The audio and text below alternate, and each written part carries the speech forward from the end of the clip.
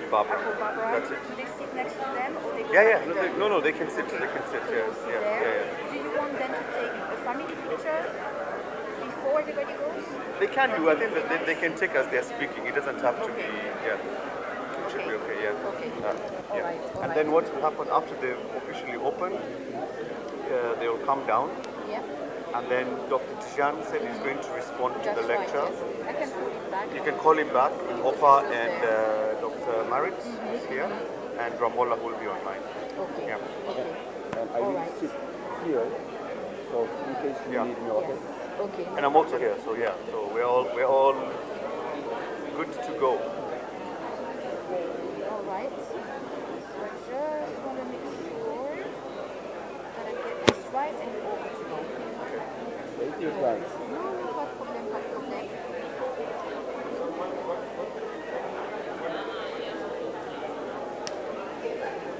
As usual, you'll make a wonderful job. Thank you. I really want to. Parce qu'avec les choses du protocole, it's always best to go over.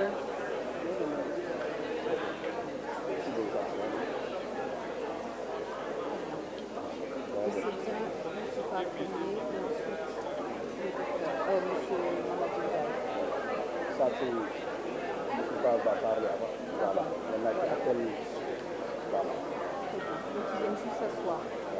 Très bien.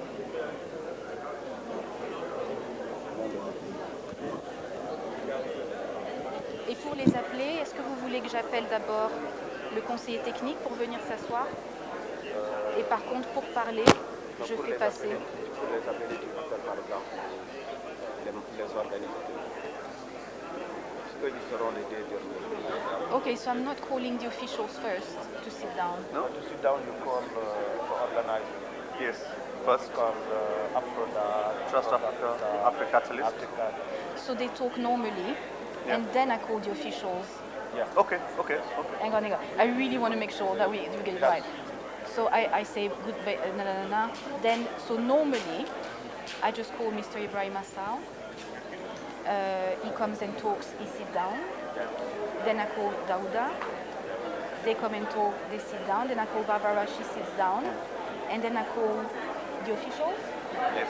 And the officials, Dr. Jan had to come and then...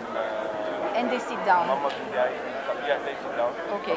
So I'm not calling everyone from the beginning. Okay, no. It's just, okay. All right. So the only difference is that when everybody comes to talk, I don't ask them to go back, I just ask them to sit. Okay, perfect, lovely. Awesome. Ça marche. Thank you. Amazing. All right. Fantastic, okay.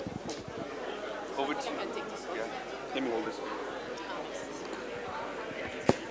Let's have a good one, guys. Anything, I'm here. Anything you need, listen, you are here. Yeah. And you are relaxed. You will use the American CIA codes, whatever. Exactly. Okay.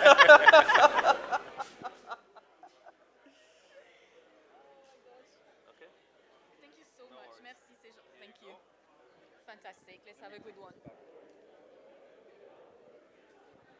Super. Merci. Il n'y a pas de problème. Donc je commence. Hein? Voilà.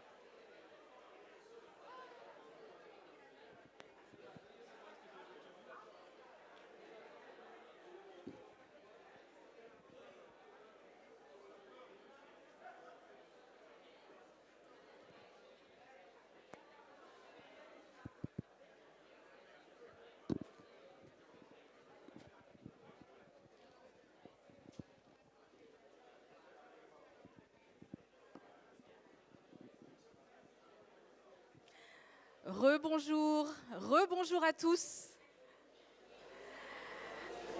Merci de bien vouloir rejoindre vos sièges. Nous allons enfin commencer. J'aimerais vous remercier une fois de plus pour votre aimable patience. Bonjour mesdames et messieurs. J'espère d'abord que vous allez très bien. Nengadef? C'est là où s'arrête mon Wolof, malheureusement.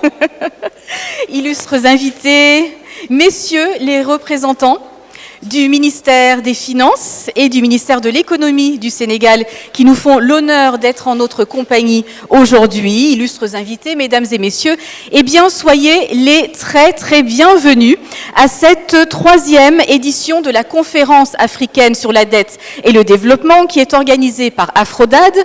C'est le forum et réseau africain sur la dette et le développement, est organisé bien entendu avec le soutien de ses nombreux partenaires, notamment Trust Africa, AfCODD III et Stop the Bleeding, pour n'en citer que quelques-uns.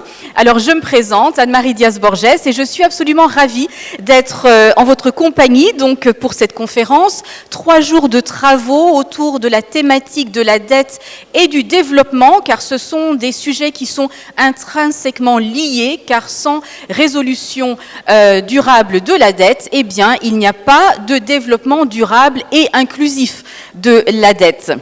Alors, je rappelle bien sûr que notre continent, vous le savez bien, est le continent le plus jeune au monde, et ce qui veut dire que finalement, eh bien, le futur, c'est aujourd'hui, d'où l'importance de la thématique de ce jour. Alors, j'aimerais vous dire, mesdames et messieurs, je l'ai signalé tout à l'heure en introduction, que cette conférence est également votre conférence, et nous tenons vraiment à savoir ce que vous en pensez, à entendre vos commentaires. Donc, nous vous encourageons vivement à vous exprimer sur les réseaux sociaux, sur tous les réseaux sociaux d'AfCODD et de ses partenaires, donc allez sur Twitter, Facebook, Instagram, etc. et bien entendu sur les sites internet, et commentez en utilisant les hashtags qui sont sur l'écran derrière moi, mais je vais également vous les citer. Il y a AfCODD 2011 en un seul mot, AfCODD le chiffre 3 en chiffre romain, donc 3i majuscule tout attaché, Trust Africa en un seul mot, AfCODD et également le hashtag Africa Rule Maker, Africa, R-U-L-E-M-A-K-E-R. Voilà, je vais y arriver. Mais avant de commencer, eh bien justement, je vais vous donner quelques petits instants. Allez sur les réseaux sociaux et mettez une petite mention pour nous. Est-ce que vous le faites ? Bon, on verra à la fin. Je voulais également vous mentionner qu'un service de traduction simultanée vous est disponible, allant du français vers l'anglais, du français plus portugais vers le portugais et vice-versa. Alors, entrons à présent dans le vif du sujet. Et pour ce merveilleux coup d'envoi de notre belle conférence qui s'annonce, eh bien, j'ai à présent l'immense honneur de laisser le micro au docteur Ibrahima Sall, directeur exécutif de la Fondation philanthropique panafricaine Trust Africa. Eh bien, docteur, soyez le bienvenu sous vos applaudissements, s'il vous plaît.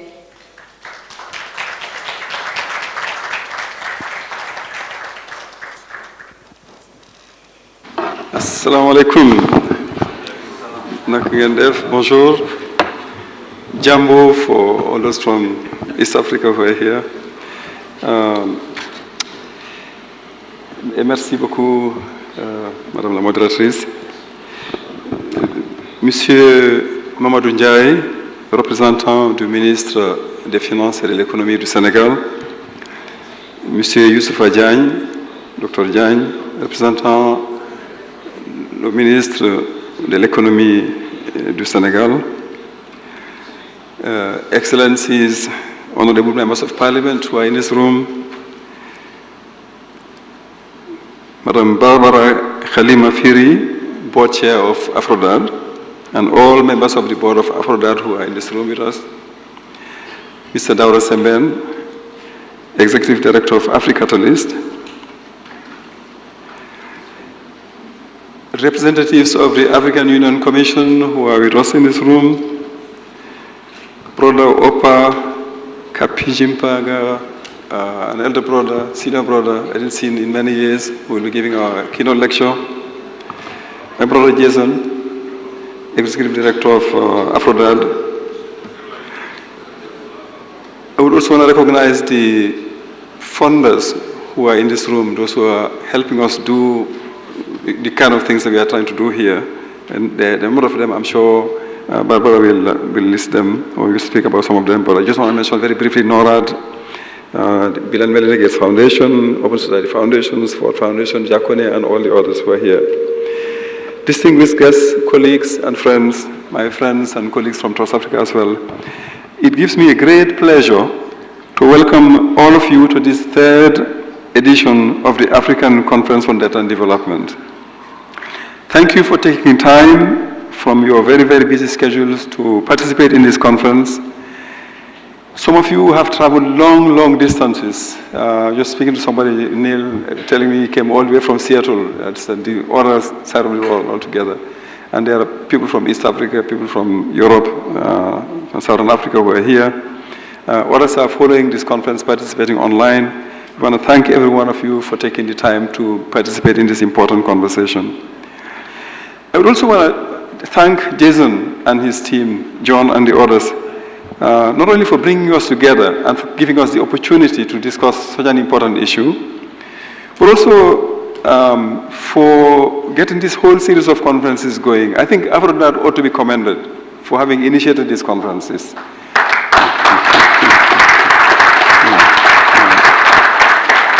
These conferences have become an important rendezvous for deep and audacious reflections on the future of the continent, which is what development is about. Talking about development, but development actually is about our future. So it was, and after that is for us, Trust Africa is a sister organization, is a partner with, which we've been working for many years on so many different initiatives, together in a consortium, working towards ending illicit financial flows from Africa. We're in a consortium working on the sovereignty of sovereignty on the debt campaign, as a stop the bleeding campaign and other initiatives. So it was with great enthusiasm that we accepted AfCODD's invitation to partner with them in organizing this third edition of the African Conference on Data and Development on a theme that is just so important. Our world is at a very, very critical juncture. And the challenges for all the peoples, we know what the issues are. The climate crisis, the debt crisis is one of the big crises we are confronted. Inequality, poverty, we know all the whole list, and the poly crisis has been talked about in the concept note. But the big challenge for all peoples, particularly those of the global south, is to ensure that the transition out of the crisis takes the form of birthing, engendering a new world, a world that is completely different from the one that we are living in today. Because the one we are living in today is recognized and admitted that it is not sustainable. The Sustainable Development Goals are about changing this world and making sure that we have a world that is much more inclusive, leaving nobody behind. But we want a world in which the people are at the center. They are at the beginning and at the center of the whole development and governance processes. A world in which Africa will be a rule maker, as has been said, and not only a rule taker. Therefore, the 4 R's, reimagining, rethinking, reorganizing, remobilizing for an African world order are actually the agenda, I would say. They are priorities, they are imperatives, in fact, for Africa. And when I say Africa, I'm talking about global Africa, including the diaspora. Beyond crisis, it's about imagining new horizons, thinking new horizons, and having new horizons in our thinking as well.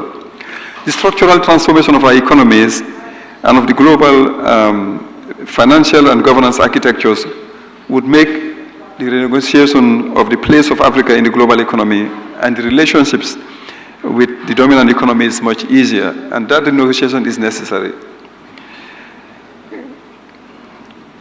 Trust Africa is a Pan-African organization that was born out of the conviction that Africans must set the agenda for our development and take the lead in shaping the future we want for our continent. Our work is aimed at advancing democratic governance, equitable development, and African philanthropy. Through our grant making and our research, Trust Africa has seeded a number of organizations and helped in forming or strengthening networks across the continent.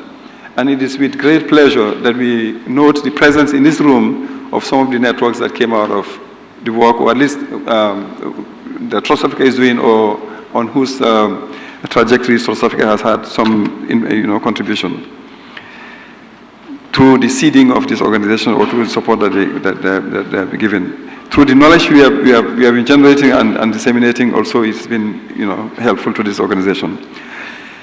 More generally, the financing of African transformation and development has to be done primarily with resources from Africa. So in addition to the abundant natural resources and the human resources that we have on this continent, we need to make sure that the transformation of the resources, we get out of this role of just having to produce primary resources and exporting them in that state, rather than engaging in the transformation that is required and value addition, which will enable us to ensure that we get a fairer share of the value that is generated. We also know that Africa is losing a lot through illicit financial flows. The high-level panel chaired by Thabo Mbeki, former president of South Africa, produced a report in 2015, as everybody here almost, I would say, know, estimating the loss at about $50 billion a year. That was in 2015. Today, the estimates are close to $90 billion a year. $90 billion a year. That is more than official development aid to the continent. So if you were to stop the bleeding, as we say in the campaign that we are engaging with AfCODD, Palu, and others, if you were also to recover some of the lost assets, there is an African common position on asset recovery. If you were to recover some of the lost assets and we stop the bleeding, then we will have a lot more resources to support the transformation and development of the African continent. There is also a whole initiative that OSF and others are engaging in promoting the restitution of African heritage that is in museums and collections outside of the continent, and the two processes are actually connected. We know that a number of African countries are in deep economic and financial crisis, and that is one reason why the reflection on how to get out of this crisis, how to transition out of this crisis through a transformation process and build forward better is an imperative, is something of an emergency for us. I'm talking about building forward better, whether it's out of COVID or out of the crisis. It is not a question of going back to the previous situations, but moving forward. And the concept note for this conference is actually very, very clear and very, very good in showing how the whole system is structured to make it almost impossible for any single country to try to delink or reassert its sovereignty and the dignity of its people on its own. It's even more difficult to innovate at the level of one single country under the current circumstances. The system, in quotes, has become much, much more complex, and it has become much more difficult to engage and to transform. There are a lot of examples that one can cite. And the global governance architecture itself has become much more complex. And one of the points in the concept note is the important role that rating agencies are playing in that whole governance architecture now. We tend to overlook the importance of these agencies. When I was at AfCODD III in 2013 or 2014, we actually decided to look at this critical importance that these agencies are taking. They become so powerful, and we had an initiative that was intended to draw the attention of the research community to the importance of these rating agencies. So we devoted a session of the AfCODD III Governance Institute to the role of rating agencies in the whole governance process and how they can literally decide on actually your fate to a certain extent by downgrading you or upgrading you and making it more complicated. And that session was led by Professor Abdulsalam Fall of Senegal. The solutions that we must get to work for us necessarily have to be Pan-African if they have to be lasting solutions. And therefore, some of the issues that will be discussed in this conference, including the whole concept of a borrowers club, for example, are actually intended to draw attention to the importance of coming together, strategizing together, building solidarity, strengthening solidarity networks among the countries of Africa and among the peoples of the continent. That's a concept borrowed from microcredit schemes, which we can talk about if need be. But it is not enough for the solutions to be African. I think we need to recognize that as well. And it's not even enough for them to be state-driven. Certain things are happening on this continent now. One thing that we should recognize is that neoliberalism has become much more sophisticated. It has become inclusive to a certain extent. It has a way of taking from the struggles against it and absorbing and then, bringing back to us what may seem to be solutions, but it actually are binding us further into the system. One example is the way in which infrastructure built by state resources and public resources is now being given out to private companies to manage, and it's just absolutely scandalous. And one recent example is the Senegal Bridge, which has been given to a company established by the African Development Bank to manage against a certain amount of money. So for a period of 25 years or so, they'll manage in this bridge, collecting all monies from it, and that kind of scheme is being considered for other things as well in so many other countries, where you find infrastructure built with public resources being given to private companies to manage. And that is a form of not privatization, but it's part of the liberalization that is literally harmful to the future of this continent and to our development. So I want to end by saying that in this whole scheme of things, I think one critical actor that we often sometimes tend to also not factor in the way we do things is the philanthropic community. And African philanthropists ought to play a much more important role in the financing and in the reflection on the financing of African development. The future is now, said our moderator. Merci beaucoup pour cette formule excellente. Parce qu'il me rappelle la formule de Nelson Mandela qui dit, the future is in our hands. And I think the shaping of that future begins with conferences like this one. So I'd like to thank Jason and the whole team once again, and thank you all for your attention. And I wish us all a very good conference. And welcome to Senegal. It's a beautiful country. It's the rainy season. When the rains come, they refresh a little bit, the heat of this place. But you've got the Corniche, you've got very nice places to see here, and I hope you'll take the time to explore this place. Go to Gorée and visit this beautiful country of Teranga, as it is called. Thank you all for your attention. Merci beaucoup, merci beaucoup. Je vais vous demander, de rester ici, monsieur le vice-président, s'il vous plaît, pour prendre part au reste. Mais c'est nous qui vous remercions, Dr Sall, vraiment pour cette belle entrée en matière. Et vous avez notamment mentionné le fait qu'il est important de remettre l'humain au centre des discussions. Et je pense que c'est un fait tellement important à garder en tête si l'on veut vraiment atteindre un développement qui soit durable, inclusif et qui n'exclut aucune couche sociale. Donc merci encore une fois de votre belle entrée en matière. Alors un autre illustre invité d'honneur ce matin est Monsieur Daouda Sembene, directeur exécutif d'Afrique Catalyst. C'est un cabinet indépendant de conseil en développement international. Accueillons chaleureusement Monsieur Sembene, s'il vous plaît.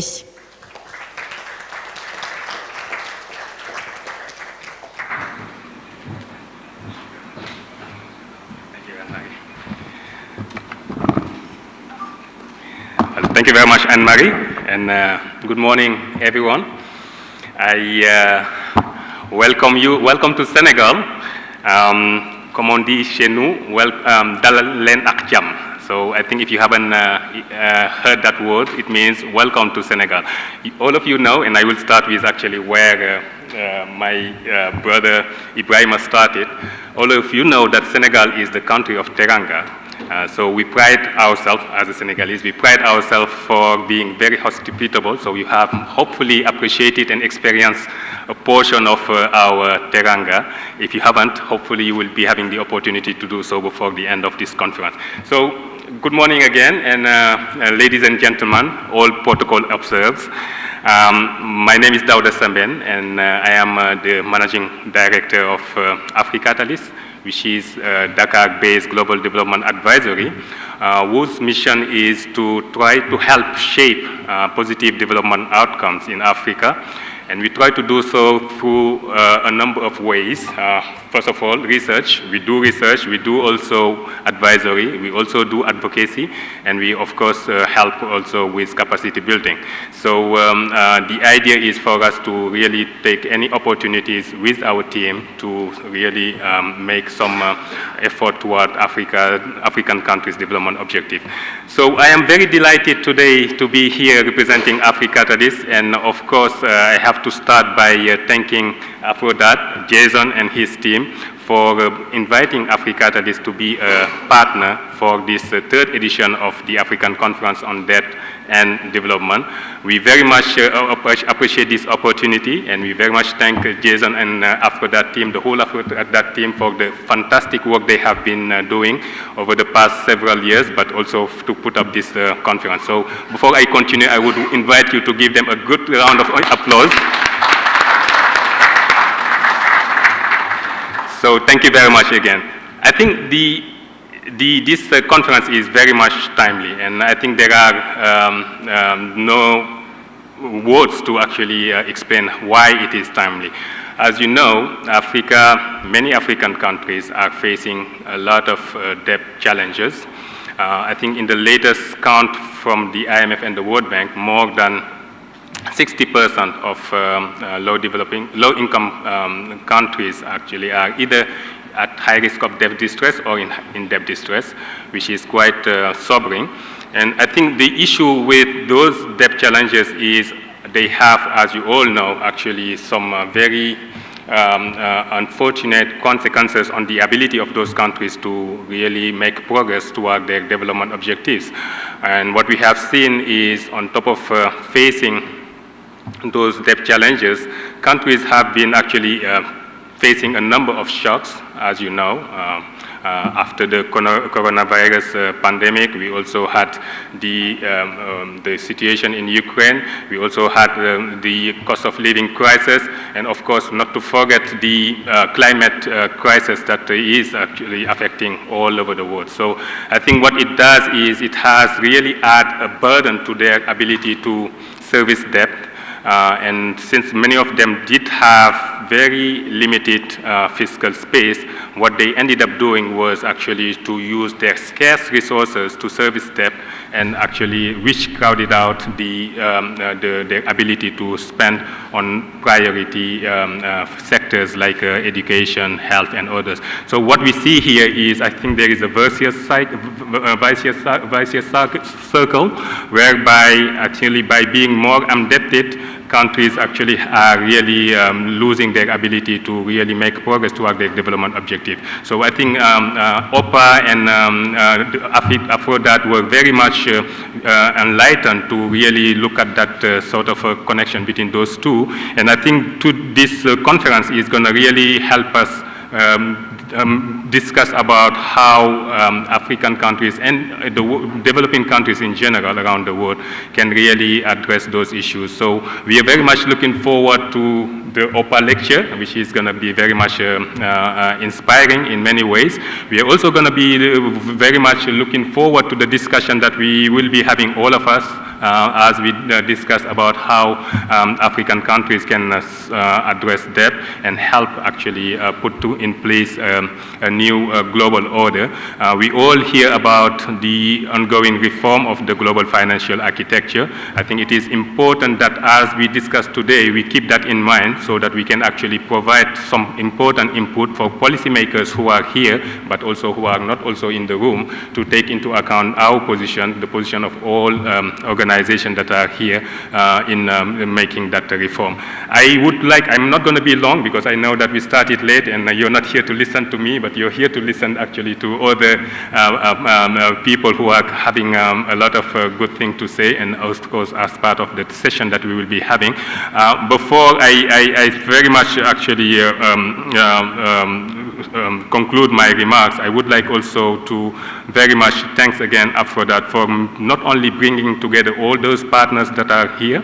I think all of you are in some ways involved in compiling research evidence, doing some advocacy, but also helping policymakers make the right decisions. So I think this is very much fortunate that we have this opportunity provided by this conference and AfCODD. I think that's one. And second, I think what we also have the opportunity through this conference is actually to be able to leverage, and through research that have been done by organizations that are here, the advocacy work that have been done by many of you, but also the advisory capabilities that we can see here. And of course, not to forget what Ibrahima just talked about, the ability of non-profit organizations and philanthropies in particular to really help make Africa and the world make actually progress toward those development objectives that we talked about. So once again, welcome to Senegal, and thanks you very much, and we are looking forward to the discussion, and we are looking forward to a successful conference. Thank you very much. Merci beaucoup, c'est nous qui vous remercions.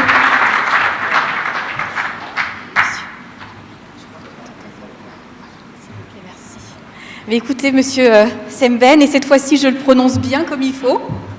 C'est nous qui vous remercions, c'était court mais c'était vraiment plein de sens, et je pense qu'effectivement il est très important de remettre la discussion dans le contexte de ces nombreux récents chocs que nous avons eus, des chocs notamment la crise sanitaire qui a mis en exergue la dépendance du continent à bien des égards, mais il faut aussi repenser donc ces chocs comme des opportunités pour mieux préparer, mieux gérer l'avenir, penser différemment pour que ça ne se reproduise plus. Donc Jolodef, merci encore. Alors j'ai à présent le plaisir de présenter une fervente militante du respect, de la promotion du droit des femmes et des jeunes filles. C'est également un des piliers de cette belle équipe d'AfCODD. Il s'agit de Madame Barbara Kalima-Firi, présidente du conseil d'administration d'AfCODD, qu'on accueille également. Bienvenue Madame.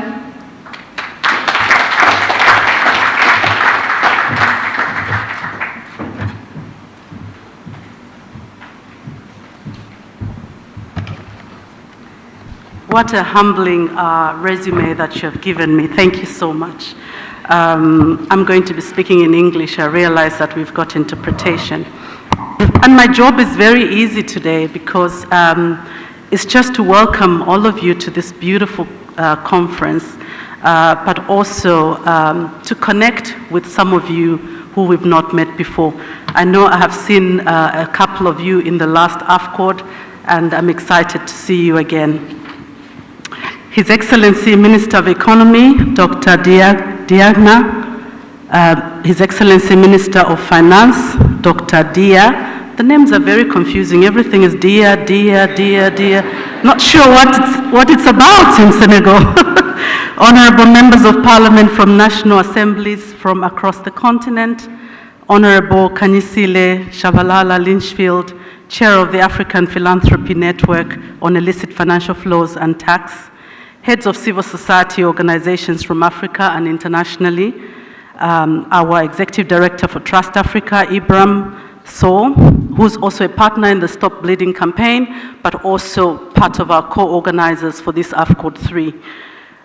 Dauda, who you've listened to here again, Executive Director for AfriCatalyst, partner as well in this AfCODD, comrades from civil society, members of the media, partners and friends of AfCODD, my fellow trustees of the AfCODD board, which I proudly lead, and lastly, I think our funders who have made it possible for us to be here and also supporting the good work that AfCODD is doing.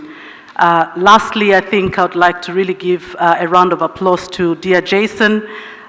He is not only a leader of AfCODD, but I think he's also driving change in the continent around debt and development. So it's not to make you feel, important, but just to recognize that you are driving change, Jason. I'm so proud of you. Thank you so much. Yeah. And we just want to welcome those people who are also joining us online. We hope that you can withstand being online for a long time. So I would like to say bonjour, bon dia, habari, asibui, and my own Maokabwanji, and good morning. It is my distinct and humble pleasure to welcome you all to this AfCODD III here in Senegal, together with our amazing hosts, Trust Africa and also AfriCatalyst. This phrase they used, both of them, teranga, despite the heat, we can feel the hospitality, I can tell you that. It feels like I could stay here forever. It's just beautiful. Thank you so much for the warm welcome. Well, what can I say? It's exactly 1 year since we met in Lilongwe for our second AfCODD. And we talked about a deep fractured global world order that is not fit for purpose for Africa, and that needs dismantling. And I think that's the phrase I used last time. And this time around, I don't think that it's actually a global world order. It is a global disorder. We are in a world where there's no order, actually. So why call it a global world order if we're in disarray? And this sentiment is still very much alive and accurate now, as you hear from the many participants in this conference. Distinguished ladies and gentlemen, we have moved from a multiple crisis order to what Antonio Guterres is calling a poly-crisis order. In reading in the newspapers, it does feel like that. Since AfCODD last year, 5 countries have formally defaulted on their national debt and applied to the G20's common framework to resolve the debt crisis. These countries are Zambia, my own beloved country. We have Ghana, Chad, Ethiopia, and Sri Lanka. You'll notice that 4 of the 5 countries I've listed are from our beloved continent. Zambia finally is arriving at a partial deal after 2 years of negotiations with those who are in part the reason for their debt crisis. Comrades and friends, across the continent, several countries are beginning to show similar symptoms that indicate either defaulting or needing to apply to the G20 common framework. This situation is graver than what meets the eye. Africa's debt burden is directly becoming a burden on Africans who are having to pay the price both for irresponsible borrowing and equally irresponsible lending. Yet, despite the debt burden, institutions like the IMF continues to provide loans under the disguise of highly concessional loans to our African governments. Africa is caught in a debt trap. In fact, we are distressed. And it extends beyond contraction in fiscal policy space. Africa is trapped in a low productive capacity, a capacity trap that is entrenched by neoliberal economic order that blocks an attempt for Africa to produce and transform its economies in manufacturing and industrial hubs for global production. In a world that is characterized by a poly-crisis mode of operation, an extractive development model, and a hegemonic global economic governance, there remains little for Africa and her people to succeed. I mean, this sounds quite gloomy, but I think that the theme of the AfCODD III is timely, and I'm hoping that the 4 R's, reimagine, rethink, reorganize, and remobilize for African world order, will help us to reset where Africa should be going. So in fact, I would add the 5th R, which is resetting. If you recall, COVID forced all of us to reset the world. Why can't we do that for Africa's economy? We can begin to reset the economy. Whatever system they use, not that I'm advocating for COVID to come back, but whatever system and tactics they used to give us COVID, to reset the world, is what we should be advocating for Africa to reset its economy.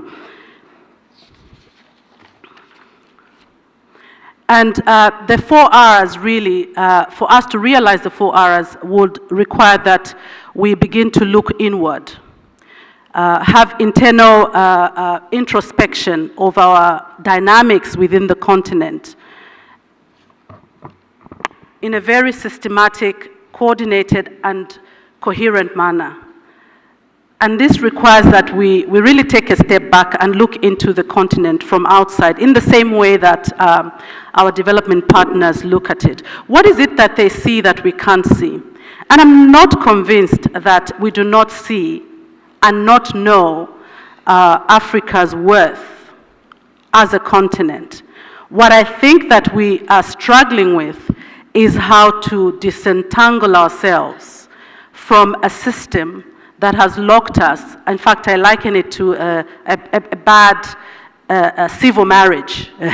You're locked in a marriage of inconvenience and you can't come out of it because you're getting bits and pieces of it, but it's not exactly what you want.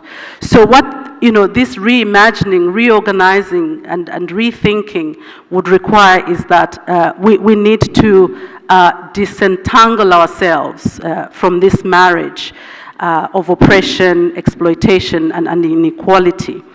And I just want to recognize that the solidarity among African states and societies has sustained the campaigns against colonialism and apartheid in the 20th century. And I think the same tactics that were used there can also be deployed for us to transform our continent. Distinguished ladies and gentlemen, without giving too much away about AfCODD III, you can probably tell about my excitement. I want to urge all of you to really put up your thinking hats and deliberate in the political economy analysis of this broken down system, the global world disorder, I call it, and ensure that, we are open-minded about the alternatives to our macroeconomic frameworks and framing our solutions. Yes, I do agree with Ibrahim that, African solutions may not be sufficient, but I think starting from there and recognizing that we alone can emancipate ourselves from this mental slavery that Bob Marley said, I think is a first step before we begin to look outside for solutions.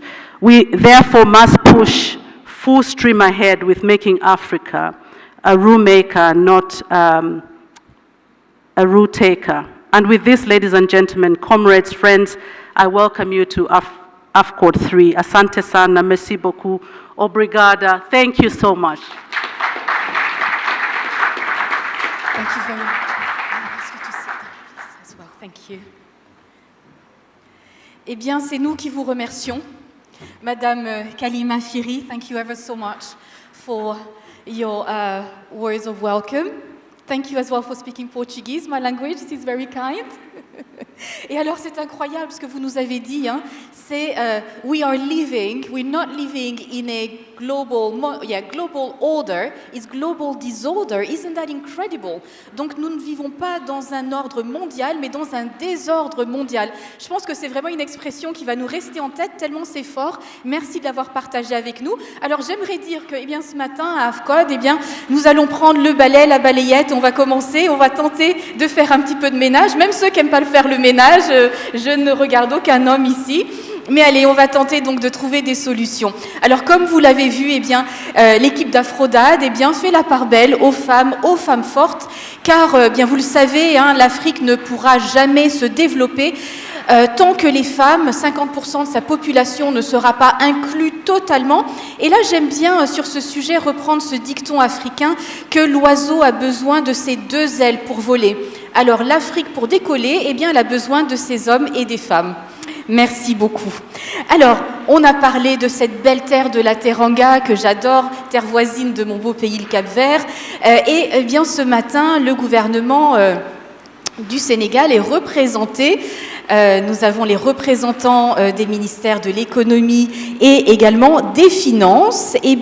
Au nom du ministère de l'économie, justement, j'aimerais inviter à présent le docteur Youssoufa Diagne, chef de la division, entre autres, des études et des politiques économiques au sein de la direction de la prévision et des études économiques. Merci de bien vouloir l'applaudir chaleureusement. Bienvenue.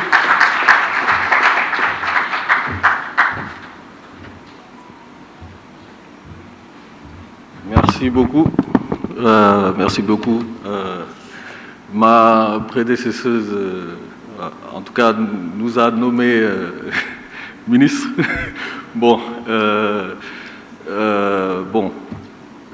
We never know. dans le futur. Peut-être que nous sommes les futurs ministres, n'est-ce pas? Je l'ai dit, le futur c'est aujourd'hui, hein, je l'ai dit. Mais bon, nous sommes quand même heureux d'être ici, donc aujourd'hui pour prononcer quelques mots au nom de la ministre de l'économie, du plan et de la coopération, qui est malheureusement empêchée, mais qui aurait vraiment aimé, qui aurait souhaité assister à cette importante conférence, tant le sujet de la conférence l'intéresse particulièrement. Et donc je me ferai un plaisir de lui rendre compte fidèlement, en tout cas, des échanges qui ressortiront, en tout cas, de cet important rendez-vous. Alors, comme vous pouvez l'imaginer, le sujet de la dette interpelle particulièrement le département et aussi influence toute décision de politique économique, surtout dans le contexte que nous vivons actuellement, avec une succession de crises. Bon, je ne reviens pas sur ce qui a déjà été dit. J'aime d'ailleurs beaucoup le terme de polycrise que j'ai rencontré dans la lettre d'invitation et auquel il a beaucoup été fait allusion. Donc de ce point de vue, pour rappel, on a donc depuis 2020 traversé un certain nombre de crises, dont la crise de Covid, qui a bien entendu causé d'énormes pertes pour l'économie et a également occasionné beaucoup de mesures d'urgence qui ont énormément coûté au budget. Et de ce point de vue-là, je pense que il est heureux le paiement du service de la dette a été suspendu temporairement. Bon, mais moi personnellement, je m'attendais à ce qu'on aille au-delà de cela et qu'on allège tout simplement la dette dans ce contexte-là. Parce que ça revient à sortir la tête de l'eau tout en sachant qu'on va la replonger un peu plus tard. Donc c'est juste différer le problème. Et pour preuve, donc en ce qui concerne le Sénégal que je connais très bien, donc on a l'encours de la dette, selon les chiffres tirés de l'analyse de viabilité de la dette, qui se chiffre actuellement à 11 782,8 milliards. Juste pour donner une idée, ça fait 68,2% du PIB. C'est quand même assez conséquent. Et donc, traîner cela, lorsqu'on a des objectifs de développement et de lutte contre la pauvreté, c'est très handicapant, parce que ça détourne des ressources qui auraient pu être utilisées pour transformer ce pays-là. Et donc, l'inflation, juste pour évoquer l'inflation, qui a été un résultat de la crise en Ukraine, notamment, a été accentuée, sachant que la reprise à la suite de Covid avait déjà enclenché une montée de l'inflation. Aujourd'hui, il y a aussi la réponse de politique économique des banques centrales des pays développés, qui va consister à resserrer la politique monétaire et donc élever les taux d'intérêt. Cela aura un impact, bien entendu, sur le niveau d'endettement. Voilà, donc juste pour dire que et derrière ce qu'on a comme réaction au niveau du gouvernement, c'est des mesures qui malheureusement ne peuvent être envisagées que dans le court terme. C'est le cas de la subvention, par exemple, à l'énergie, qui a coûté 300 milliards au budget en 2022. Et comme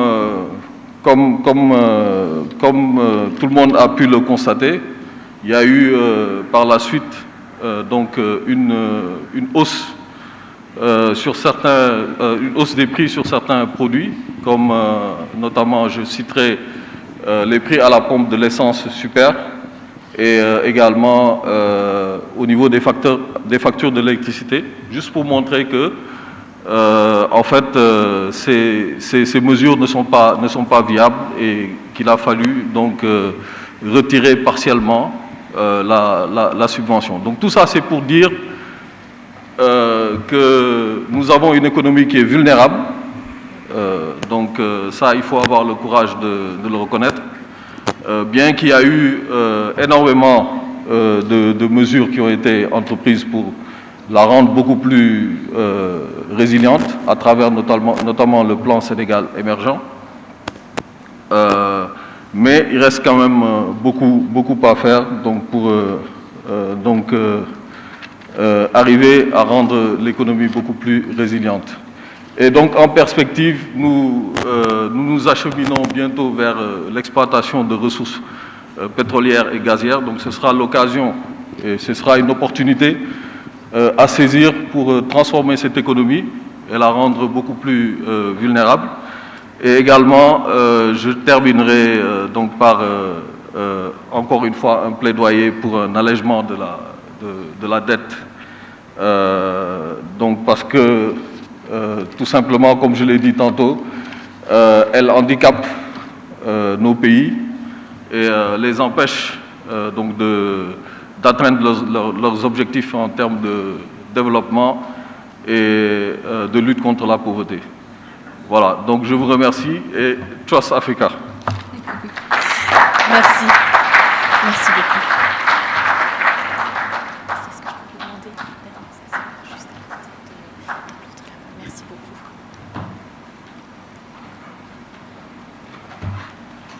Dr Diagne. Et c'est vrai que pour bien avancer, pour être droit dans ses bottes, pour être solide dans ses baskets, eh bien, il faut quand même être très réaliste. Et je pense que ça, effectivement, c'est bon de le souligner. Il faut vraiment connaître ces réalités pour pouvoir trouver des solutions qui soient adaptées. Alors, mesdames et messieurs, j'ai à présent l'immense honneur d'appeler ici, sur cette estrade, monsieur le conseiller technique auprès du ministre des Finances de la République du Sénégal, monsieur Mamadou Ndiaye, sous vos applaudissements, s'il vous plaît.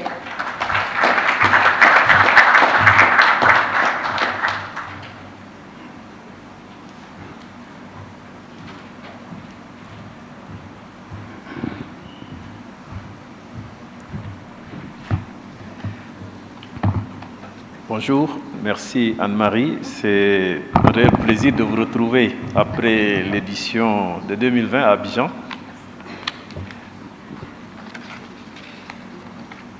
Monsieur le représentant du ministre de l'économie, du plan et de la coopération, Madame la présidente du conseil d'administration de AfCODD, Monsieur le directeur exécutif de AfCODD, Monsieur le directeur exécutif de AfriCatalyst, M. Semben, mon frère, Mesdames, Messieurs les représentants des ONG, du monde universitaire et distingués invités, chers représentants de la presse.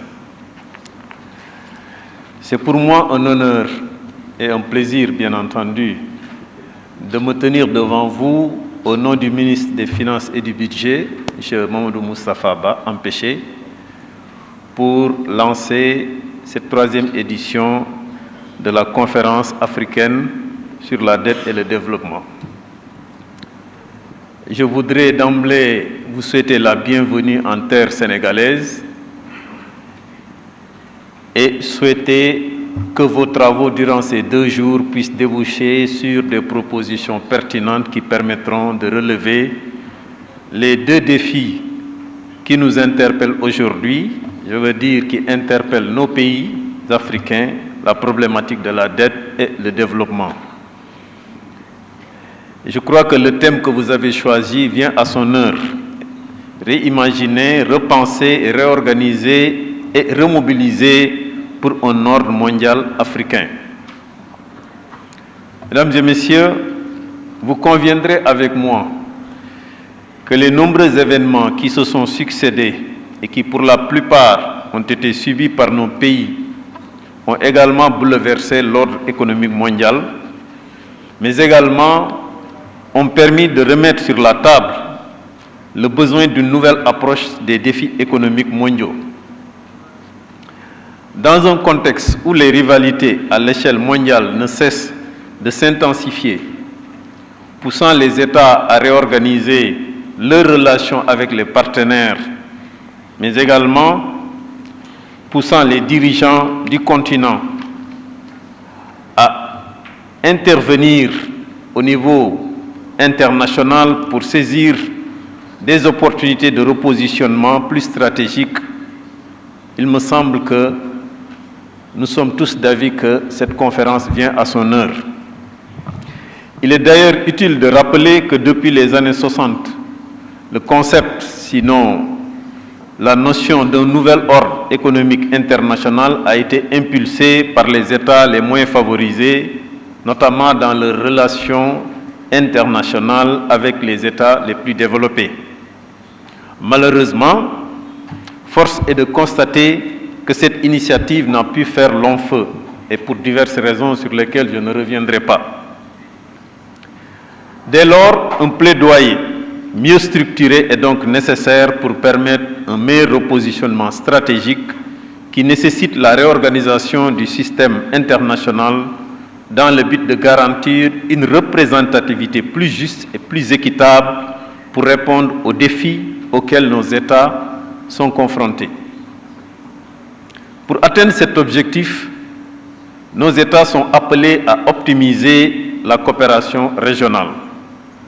À cet égard, il nous semble que les pays pourront saisir l'opportunité du déploiement de la zone de libre-échange intercontinentale africaine, la ZLECAf, qui a le potentiel de promouvoir les échanges commerciaux au sein des pays du continent. Il me semble que c'est un axe extrêmement important, asseoir une coopération régionale durable et fructueuse, mais bénéfique pour l'ensemble des parties.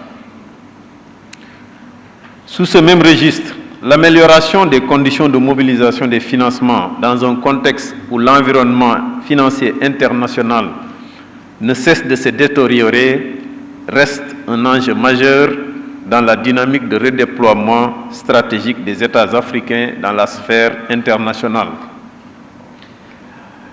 Les ministres africains des Finances, lors de leur 55e conférence tenue à Addis Abeba, en Éthiopie, avaient appelé à une action décisive visant à réformer l'architecture mondiale afin de permettre les investissements nécessaires à la réalisation des objectifs de développement durable et climatique.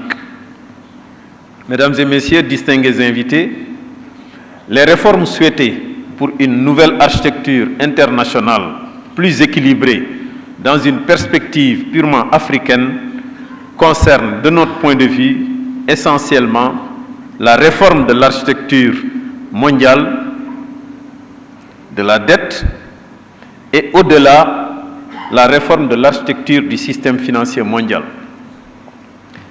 S'agissant de la réforme de l'architecture mondiale de la dette, des initiatives doivent être impulsées pour une transparence et une coordination accrue sur le traitement des problématiques d'endettement. Et cela permettra d'éviter des coûts élevés de résolution de la dette, mais également de limiter la probabilité de réapparition de crises de l'endettement comme nous les avons connues par le passé. Il urge dès lors de régler, par souci de transparence, les problématiques liées aux notations souveraines de crédit de nombreux pays africains qui souvent peuvent être biaisés. Et je suis tout à fait d'accord avec le directeur exécutif sur ce point qu'il a eu à évoquer dans son message. Oui, parce que la prime de perception excessive du risque associée à la région Afrique est confirmée par les agences de notation indépendamment de l'amélioration des fondamentaux macroéconomiques devrait être supprimée. Le manque à gagner lié à cette prime de perception excessive du risque, selon un récent rapport du Programme des Nations Unies pour le développement, le PNUD, ce montant et ce coût est évalué, ce manque à gagner est évalué à 74 milliards de dollars, selon le PNUD. À ce titre, permettez que je reprenne la position défendue par son Excellence le Président de la République, M. Macky Sall, qui a prôné lors de la conférence économique tenue en mai 2022 à Dakar, la création d'une agence panafricaine de notation. Et je le cite, « Le système actuel d'évaluation des risques est en déphasage avec les réalités économiques en Afrique et cela a des conséquences », avait-il souligné, avant d'indiquer que cela n'est que justice. La nécessité pour nous, face aux injustices sur les notations, parfois très arbitraires, d'avoir une agence de notation panafricaine. Pour une meilleure coordination, il m'est d'avis que la création d'un club des créanciers internationaux, multilatéraux plutôt, agissant en partenariat avec les débiteurs aiderait à mieux superviser les problématiques liées à la dette. Il est aussi nécessaire de réexaminer et de mettre à jour l'approche de l'analyse de viabilité de la dette, comme cela a été rappelé tantôt par mes prédécesseurs. Donc, cette analyse de viabilité de la dette utilisée par la Banque mondiale et le Fonds monétaire international, nous pensons qu'il faut réexaminer et mettre à jour l'approche afin de la rendre davantage axée sur les objectifs de développement durable et de solvabilité. Et dans ce sillage, les ministres africains des Finances ont approuvé à Sharm el-Sheikh l'initiative Coalition de la dette durable qui vise à accroître l'accès à des financements verts et en faveur des objectifs de développement durable et à soutenir le refinancement ou l'émission de dettes alignées sur les objectifs de durabilité définis par les débiteurs. La réallocation des droits de tirage spéciaux du FMI aux banques multilatérales de développement, telles que la Banque africaine de développement, devrait permettre de fournir un financement plus important aux banques de développement régionales et nationales en Afrique pour accélérer la réalisation des objectifs de développement durable. Il sera également utile de renforcer le cadre juridique international de la dette, notamment par le biais de clauses d'action collective et de force majeure renforcées et d'une législation anti-fonds vautours afin de prévenir de manière proactive le surendettement futur. Toutes les nouvelles émissions de dette souveraine devront inclure des clauses d'urgence climatique qui suspendent les paiements du service de la dette en cas de catastrophe liée au climat. Je crois que c'est des évolutions qu'il faudrait saluer et s'orienter, en tout cas, vers leur mise en œuvre pour permettre une prise en charge plus effective de cette question de l'endettement. Mesdames et messieurs, distingués invités, la réforme de l'architecture du système financier mondial ne devrait pas être en reste après celle de la dette. Le système financier international, dans son architecture actuelle, touche à ses limites avec des réponses aujourd'hui fragmentées, partielles et insuffisantes en termes de mobilisation de ressources, d'adéquation aux besoins et d'impact. Il est nécessaire d'améliorer les instruments et le capital existant et de promouvoir des approches et instruments innovants pour accompagner les pays les plus pauvres et les plus vulnérables. La mobilisation de financements privés complémentaires aux ressources publiques à travers des mécanismes de garantie et de partage des risques permettra de soutenir davantage le secteur privé local et les infrastructures durables. C'est le lieu de souligner que, à cet égard, la finance islamique offre des perspectives extrêmement intéressantes en termes de mobilisation de ressources de ce type.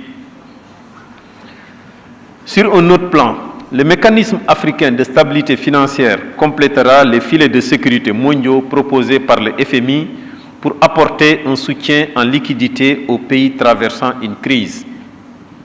L'architecture mondiale devrait également se concentrer sur les conditions d'exploitation des ressources conséquentes détenues par les fonds de pension et les investisseurs institutionnels à l'échelle mondiale. Le défi climatique devient de plus en plus pressant avec des conséquences liées au changement climatique qui pourraient atteindre 45 à 50 milliards de dollars par an d'ici à 2040. Mesdames et messieurs, distingués invités, nous avons besoin d'un multilatéralisme inclusif avec une représentation équitable et juste dans l'architecture financière internationale. C'est un plaidoyer que nous partageons totalement. Les mesures évoquées plus haut, à notre avis, garantiront que les points de vue et les intérêts stratégiques de l'Afrique soient correctement représentés et pris en compte dans le processus décisionnel. L'enjeu des réformes est de mieux prendre en compte les réalités et dynamiques nationales. Et je me réjouis à ce stade de l'honneur que le ministre m'a fait de venir partager avec vous ces quelques axes de réflexion qui ne manqueront certainement pas d'alimenter vos échanges durant ces 2 jours. Je voudrais à présent, Anne-Marie, si vous le permettez, encore une fois souhaiter la bienvenue à nos illustres participants et souhaiter plein succès à ces joutes qui s'ouvrent aujourd'hui. Je vous remercie de votre aimable attention. Et c'est nous qui vous remercions, Monsieur le conseiller technique, d'avoir aussi bien détaillé tous les enjeux de cette question de la dette et du développement, et puis bien sûr tous les moyens qui ouvrent les champs des possibles, notamment la création de cette agence de notation panafricaine. Je pense que c'est vraiment nécessaire. Alors avant de vous libérer tous, je vais vous demander s'il vous plaît de poser pour une photo de famille, je vous prie. Et je vais également appeler Monsieur le directeur exécutif d'AfCODD pour venir poser, si ça ne vous dérange pas. Voilà, donc juste un petit peu de patience, le temps que les photographes...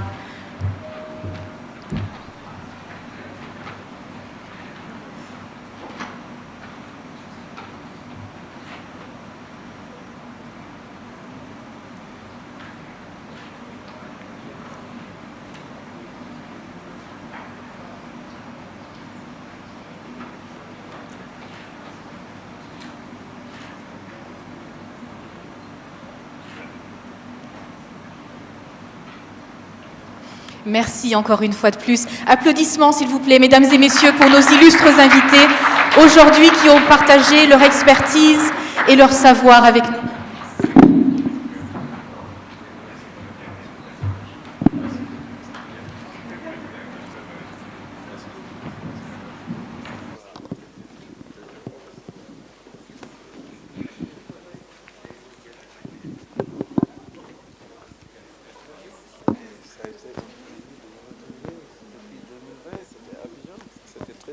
Et comme d'habitude, vous assurez très bien.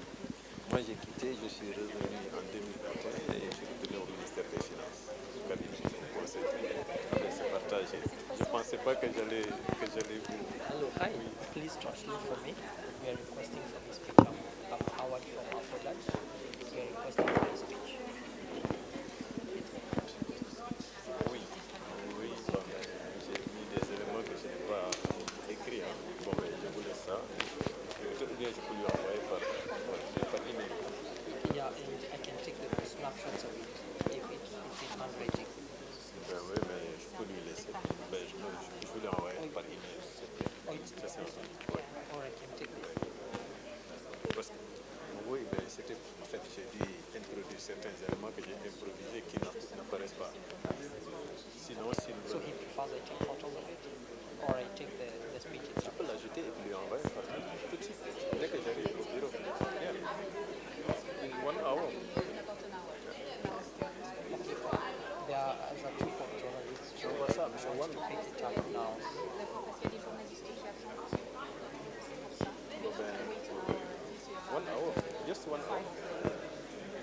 s'il veut se contenter de ça, parce que je n'ai pas évoqué ici, je n'ai pas évoqué la finance islamique. Bon,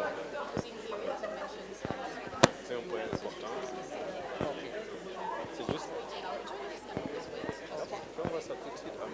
Wan. M. Wan, on a échangé, je peux lui envoyer par WhatsApp. Maybe I share with him my email address. C'est ma carte de visite. Voilà, c'est plus simple. Voilà. Je laisse ma carte de visite. Voilà. L'email est là, il y a le téléphone, le portable, tout. Voilà. Donc. Vous êtes là jusqu'à quand?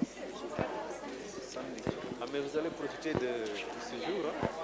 Ah, merci beaucoup.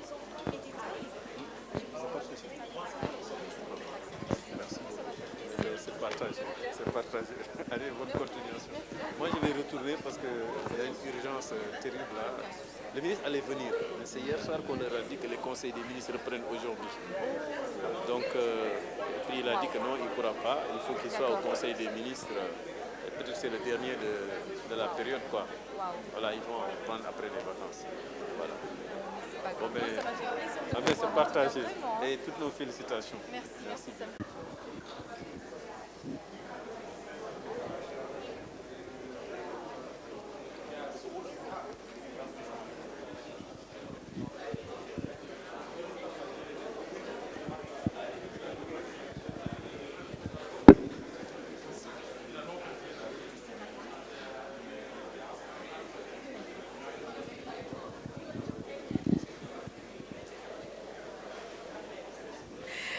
Je vous laisse juste quelques minutes, mesdames et messieurs, pour faire une très très courte pause. Avant la suite du programme, nous raccompagnons donc certains de nos invités, notamment le représentant du ministère qui vient de nous laisser, le représentant du ministère des Finances. Voilà. Alors j'espère que ça se passe bien pour vous. Très bien. Alors, nous allons procéder à la suite du programme avec une séquence qui promet d'être forte en information, comme toujours, mais également en émotion. Léopold Sédar Senghor, Amilcar Cabral, Kwame Nkrumah, Jomo Kenyatta, Patrice Lumumba, Thomas Sankara, eh bien, ils sont trop nombreux à mentionner, à nommer, à citer tous ces frères et sœurs qui ont lutté, bien trop souvent jusqu'à la mort, pour défendre les idéaux, les valeurs et la pensée africaine. Tous ceux, celles et ceux qui ont osé combattre le désordre mondial et qui ont osé nous faire rêver et repenser, revaloriser cette pensée africaine. Eh bien, aujourd'hui, durant cette conférence, nous avons décidé de leur rendre hommage, de leur rendre honneur, finalement, avec le lancement d'une nouvelle séquence qui fera désormais partie de toutes les conférences à suivre et que nous avons décidé de nommer Réflexion Opa Kapi Jimpanga, en anglais Lecture Opa Kapi Jimpanga, du nom du fondateur et ancien président d'AfCODD. Et AfCODD, au cas où vous ne le saviez pas, eh bien, c'est temps que cette organisation œuvre pour défendre les intérêts de notre beau continent, notamment, vous l'aurez bien compris, dans le domaine de la dette publique et du développement. Alors je vous demanderai, mesdames et messieurs, d'accueillir encore une fois bien chaleureusement Monsieur Opa Kapi Jimpanga, qui est finalement l'architecte derrière cette belle initiative du jour. Applaudissements pour Opa Kapi Jimpanga, s'il vous plaît.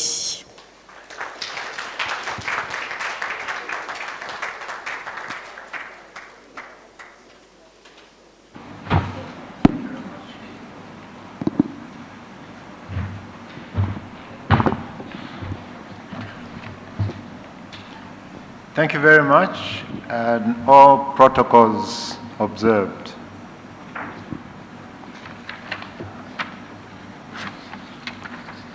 So, the Secretariat asked me to have this discussion at this meeting, and I said, yeah, sure, I should. because today we are engulfed in the second debt crisis. And this second debt crisis is actually coming just after, and not even a big gap of time. It's just coming after the first one, which we encountered during the 1970s and 80s, and was resolved during 1999 and 2000. The question for us is, now that we're in a second debt crisis, can we see a third debt crisis coming up again? Is Africa going to be in perpetual debt? I think we need to be asking these questions because we have to think in the long term on the basis of the experiences that we've had historically, and then we can project whether or not we should, in fact, expect a third one and even a fourth one. The AfCODD III question to me was, can Africa achieve debt sustainability under neoliberalism? So I said, neoliberalism. Well, first of all, neoliberalism has changed quite a lot. It's different in how it's applied in UK and in France. It's even different from how it is applied to us by the IMF, for example.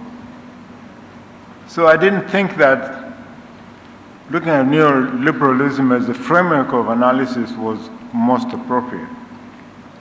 Besides that, the structuralist thinking predates neoliberalism.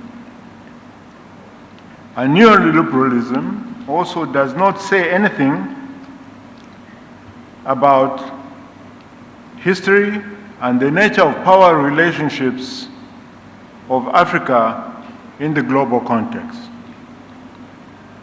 So I decided that I would examine this question through the structuralist center-periphery school theory and its offshoot of the dependency and underdevelopment theory. I believe that it is very important to have a development theory, but a development theory that gives you an idea of your concrete reality, both in time and space, but also gives you a sense of which direction you should be going. The center-periphery theory and dependency and underdevelopment was very predominant in the early 70s and 80s. And it made a lot of sense to many of us. But today, most of the universities, even in Africa, are not teaching this development theory. It has disappeared, partly because we were overtaken by this neoliberalism. And there's nothing wrong in reimagining and rethinking and going back to our certain thought processes and certain development theories if they can be more useful in helping us understand our concrete reality. For that reason, I decided that I would take the discussion through debt. The title would be Debt Sustainability in the Context of African Dependency and Underdevelopment.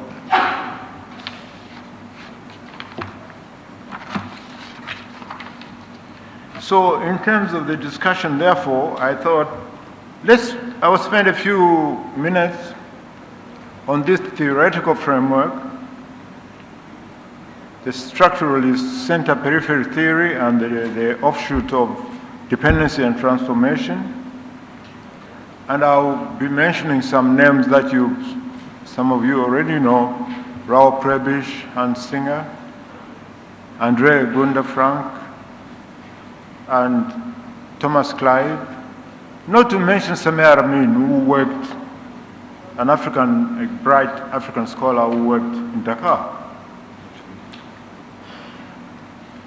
So I will try to quickly sketch that with your indulgence. And then I'll try to use that in many different kind of ways. As I look at the debt crisis, the first debt crisis, and how it was resolved. In that regard, I'm going to look at the underlying causes of the first debt crisis, and then move on to the conditions which led to its resolution. And in that context, I will look at the post-war, post-Second War development context and the global civil society transcontinental action, which was very, very strong and actually had an influence on that. I will look at the HIPIC and MDR processes very briefly, only to say that, to see the process which went on and was resolved in 1999 up to 2005, if you like. After that, there was a completely changing development context.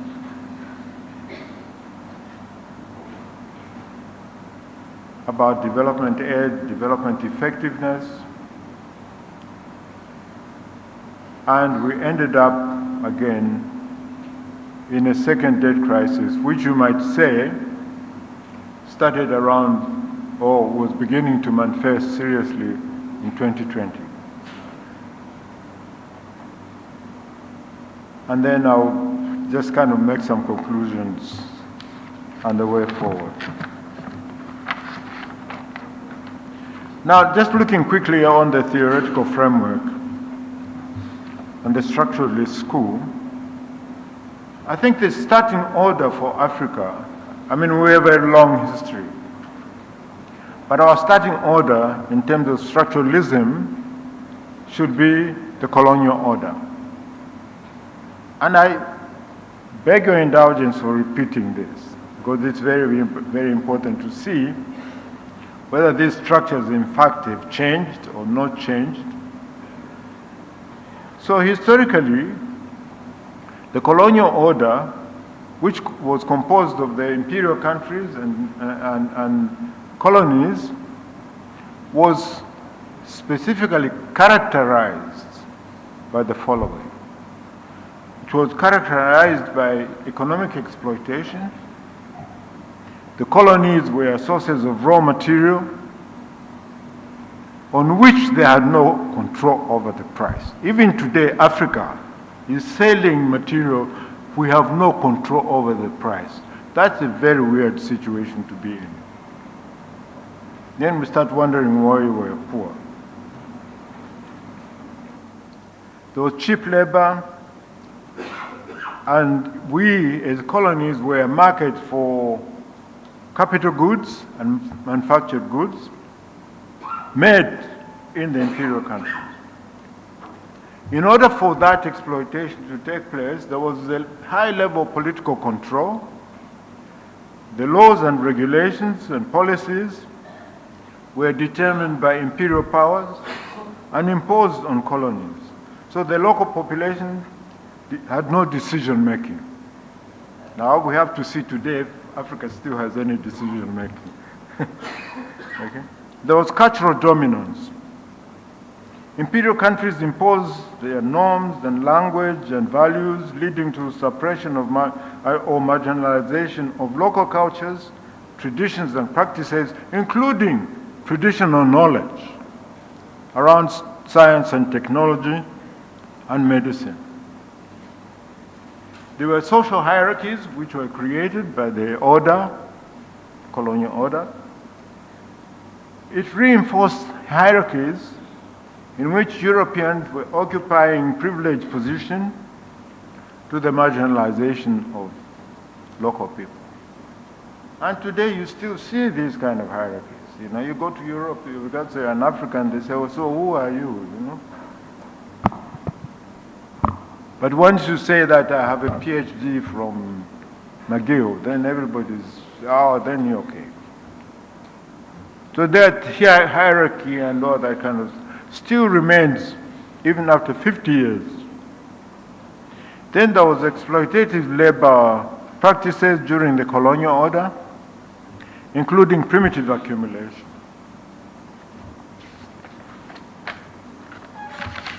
Okay, so in observing all this, the structuralist school, especially led by the Latin American school of Raoul Prebisch, but also with Hans Singer, who was originally Swedish, I think, but an English person working in the UN, they tried to categorize this order, that world order which they were seeing, and described it basically as global capitalism. And within that global capitalism, they said that there were two groups, two categories. You have the center and you have the periphery. The center comprised of the industrialized countries with strong economies, advanced technology, financial muscle, political power, control, and strong institutions. The periphery, on the other hand, were less developed countries providing minerals and raw materials, low wages, limited access to markets of the center, and the periphery countries were highly dependent on the center for the attributes that I've just talked about. Furthermore, Prebisch and Singer noted in their what they call the Prebisch-Singer hypothesis that the terms of trade of primary commodities tend to decline over time compared to manufactured goods. And in any case, just the prices of primary commodities tend to decline over time due to, for example, technological innovations. So if you are producing something where there's some technological advances, then the demand for that goes down. And since African countries have been so dependent on primary commodities, you can see what the consequences of remaining trapped in primary commodities can be. Now, during the 1960s, here comes decolonization. African countries became independent. There was some very high expectation. There was vibrance. Okay, we're going to break away from this very oppressive system. The global market changed. The global map, sorry, the map changed. From this is France and these are its colonies. This is England and these are its colonies in red or blue, whatever it was. Oh, yes, sorry. We all were individual countries now, single countries. But at that point, they gave us a label. The label was, these are developing countries and these are advanced countries. So we get a new label. Those in the periphery were then labeled developing countries. And the development theory around that was this trajectory, linear trajectory, that these developing countries, one day, they will also become like developed countries. All they need to do is modernize and remove internal constraints. Or they have low labor skills, the infrastructure is poor, this and that and that. So once they get these things sorted out, they will become like advanced countries. They will become developed.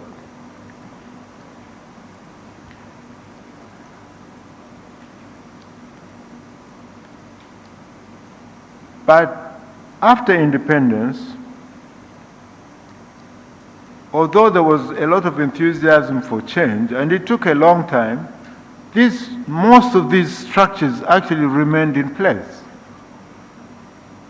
You'll be surprised, or maybe not surprised, that even today, many African countries, they've still got colonial laws on their statutes.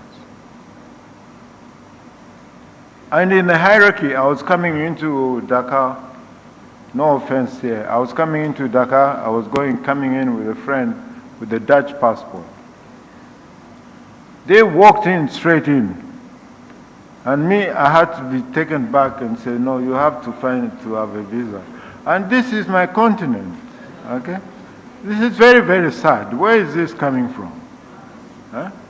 A Dutch person walks in, and I'm an African, and I'm stopped that you must have a visa. Then somebody said to me, oh, but you didn't pay for it. I said, okay, I didn't pay for it, but what do I need a visa? This is my continent. So you can see that history is very important, that we have not shed a lot of baggage that we've carried, even after 50 years of our independence. By the way, it's not only about Senegal. That situation is across the continent. It's not about Senegal. After independence, the African countries, with their enthusiasm, they were facing many choices. So they said, some of them said, oh, we want to do capitalism, you know? Oh, no, we want to do socialism. You know, the Tanzanians and their Ujamaa and all this. And then others, the more progressives, if you like, said, let's create the African Union now, the Federation of African States, the United States. Let's create it now so that we have a big market from the outset. And then that way we can strategize, not sending our raw materials to the outside, because the excuse was that there was no market. But the others said, no. Let's first develop our national states. And when our national states become strong, that's when we will become united. And that never happened. Okay? The good thing about this is that the conflict to resolve these two groups, what we call the Casablanca group, which was much more radical, and the Monrovia group, which was more nationalistic. In 1963, they decided that they would create the Organization of African Unity, which turned into the African Union today. But you can see that that was coming from this confusion after independence and so on and so forth.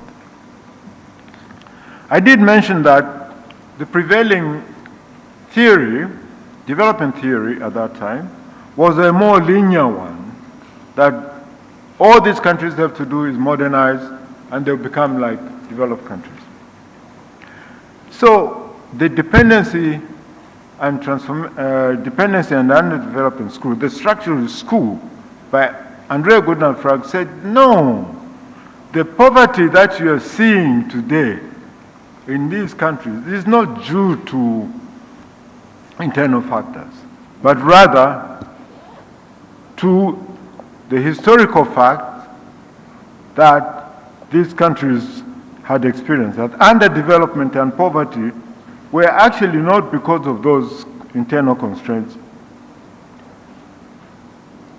but the result of history and ongoing relationship between the center and the periphery. The level, in fact, he talked about this, this one form of dependency, that the level of development in the center was based on the continued exploitation of the periphery through trade, through dominance of multinational corporations, through debt, and various subtle ways of control through their institutions. We will talk about the IMF and devaluations and therefore making Africa poorer and all this kind of stuff. These are institutions of the center, which were serving the interest of the center. So Andre Gundafrank said that no, there's no linearity here. There's the concept of underdevelopment. Underdevelopment is not a stage in the development process.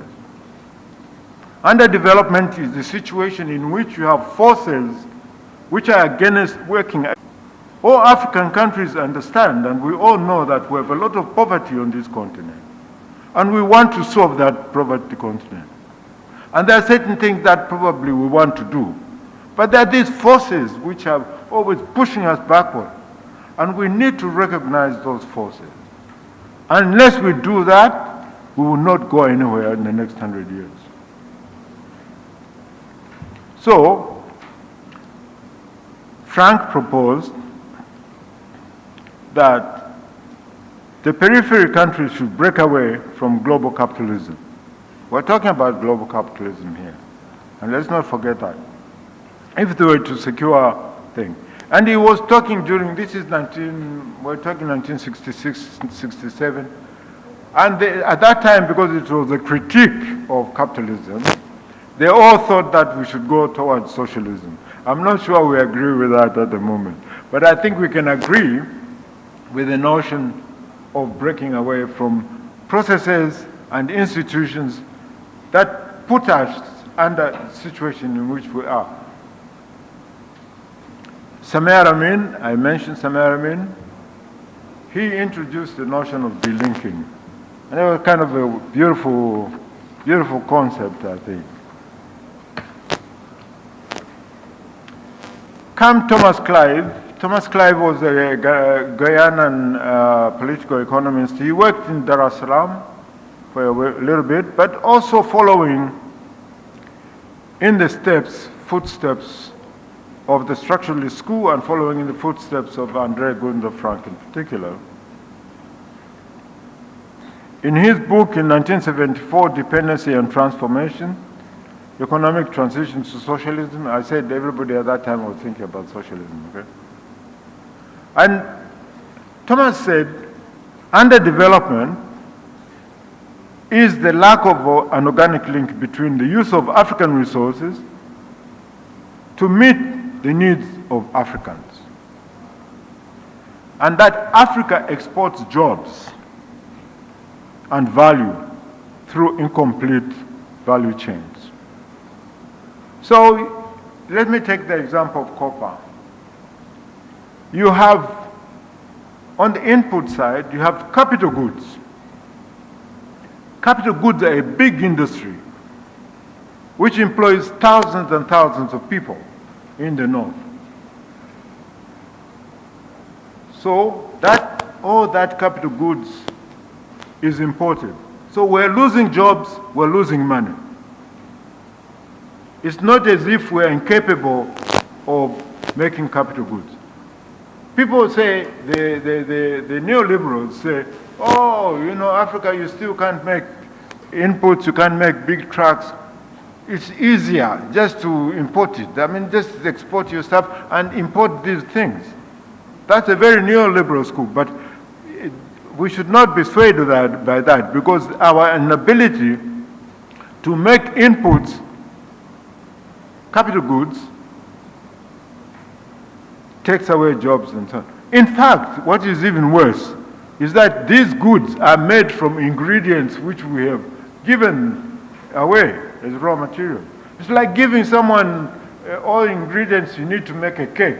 That person makes a cake, then comes to sell to you, makes a cake and comes to you and sells it at a higher price. It doesn't make sense. You're losing value. You're losing value. Equally, on the output side, you have copper, and you're exporting copper ingots. And in Europe, they set up new industries, 10 industries, to manufacture copper pipes, to manufacture copper wire and all that. And then we have to buy those things. So you're losing value, you're losing employment opportunities. So in a way, you will never have a sustainable debt because you're transferring value. So Clive Thomas says that the easiest thing to do is industrialize. And industrialization depends on science and technology. That we can develop, we can enhance science and technology. Not ready-made. What is the definition of science and technology? Science is the understanding of the laws of nature. Understanding, biochemistry. If you boil this one, you do this, this is what you get. So you have science, which is the knowledge of nature. Technology is the ability to use science to make something which enables you to solve your need. Right? So it's not rocket science in terms of conception. So Thomas Clive suggested that we must industrialize as the case. So he then, using Samara Min's word, which I like better, that we must delink from processes and institutions which are hindering us from doing this kind of technology. Nobody says the North has better technology. I'm not saying that. But it's different from saying that we are capable. We are more than capable of making these things. So, done with that thinking, that theoretical framework, okay? So I try to see what is in this thinking, in this theoretical framework, and how do I apply it to my situation. When I think of the first debt crisis, many people say, and there's a lot of literature around it, and they say, okay, the main cause of the debt crisis was poor infrastructure in Africa, corruption, poor government management of resources, misallocation of resources. You hear a lot of that. Well, there's some kind of, well, it's not some kind, there is truth in that as well. Right? And then external factors, they say Africa is unable, inability to deal with the oil shocks, high interest rates, unfavorable conditions, and so on. So it becomes a very general thing. But when you look at the structural causes of the debt crisis, then you begin to realize that those exploitative systems which were created were still in place. 1980, African governments had not had the chance for any transformation. They started import substitution, even that was not even import substitution for production. Some of the ones started making cars and stuff like that.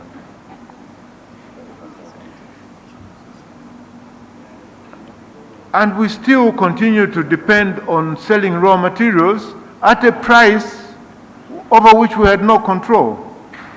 Can you imagine you are in debt? You are a tomato farmer, right? So you take your box of tomatoes to the market tomorrow. Somebody pays you $100. And you go happy to back home. I'll feed my family. I'll pay my friend $10 which I owe him. I will do this and I'll do that. So next time you go to the market with your same box of tomatoes, they tell you it's only $50. Take it or leave it. That's the situation in which Africa has been for many years. So now you have $50, you're walking back home, scratching your head and saying, how am I going to feed my family? How am I going to pay debt? How am I going to do this? And here comes your nice friend, the IMF, and says, Opa, you're in trouble. Okay, I can give you some money. I'll give you $50, a loan. So now, if I had a loan of $12 billion, the IMF, the first thing they do is give me another loan on top of that, which is $1.3 billion. So you can see very clearly there that there's something wrong there. Okay? So they're actually already building up on your debt stock. We have to see that it's not an instrument of the peripheries. It's an instrument which serves the interest of the center.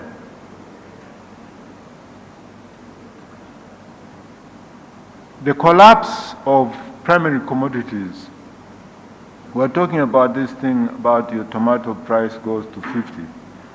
During that period, during the 80s, there was a very serious decline in primary commodities. This caused a very serious problem for African countries to be able to pay back their debts. The devaluation also of the US dollar caused manufacturing prices of goods, manufactured goods, to go up by 44%. So you can imagine your primary commodity prices have collapsed, except for oil, of course. I mean, oil, during that time, oil prices were up. So your goods, your prices go down, and you are not able to, the price of whatever you want to import, manufactured goods for your industries, is up. So in fact, it resulted in capacity problem. What is the problem here? The problem is that you're selling something, you're giving away jobs, you're selling something over which you can't decide. Now there are institutions which are supposed to help us, right, with these kind of things, with price issues in the market. UNCTAD, the United Nations Conference on Trade and Organization, was actually established by the UN on the instigation of Latin America, Africa, and Asia. They said, look, we cannot continue to supply raw materials. Can we find a way in which we also have a say over that? And, well, UNCTAD is the UN organization. We have a lot of Africans employed there too. But the fact is that UNCTAD is just concerned about stabilizing, how can we best stabilize raw material prices? That doesn't solve our problem. So again, you can see that although it is a nice idea that UNCTAD is there, Africa is part of it, well, I'm not quite sure. You just have to examine to see if it's actually serving our interest or not. There's no doubt that we have a very weak African state. When I say African state, I'm referring to the collective, right? Some are probably better than others. But when I say African state, I'm talking about the collective. We have a relatively very weak African state. And in that case, we were not even able, and it was able to accept even illegitimate odious debts. We in the NGO sector thought that we could persuade the creditors that this loan is odious, this is illegitimate, it must be written off, but it didn't work. So by 1992, most countries were seriously in debt, this thing was resolved by what I would call the post-war World War II development context and civil society. So let me just talk quickly about that. I'm not monitoring my time, but I hope I'm not over. Yeah. The post-war development context is an interesting one, because after the Second World War, there was a lot of development optimism, you know. There was a lot of solidarity between peoples of the North and peoples of the South. Some of you might remember that we had volunteers, or what we call development workers, from Europe, from everywhere, working in Africa. They were everywhere. They really, really seriously were volunteering and trying to help Africa grow. You know? Some of you know about PISCO and CUSO, all these volunteers who came to teach science, mathematics, all these in various schools in Africa. But further to that, in 1968, McNamara, the World Bank project governor then, the president then, worked together with the UNDP to set up what they called the Pearson Commission on International Development. So this commission was led by Lester Pearson, who had just completed his term as Canadian Prime Minister. And in 1969, the Pearson Commission came up with a report saying that there was need to intensify international economic cooperation.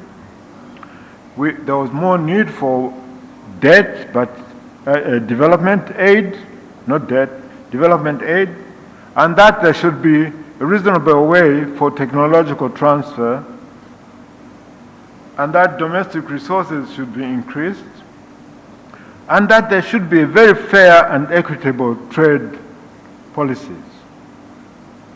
So this vibe was very strong, you know?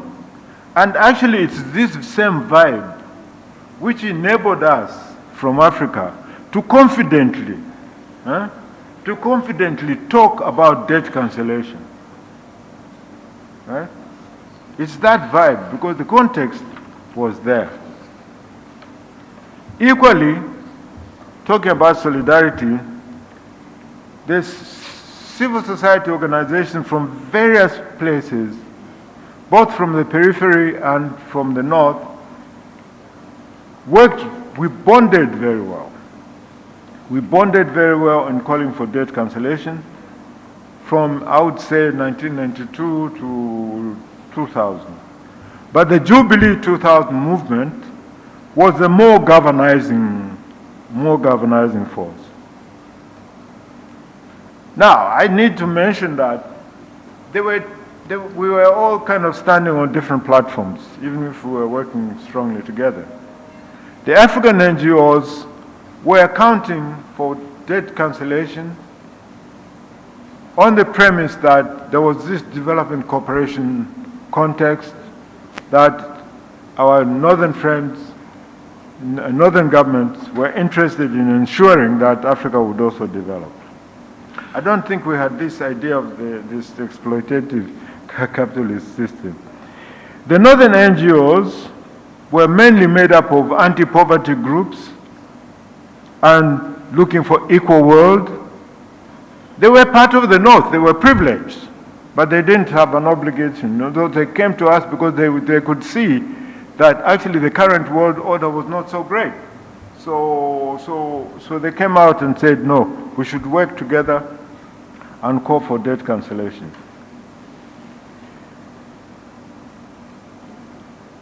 The interesting thing is that the northern NGOs were the ones who opened up the doors for us to be able to campaign or to advocate with northern governments and various institutions. So as ourselves, as African NGOs, we really just didn't have any power. We did, you needed AfCODD needed Eurodad to be able to go to talk to the Dutch government, you see. So that sometimes was a little bit annoying, I must say. And in the meantime,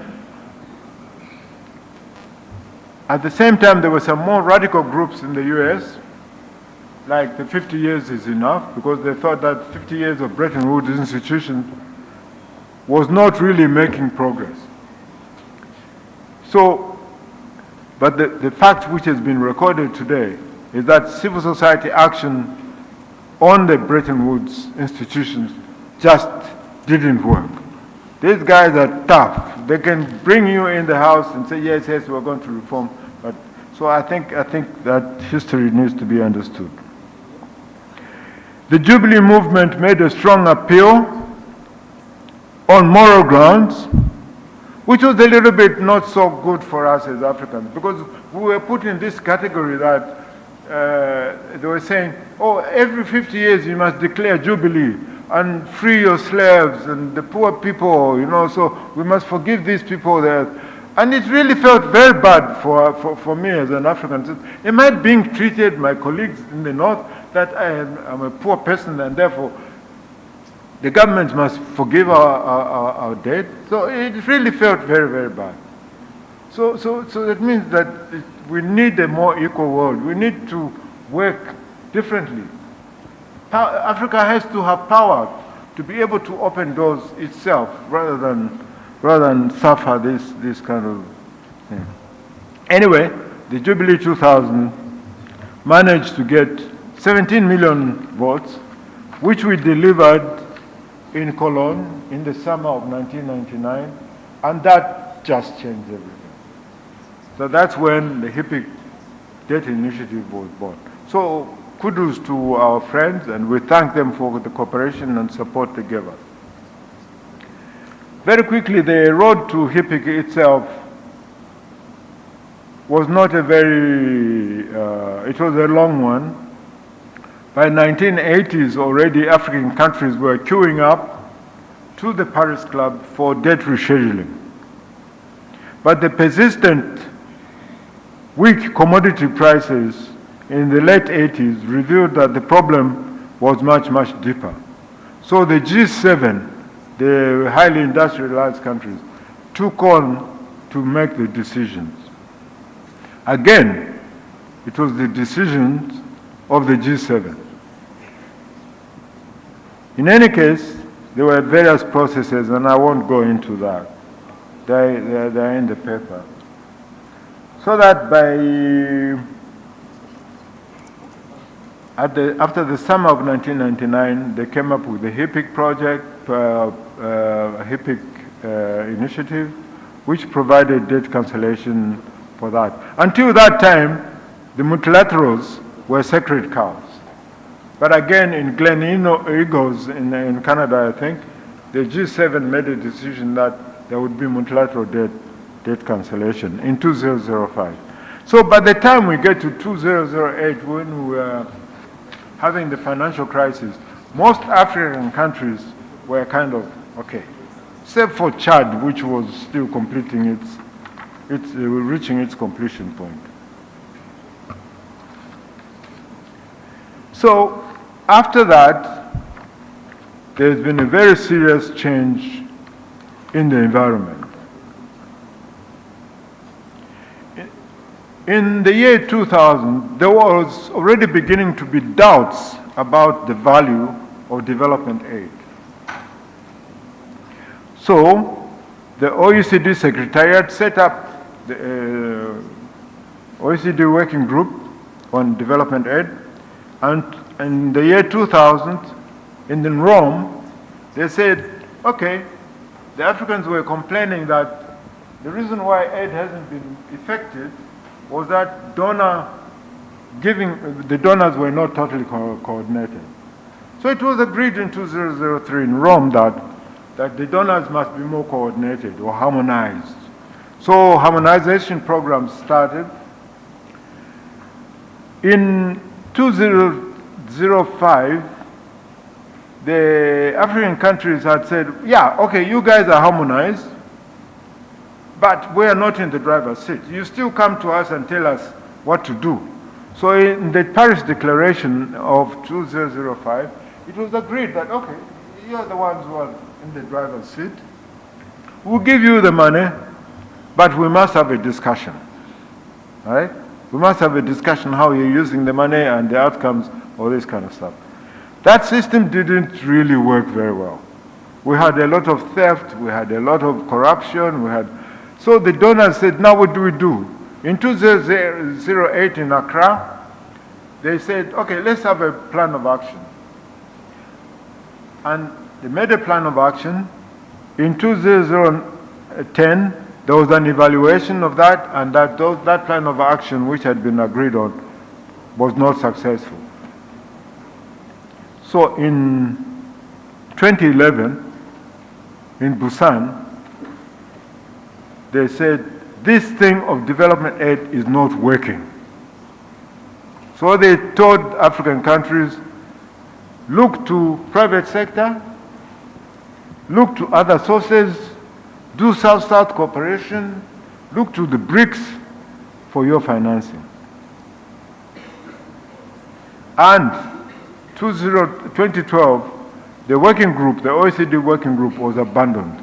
After that, many development agencies closed their offices in Africa. Three countries, CEDA, the Dutch, and they didn't close the embassies fully. They left trade people.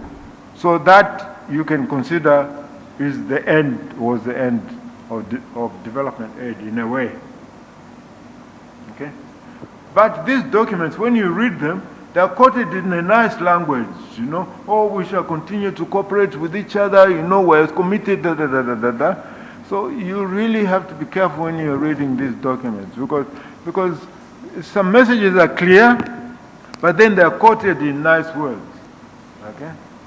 Well, quickly also that there was another parallel process which started in Monterrey in 2002, which was about financing for development. Again, there were problems with that. In 2015 in Addis Ababa, the African countries were told that the responsibility of debt sustainability is on the borrower. Okay, you see how this begins to shift now. They are telling us that, and it's true, I mean, we as Africans have to take that responsibility rather than thinking that we can go begging and stuff like that. And that we should pay attention to sources of finance and development of science and technology for the transformation. Quickly. The second debt crisis, I'm not going to go into detail with the second crisis, but it's a bit heartening sometimes to hear people saying, well, second debt crisis, African countries were not able to do this, you know, COVID-19, and now we have the Ukraine war, all this kind of stuff. These are all recent things. We forget about the structural changes. Has Africa really changed structurally? And the answer is no. That's why our income base is still low. So it wouldn't be surprising that we're not able to meet any shocks because we have not transformed for many years now.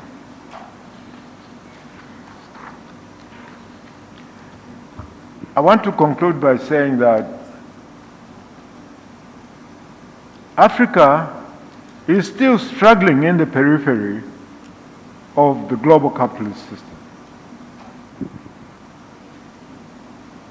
It is in the periphery. It's not anywhere in the center.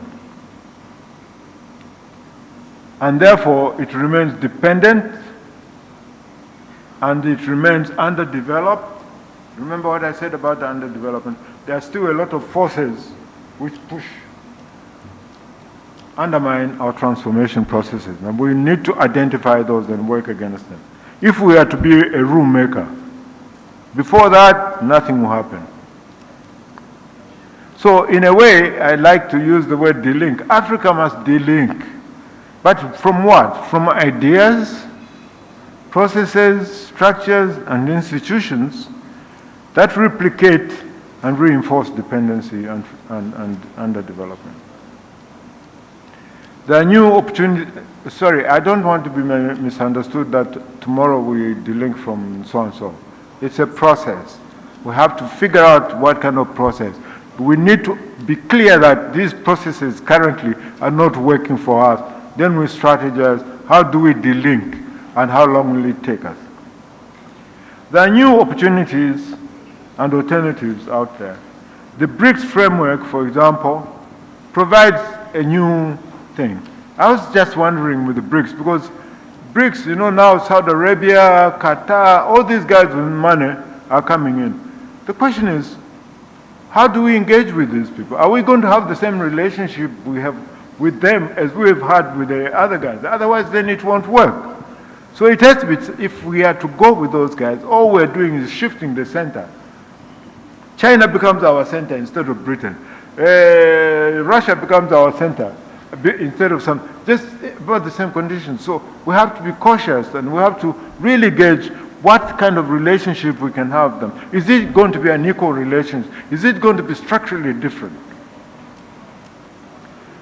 And then, of course, one can talk about more effective and deeper DRM, including illicit financial flows, which my colleague talked about. And the multinational corporations are the culprit to these things. We should engage our diaspora, because Africa is big, and harness diaspora resources in ways. But overall, we need a strong development state. And we have to work toward creating that strong development state, which would have the courage to help us with the transformation process. Thank you.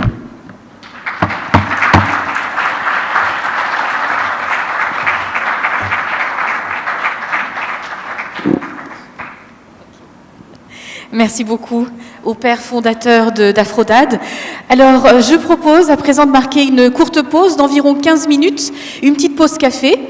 Vous pouvez aller... Je vous propose d'aller donc dans la salle adjacente pour 15 minutes, tapante, afin de ne plus accumuler trop de retard. Donc il est 12h05, on se dit à 12h20 de retour dans cette salle, s'il vous plaît. Profitez-en pour vous rafraîchir, à très vite.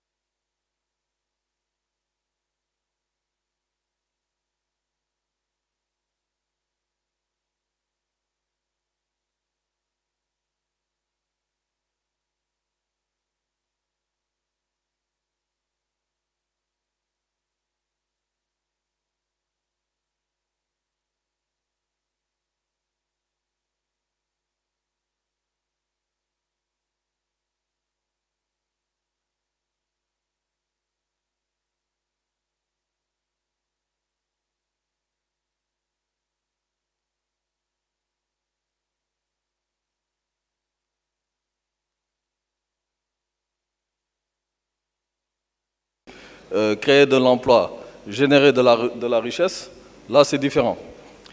Donc c'est de ce point de vue, on peut constater. J'imagine que dans le public, il y a certainement des personnes qui peut-être avaient quitté le Sénégal et sont revenus plusieurs années après. Mais le constat est là, il y a eu quand même beaucoup de changements. Et ça reflète un peu ce qu'on a fait en partie avec la dette. Donc en termes de productivité de la dette, on peut dire que ce qui a été fait, en tout cas, est perceptible. Bien qu'il y a encore beaucoup à faire, ça il faut le reconnaître.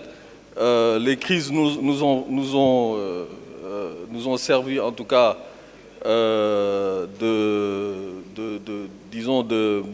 en tout cas, ont démontré quelque part qu'on a encore énormément à faire.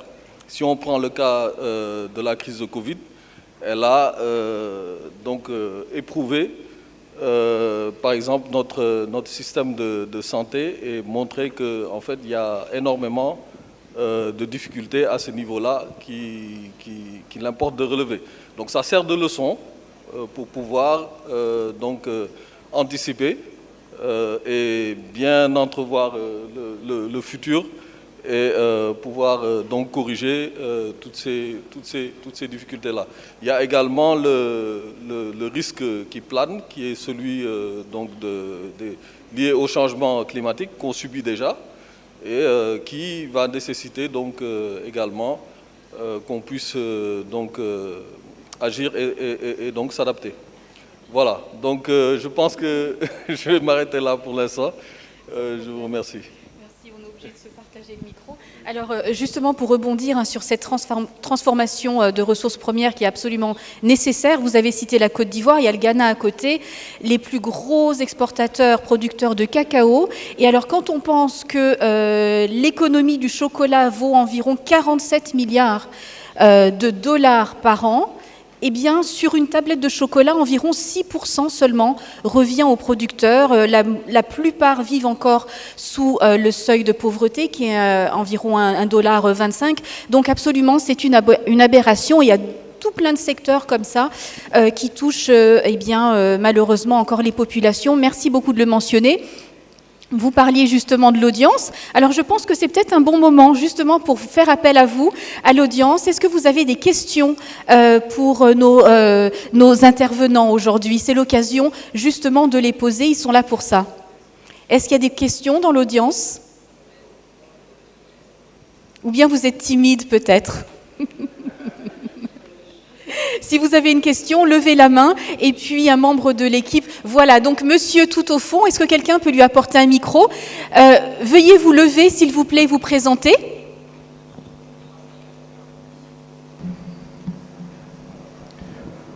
Thank you very much, madam. And I wish to thank the lecturer who was very good in giving us the real situation that we are living in. But you were asking whether we have a question. I think that's why people are not raising their hands, because mine is not a question.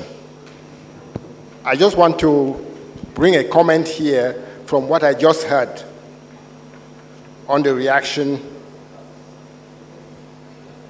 with regard to the lecture. Yes, indeed, we need to transform the way we think our economies. But how much should we really rely on our own resources? How much should we really rely on our own resources? I'm asking this not to come back on what the lecturer said.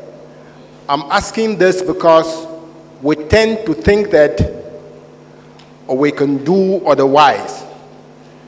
And I heard from the introductory words at the beginning of the conference that African solutions are not enough. I think maybe that's what we are getting wrong. We need to make African solutions to be enough. And I'm turning this into a question to ask the panelists, how can we do that? Thank you. Thank you very much. I'm going to go straight to Yopa. What can we do? And I also want to mention as well that we are joined on the line all the way from Mauritius. Je vais passer en français, désolé. Je vais également mentionner que professeur Ramola Ramtohoul est finalement avec nous en virtuel depuis l'île Maurice. Mais tout de suite, j'aimerais aller vers vous pour bien rebondir sur ce que vient de dire ce monsieur. Qu'est-ce qu'on peut faire concrètement? Parce qu'on est ici finalement pour du concret. There's some kind of provision made through so that the gender equality, women increasing debt, because these crises that we've had in the world, we thought COVID was over and we can recover, then the Ukraine war came. We don't know what else is going to come. That's one area, the gender dimension. The other one I wanted to highlight, given that I'm also in the higher education sector, is the effects of these debts on higher education, especially public universities, on the mobilizing for. And that if we have a clear idea of what our constraints are, not just taken from today and yesterday, we need to understand that we are in a structural fix, right? There are structures which keep us there. And I'm really happy that I took the illustration from my sister here. She was pointing out extremely good figures about value added. This is so crucial to the continent. If we don't do that, we'll be dead. Thank you. Merci à tous. Merci de nous avoir suivis donc ce matin pour le coup d'envoi donc de cette 3e conférence sur la dette et le développement. Merci à vous trois d'être avec nous. Merci également au professeur Ramtohoul qui nous a rejoints depuis l'île Maurice. Il est l'heure à présent de marquer la pause déjeuner. J'espère que vous la trouverez délicieuse. Quant à moi, je vous donne rendez-vous à 14h dans cette même salle pour la suite des programmes. À tout à l'heure.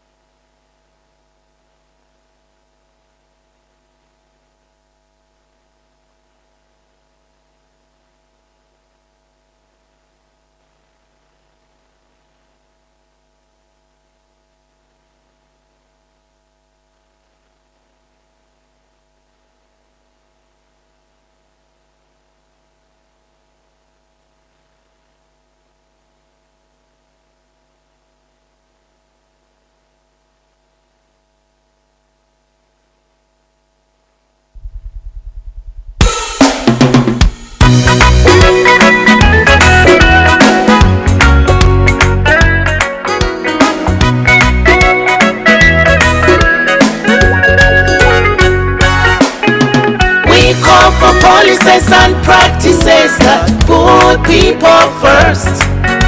We call for policies and practices that put people first. You and I are the people to hold our governments to account. You and I are the people to hold our governments to account.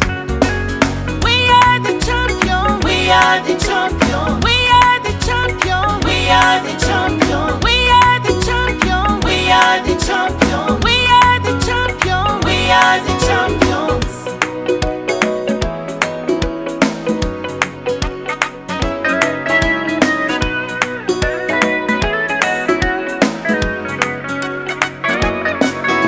Increased risky borrowing by African countries.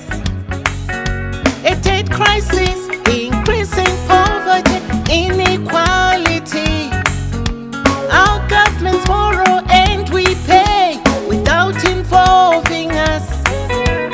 Bana wamasia, agogo kalamba, anyamana gusawan chito. We call for policies and practices that put people first. We call for policies and practices that put people first.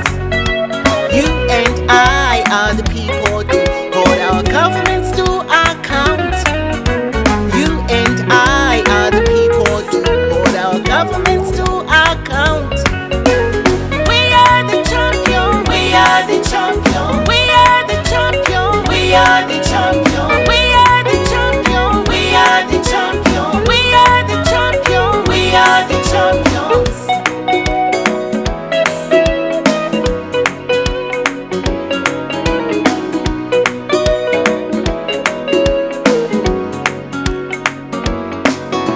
Lack of transparency, accountability, unsustainable loans. Street children, increasing crime and survival for the fittest. Increased burden on women, girls, and people with disability. Vana mama siya, agogo kalamba, anyamada guso wanchito. We call for policies and practices that put people first. We call for policies and practices that put people first. You and I are the people to hold our governments to account. You and I are the people to hold our governments to account. We are the champion, we are the champion, we are the champion, we are the champion, we are the champion, we are the champion, we are the champion, we are the champions. We call governments to commit to an economic system that shares value more equally, that is sustainable for the future of humanity and the planet, and that serves the people. We are the champion, we are the champion, we are the champion, we are the champion, we are the champion, we are the champion, we are the champion, we are the champions.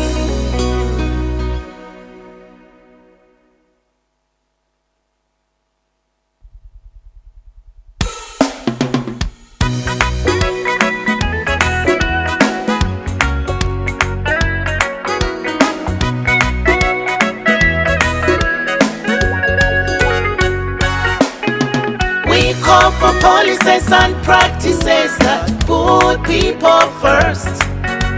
We call for policies and practices that put people first.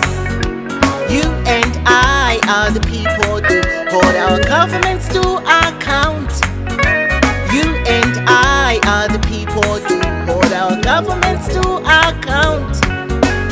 We are the champion, we are the champion, we are the champion, we are the champion, we are the champion, we are the champion, we are the champion, we are the champions.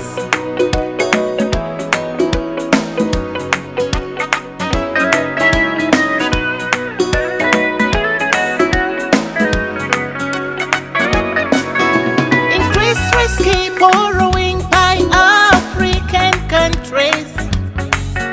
A trade crisis, increasing poverty, inequality. Our governments borrow and we pay without involving us. Vana mama siya, agogo kalamba, anyamada guso wanchito. We call for policies and practices that put people first. We call for policies and practices that put people first. You and I are the people to hold our governments to account.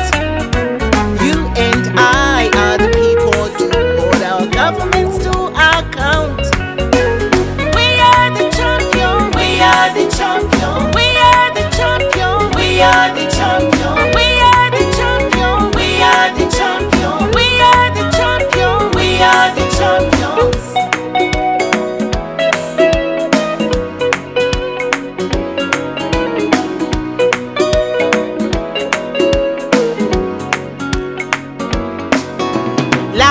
transparency, accountability, and sustainable loans. Street children, increasing crime and survival for the fittest. Increased burden on women, girls, and people with disability. Vana mama siya, agogo kalamba, anyamada guso wanchito. We call for policies and practices that put people first. We call for policies and practices that put people first. You and I are the people to hold our governments to account. You and I are the people to hold our governments to account. We are the champion. We are the champion. We are the champion. We are the champion. We are the champion. We are the champion. We are the champion. We are the champions. We call governments to commit to an economic system that shares value more equally, that is sustainable for the future of humanity and the planet, and that serves the people. We are the champion. We are the champion. We are the champion. We are the champion. We are the champion. We are the champion. We are the champion. We are the champions.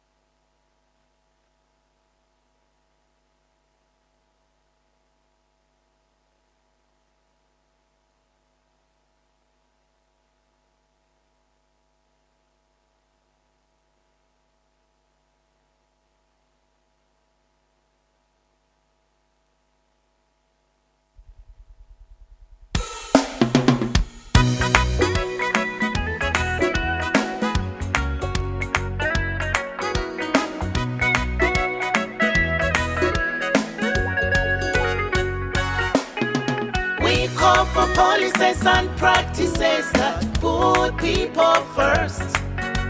We call for policies and practices that put people first.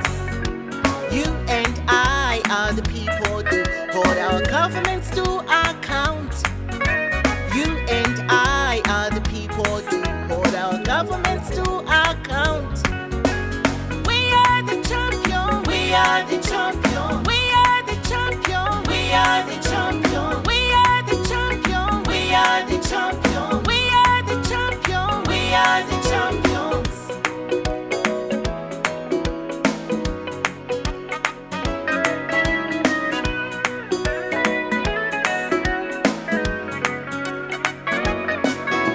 Increased risky borrowing by African countries.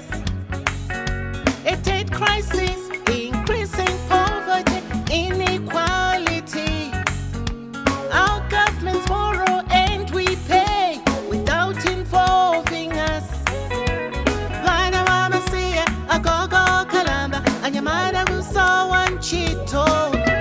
We call for policies and practices that put people first. We call for policies and practices that put people first. You and I are the people who hold our governments to account. You and I are the people who hold our governments to account. We are the champion. We are the champion. We are the champion. We are the champion. We are the champion. We are the champion. We are the champion. We are the champions.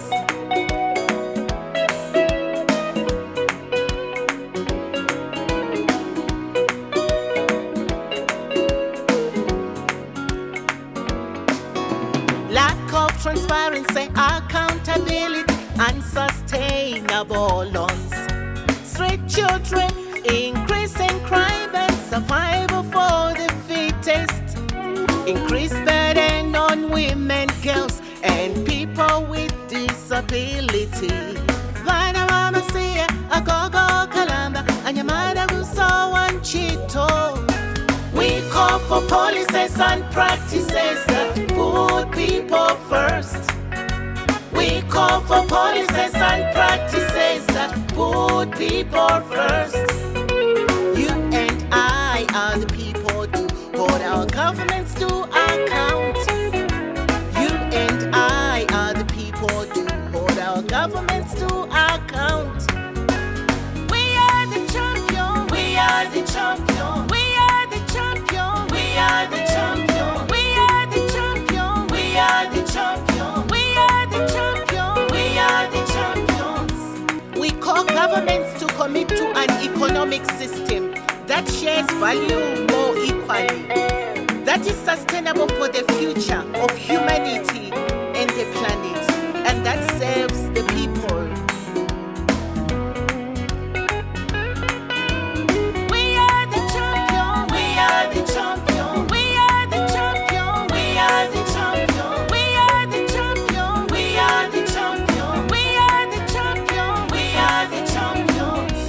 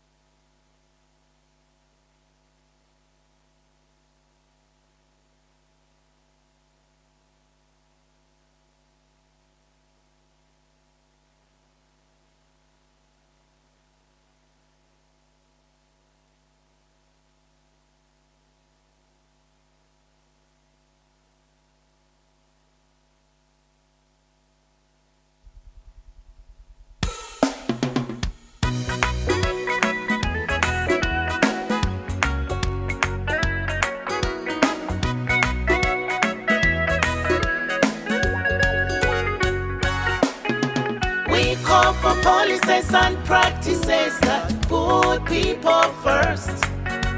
We call for policies and practices that put people first. You and I are the people who hold our governments to account. You and I are the people who hold our governments to account. We are the champion. We are the champion. We are the champion. We are the champion. We are the champion. We are the champion. We are the champion. We are the champions.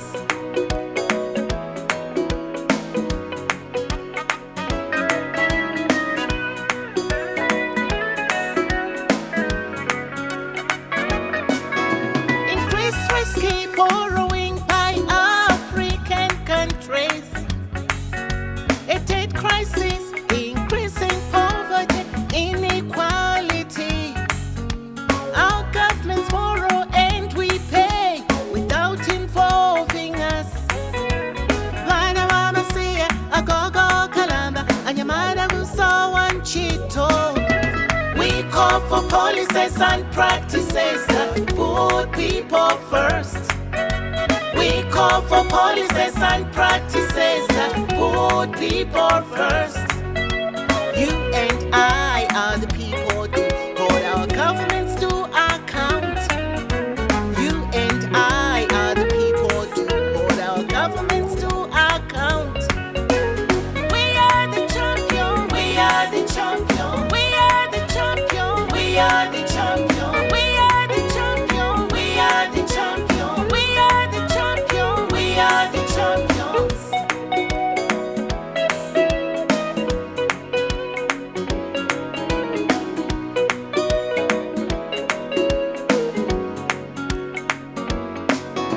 Lack of transparency, accountability, unsustainable loans.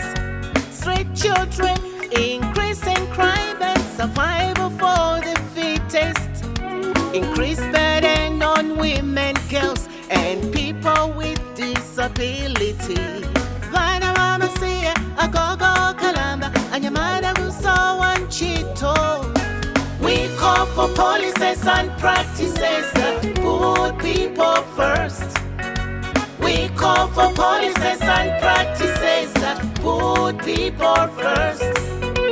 You and I are the people who hold our governments to account. You and I are the people who hold our governments to account. We are the champion. We are the champion. We are the champion. We are the champion. We are the champion. We are the champion. We are the champion. We are the champions.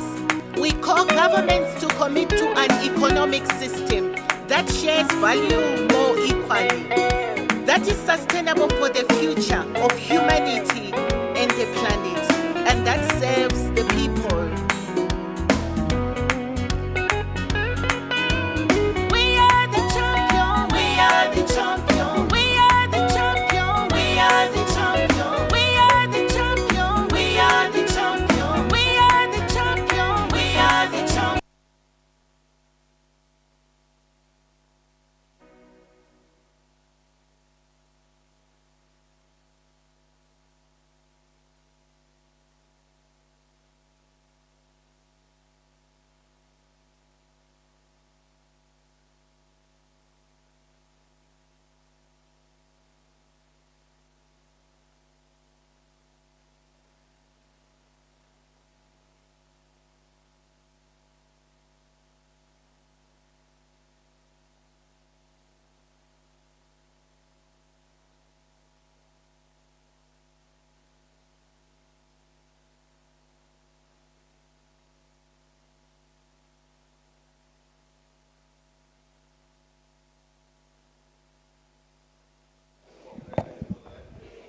Rebonjour à tous, mesdames et messieurs, ladies and gentlemen.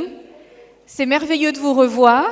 Alors je sais que certains sont toujours en train de déjeuner, mais commençons pour ne pas accuser le même retard que ce matin. Je vous donne juste quelques instants le temps de vous asseoir. Et donc, nous allons continuer cette troisième conférence sur la dette et le développement organisée par AfCODD, bien sûr, en partenariat avec notamment Trust Africa, AfriCatalyst and Stop the Bleeding. Alors, sans plus attendre, on va passer à la toute première table ronde de notre conférence et elle est placée sous le thème des 4 R tels que présentés par AfCODD. Et ces 4 R, eh bien, c'est dans le but d'établir de nouvelles règles pour une Afrique qui gagne. Alors, ces 4 R qui sont également derrière moi et à travers toute la salle, donc vous pouvez bien en prendre note, il y a réimaginer ou réinventer, repenser, réorganiser et remobiliser. 4 R primordiaux, donc, pour une Afrique qui a son mot à dire sur l'échiquier international politico-économique. Alors, l'objectif premier de notre discussion, eh bien, ça va être justement d'identifier l'importance de ces 4 R pour atteindre les objectifs de l'agenda 2063 de l'Union africaine, qui est, je le rappelle, eh bien, la feuille de route pour une transformation véritable de l'Afrique en puissance mondiale avec laquelle il faille compter. Alors, sans plus attendre, je vais appeler les intervenants qui vont partager la scène avec moi et débattre de ces questions. Tout d'abord, Monsieur Mohamed Stevens, conseiller juridique à la Faculté africaine de soutien juridique, une organisation internationale créée par le groupe de la Banque mondiale en 2008. Nous accueillons donc Monsieur Stevens. Également, j'appelle Mme Crystal Simeoni, qui est directrice de Nawi AfriFem Macroeconomics Collective. C'est une organisation panafricaine qui œuvre pour une plus grande prise en compte des questions de genre dans les politiques macroéconomiques. Soyez la bienvenue, Madame Simeoni. Applaudissements, s'il vous plaît. J'appelle également Madame Claire Moussonda, directrice du Forum parlementaire de la SADC. C'est bien entendu la communauté de développement d'Afrique australe. Bienvenue, Madame Moussonda. Également le docteur Patrick Nzana Olomo, chef de la division de la politique économique de l'Union africaine. Applaudissements pour accueillir le docteur Olomo.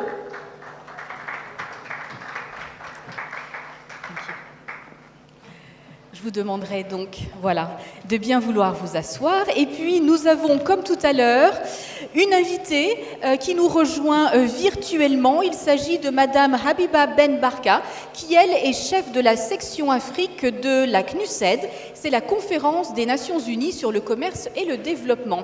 Alors, j'espère qu'elle est bien en ligne. Je regarde l'équipe technique, mais je pense que oui. Alors, avant de débuter, j'aimerais juste un petit peu expliquer le format de ce segment. Je vais d'abord m'adresser à chacun des panélistes ici pour leur demander de rebondir sur ce qu'ils ont entendu jusqu'à présent. Vous aurez environ 3 minutes. Et puis ensuite, je me dirigerai à nouveau vers les panélistes avec une question ciblée. Et sachez qu'après ça, eh bien, nous aurons une séquence questions-réponses dans la salle. Donc, n'hésitez pas à préparer vos questions ou bien vos commentaires d'ores et déjà. Je vous demanderai juste de lever la main si vous avez donc quelque chose à partager avec nous et de garder votre intervention relativement brève. Alors, j'aimerais tout d'abord commencer avec la personne qui nous suit virtuellement et me diriger vers Madame Ben Barka. Est-elle en ligne ?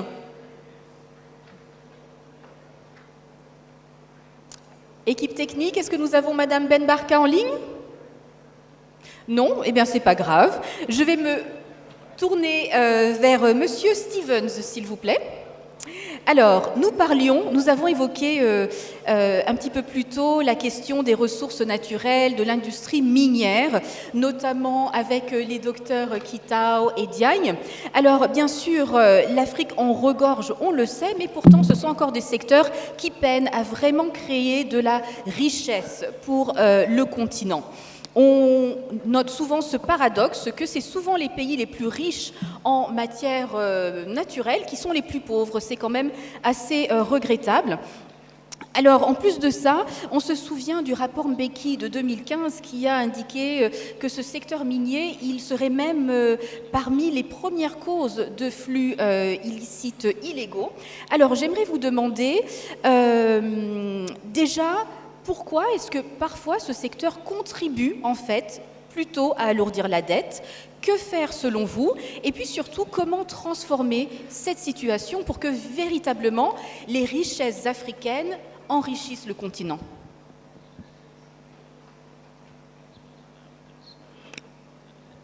Thank you very much, Madam Moderator.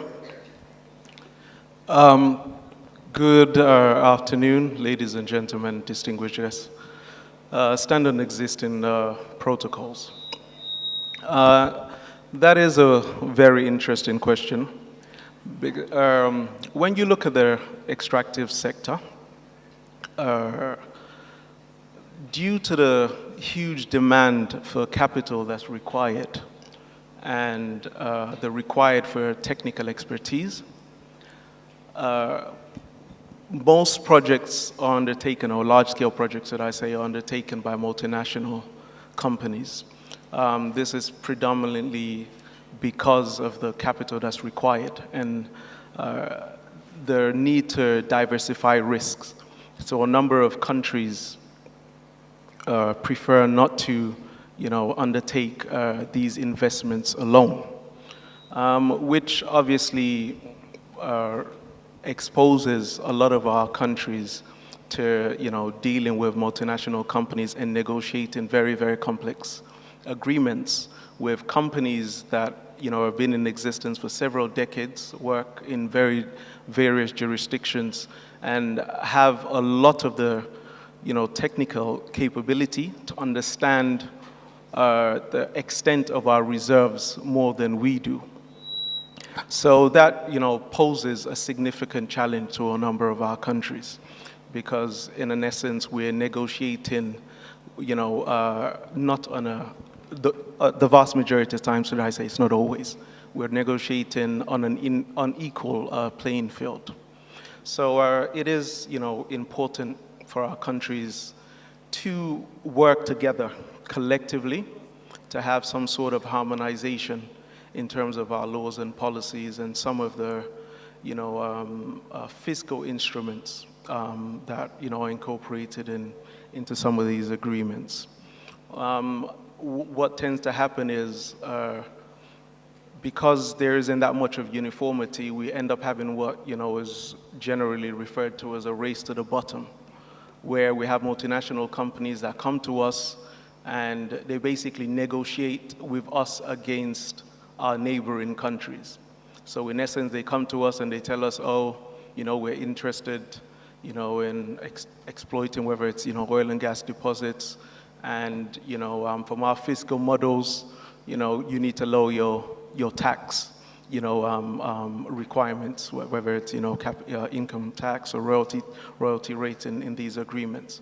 So because a lot of the times we don't have as much information as they have about our geology, they use that against us to negotiate better contracts and use the fact that we don't have a level of harmonization in our policies to tell you, okay, well, your income tax rate is X amount. Next door, theirs is, a Y, which is, a less than what you have. So we'll just go next door and, basically exploit their resources. So in an attempt to ensure that, we are able to attract these companies, we end up lowering, our tax regimes, just to ensure that we're able to have, this capital. There's an interesting dynamics that's currently going on, obviously, because of climate change.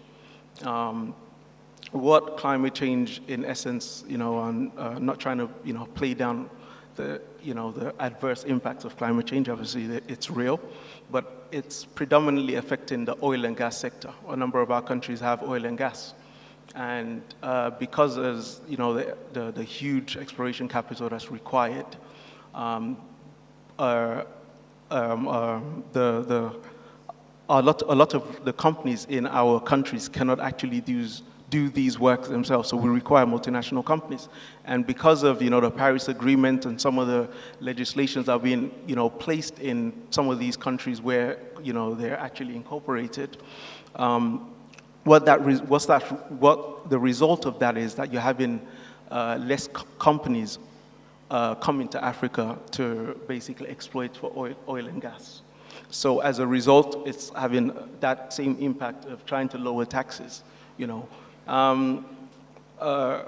What, African, governments, would really need to consider is looking at things from a holistic perspective. There's over 600 million Africans without access to electricity. There's over 900, over 900 million Africans basically utilize coal and wood to, to cook every day. And there's obviously a direct correlation to access to energy, to development and sustainable growth in Africa. So there has to be a level of harmonization. The African Continental Free Trade Area, which was an agreement signed in 2019, aims to try to limit trade barriers and non-trade barriers, which would in essence allow more inter-African trade. And Africa needs to find its own resources, its own capital, and how it's going to exploit its own, oil and gas deposits. There's a potential of sovereign wealth funds being used. Africa's sovereign wealth funds, there's over 300 billion of capital, but most of this capital is being invested outside of Africa. So there's a number of challenges when you talk about the mining sector. Am I over my time? Okay. When you talk about the mining sector, it's a bit different, obviously, because of the push to transition. There's now a higher demand for Africa's minerals.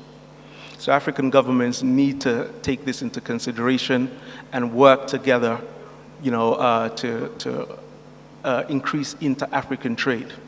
One of the panelists, mentioned earlier, Dr. Marit mentioned earlier, Congo and Zambia.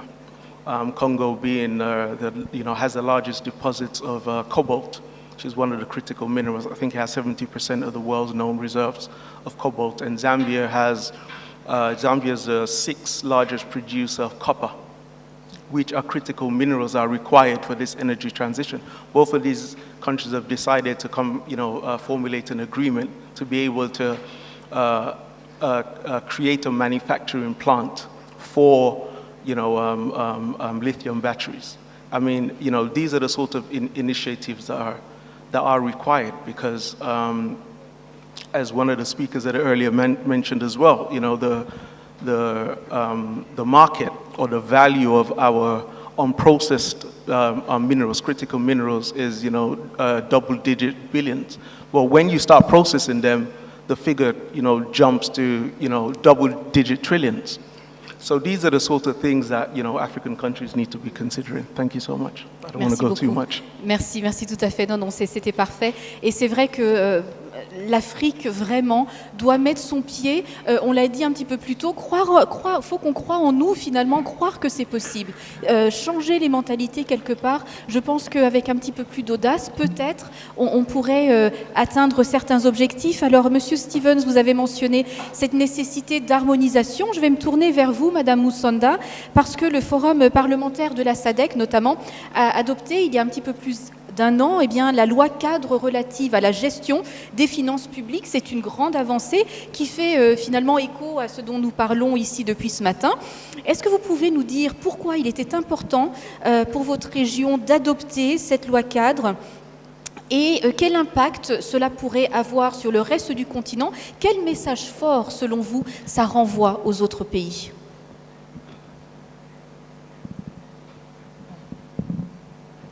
Thank you, Madam Moderator. And from a parliamentary perspective, I come from the SADC Parliamentary Forum. Yes, indeed, the forum did adopt a model law on public financial management in 2021, July. And this was against the background of a realization that the role of parliamentarians in public financial management was probably not strong enough in the region.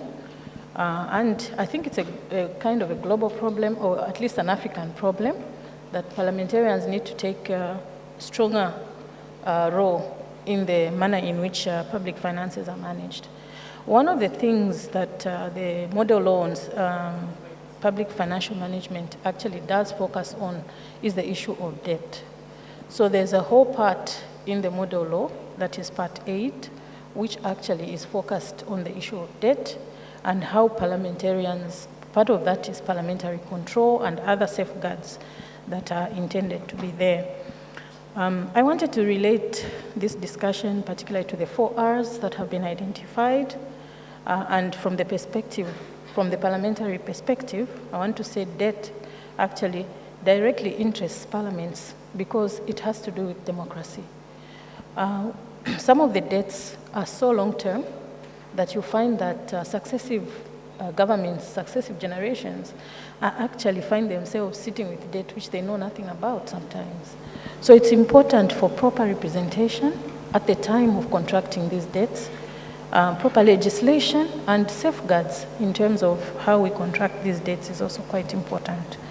So in terms of the 3 R's, parliaments need to, in my view, reimagine that as institutions of democracy, they should see the reality of the continent's demographics also being reflected in the new financial architecture, the global financial architecture, and the individual countries' economic landscapes.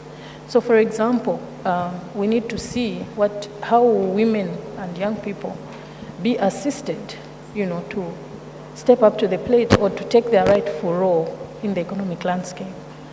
Parliaments also need to rethink what are the innovative ways in which they can support small businesses to ensure industrialization.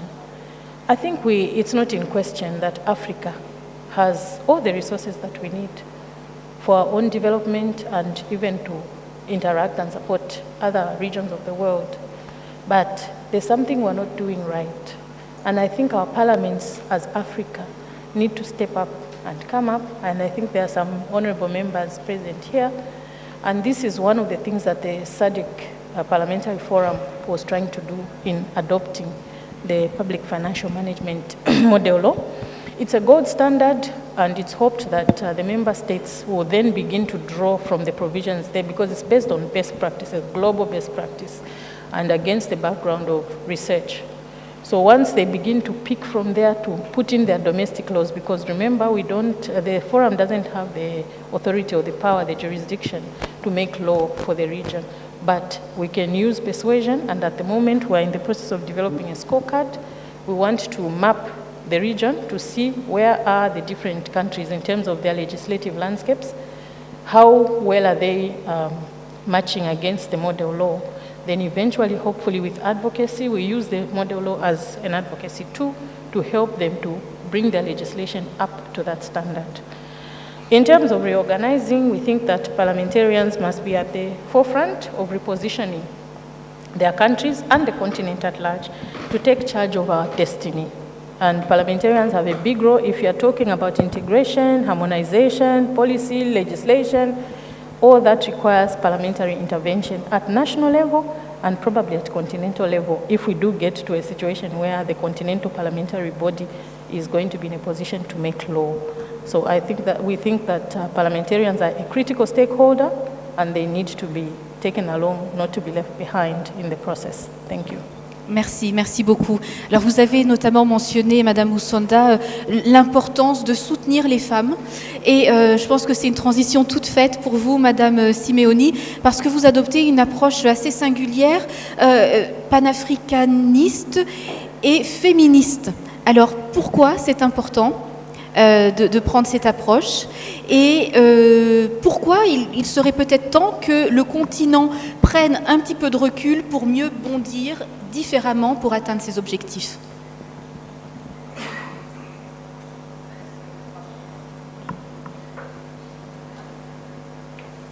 Thank you. Oh, that's loud. So I'm going to ground you in who I am and the work that we do. My name is Crystal Simeone. I live and work out of Nairobi, Kenya, and I lead the work of the NAWI AfroFem Collective, and we straddle many struggles. We're feminist against patriarchal systems of oppression. We are Pan-African against neo-colonial and white supremacist systems of oppression, and we're intersectional across these in our approach. And so in preparing for this, I chose to share some of the questions that have been swirling in our minds and in my mind to weave a tapestry of thought. The first Daniela Gabor calls the Wall Street consensus, which ostensibly is manifested by a financialization of life, from healthcare to education to water to housing. Basically, what was a social contract between state and citizen is now a contract between state and private finance. This private finance that is often global north with the face of a white man and big money. Dawn Development Alternatives with Women for a New Era has a new publication out on public-private partnerships with case studies that paint a tapestry of the very same extraction along the very same patterns in different countries across not just Africa, but across the majority world. And through it, we see a very clear formation of a financialization narrative. We continue to see powerful private interest groups and their partners gain excessive influence over policymaking, in part through their respective foreign policies, and eroding both human rights and democratic processes. And this corporate capture of the state has systemic and long-standing influence and is backed by narratives that argue that one, the state are, through processes of rent-seeking, inherently economically inefficient, and that two, policy issues are of such technical complexity that ordinary citizens cannot understand and therefore should not or need not engage with them. And this isn't true, and from here I'll quote South B's finest, a book by Makena Maganjo, in which she quotes, Mrs. Karanja had her monthly budget down pat. She could tell you before the Central Bank of Kenya when inflation was threatening based on her monthly spend. So we know, and we can feel it, and we live it. The disingenuous inference often drawn from this is that private corporations operate in the public interest. What is good for corporations is claimed to be good, self-evidently, for the state and her citizens. The financialization of everyday life means that people have to borrow in order to consume, and the public provision of health, of education, of water, of housing has been replaced by private provisioning of these public goods. The cost of borrowing to meet these obligations has deepened the link between social reproduction and household debt, drawing households into financial systems and trapping them in generational cycles of poverty. And this links so closely to understanding social reproduction. The historical burden of women's labor and burden who carry the daily and generational labor of taking care of homes, of the sick, of children, the very labor that produces and sustains life, against a backdrop of households subsidizing economies and essentially reproducing capitalism. Understanding that this gendered oppression and burden on women continues to reproduce a patriarchal and capitalist system and economy. And so debt, as you can see, is a thread in the weaving of the story of this continent. And not a day goes by without us hearing a story of debt. This year, Ghana signed a new program with the IMF. It's a 17th program they've signed. The 16 programs before was sold as a silver bullet that would unleash Ghana's economic might. Zambia has similarly had 14 programs, and as Ha-Jun Chang spoke this year, he likens it to going to a doctor 17 times for the same problem, and the doctor giving you the wrong treatment all those 17 times, and you keep going back. My own country, Kenya, is also knocking on the IMF doors, and this year, Kenya, for the very first time in my memory, chose to serve their external debt payments before they paid civil servants. We know this story well. It is one of austerity. It is one of drastic cuts in public spending to consolidate the fiscus, and this is what we're told. That are most needed by women are the first to go into user fees that very many women are unable to afford. And not only unable to afford, but the externalization of these women continues to happen. The stripping away of public services doesn't mean that these functions disappear. It only means that women continue to subsidize the state, taking care of the elderly, of children, of the sick, and of homes. Busi Sibeko pushes the idea that a feminist reading of Africa's indebtedness requires that we take into account how debt has led to policy externalization, characterized by neoliberal policies which have undermined the role of states in provisioning the basic goods and services needed to reproduce our societies. The current debt architecture is rooted in a global economic extractive order that is racist, that is sexist, and colonial in nature. It is not designed to build, but instead designed to extract, to continue to feed a system that has always needed subsidy.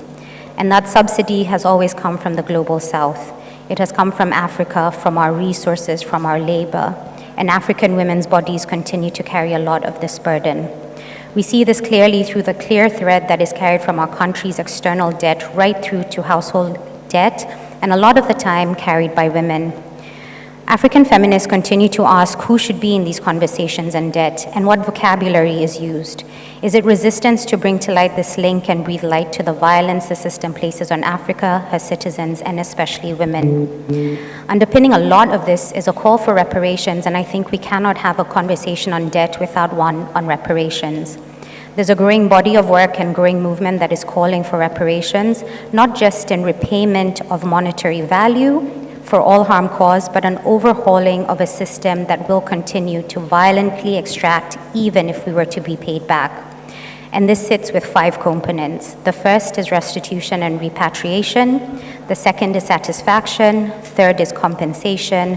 Fourth is rehabilitation. And finally, cessation and guarantee of non-repetition. The movement puts forth the idea that those who caused and continue to cause the harm are not those who determine the remedy, and that's important to remember. What this looks like in practicality is what part of what we do every day. The debt justice movement, the tax justice movement, fighting against financialization, so many people in this room. Part of reparative work lies also in decolonizing work. Decolonization means we go back to understanding and historicizing neoliberalism. We cannot undo colonialism without a clear understanding of coloniality and how it continues to reinvent itself and thrive, partly by shaping and dominating the global economic governance system, and that analysis can only be done by us. Part of this understanding, how it undermines indigenous ways of knowing and elevates a specific type of knowing praxis over our own. And so finally, grappling with all this, where do we go as African feminists? We resist in collective. Nanjala Nyabola talks about working to build a solidarity that crosses time and space, one that is not about making everyone the same, but about allowing for the specific in the general, finding that which is human on the other end and protecting it, and learning to see as forms of resistance. Across Africa, there are different forms of women saving circles. In Kenya, where I'm from, they're called shamas. Surviving in a system that is constantly taking from you, led by women, to have these circles as real-life manifestations of social solidarity economics. We resist by redefining, reclaiming, and reshaping narratives based on our own experiences, our histories, our nuances, and our collective destiny. A collective destiny that encompasses both people and planet. We resist by being able to oscillate between the technical and the colloquial. Lino Some says our work must be centered in a process that starts in real life, in the concrete, and only then can we theorize, and when we do, that theory must always, always land back in real life, in the concrete, and the work isn't complete until we follow that path. Our feminist praxis will center on the ability to reclaim and recreate a future, and this really relies heavily on our ability to dream. Ibrahima spoke about us dreaming of a different world, and in our current context, this takes courage and, quite frankly, audacity. To unshackle ourselves from our current reality and be audacious enough to dream of new models, new systems, new governance. This will also mean letting go of hierarchies of epistemology and decolonizing them. Whose work is important because it presents in a certain way, and what does that mean when they get seats at tables of power and decision making? And that's a question for all of us here in this room. Resistance, to me, also means refocusing the struggle as well. I will lean to Lino Some again here when she says, we cannot keep fighting simply in order to survive. Our struggles are meaningless and certainly not revolutionary if they don't also offer us serious possibility to thrive as human beings. Thank you. Merci beaucoup. Merci beaucoup, Madame Simeoni. Une destinée commune, et c'est vrai que nous sommes ici depuis ce matin, nous parlons d'harmonisation des politiques, d'harmonisation des lois, des codes, etc. Et vous venez de nous rappeler que cette harmonie, elle commence dès le foyer, dès la famille, dès les communautés, avec, en offrant une égalité des chances aux femmes, de la même manière qu'aux hommes. Donc merci beaucoup, c'est très inspirant, c'est formidable. Et j'aimerais mentionner que je suis absolument ravie, et c'est un travail remarquable de l'équipe d'AfCODD d'avoir sollicité autant de femmes passionnantes, passionnées et inspirantes depuis ce matin. C'est vraiment merveilleux de voir toutes ces femmes venir et partager le mot qu'elles ont à dire, et tout autant que vous, mesdames, dans l'audience, c'est vraiment merveilleux à admirer en fait. Donc merci également d'être venues. Alors, je me tourne vers vous, Monsieur Dr Olomo. L'Union africaine, on le sait, est la garante finalement de cet agenda 2063 qui est très ambitieux. Et l'année dernière, au Malawi, vous nous aviez dit qu'il fallait, dans un premier temps, mettre de l'ordre dans nos affaires avant de partir finalement à l'assaut du monde. Alors, cet ordre, ce matin, on a parlé notamment de faire le ménage. Par où commencer pour mettre de l'ordre dans nos affaires, et puis, donc notamment bien sûr, pour être un peu plus précise, dans les politiques nationales, internationales, et dans le but d'une meilleure gestion de la dette et bien sûr à terme du développement durable. Merci, merci beaucoup, Madame la modératrice. Je voudrais, à l'entame de ce propos, comme cela a été dit, remercier d'abord AfCODD et notre cher ami Jason pour l'invitation qu'il a bien voulu formuler à l'endroit de l'Union africaine, et surtout pour la qualité des préparatifs pour cette rencontre. Ce que j'ai dit au Malawi l'année dernière reste valable cette année. Pourquoi est-ce que je l'ai dit? Je l'ai dit parce que lorsque vous regardez un petit peu le contexte économique en Afrique aujourd'hui, vous pouvez voir que nous faisons face à un ensemble de difficultés auxquelles nous ne sommes pas préparés. On a la pandémie de la Covid-19, on a les questions de changement climatique, et on a ces questions qui sont liées également aux mutations qu'on voit partout dans le monde, c'est-à-dire le changement géopolitique qu'on voit dans le monde. Et si vous écoutez les informations depuis ce matin, vous allez voir qu'il y a un changement fondamental qui s'est opéré encore une fois de plus sur le continent, et ceci concerne un pays qui m'est proche et très cher, le Gabon. Et donc, de ce point de vue-là, il serait important de régler les problèmes d'abord sur le continent. Parce que, avec toutes les richesses que nous avons les taux de pauvreté les plus élevés au monde. Nous avons un niveau d'inégalité qui ne cesse de croître. Si on regarde les indicateurs, vous allez voir que l'Afrique est certainement la région la plus inégalitaire du monde, parce que le coefficient de Gini du continent est assez élevé, ce qui traduit le fait que les ressources dont nous sommes dotés ne nous servent pas à notre développement. Et cela, depuis ce matin, a été rappelé et c'est clair. Donc, la première chose sur laquelle on devrait se concentrer, c'est de construire une économie qui soit une économie assez résiliente, une économie qui soit basée sur la production des biens que nous consommons nous-mêmes. Un petit exemple. En termes de biens alimentaires, pour se nourrir, l'Afrique importe environ 110 milliards de dollars de nourriture par an pour manger. Dans le même temps, vous êtes le continent qui a 65% des terres arables du monde. Donc, vous pouvez comprendre qu'un pays comme l'Ukraine, qui nourrit l'Afrique, mais c'est une insulte à nous tous. Et il faut qu'on soit clair. Parce que si on ne peut pas se dire les choses clairement, si on ne peut pas chercher des solutions de manière efficace, on n'arriverait à rien. Nourrissez votre population. Produisez, mangez d'abord. C'est la base de la transformation du continent. Parce que imaginez que vous avez 110 milliards qui partent chaque année vers des pays qui produisent. 110 milliards. À ces 110 milliards, il faut rajouter environ 17 à 18 milliards de dollars pour se soigner. Quel est ce continent qui ne peut pas produire de l'aspirine pour ses citoyens? La pandémie de la Covid-19 nous a rappelé combien fragiles nous étions, parce que même les simples petits désinfectants des mains, on ne savait pas les produire. Donc, il faut qu'on règle nos problèmes d'abord ici, avant d'aller parler aux autres. Et l'un des points fondamentaux, c'est l'industrialisation. Il faut s'industrialiser pour que les pays africains soient en mesure de régler leurs problèmes eux-mêmes. Ce matin, j'ai apprécié une intervention qui a dit quelque chose de fondamental, c'est-à-dire que vous ne pouvez pas dire que la dette est mauvaise, parce que la dette en soi n'est pas une mauvaise chose.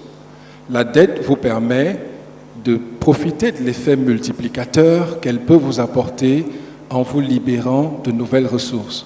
Mais malheureusement, à quoi nous sert la dette? On achète des véhicules, on achète des téléviseurs, on achète des chaussures, des vêtements, et après, on espère que la dette va s'auto-financer et s'auto-payer elle-même. C'est impossible. Si la dette avait été utilisée pour développer l'agriculture, l'Afrique pourrait devenir le panier ou le grenier du monde dans les 5 années à venir. Je prends un exemple tout simple, l'Éthiopie où j'habite.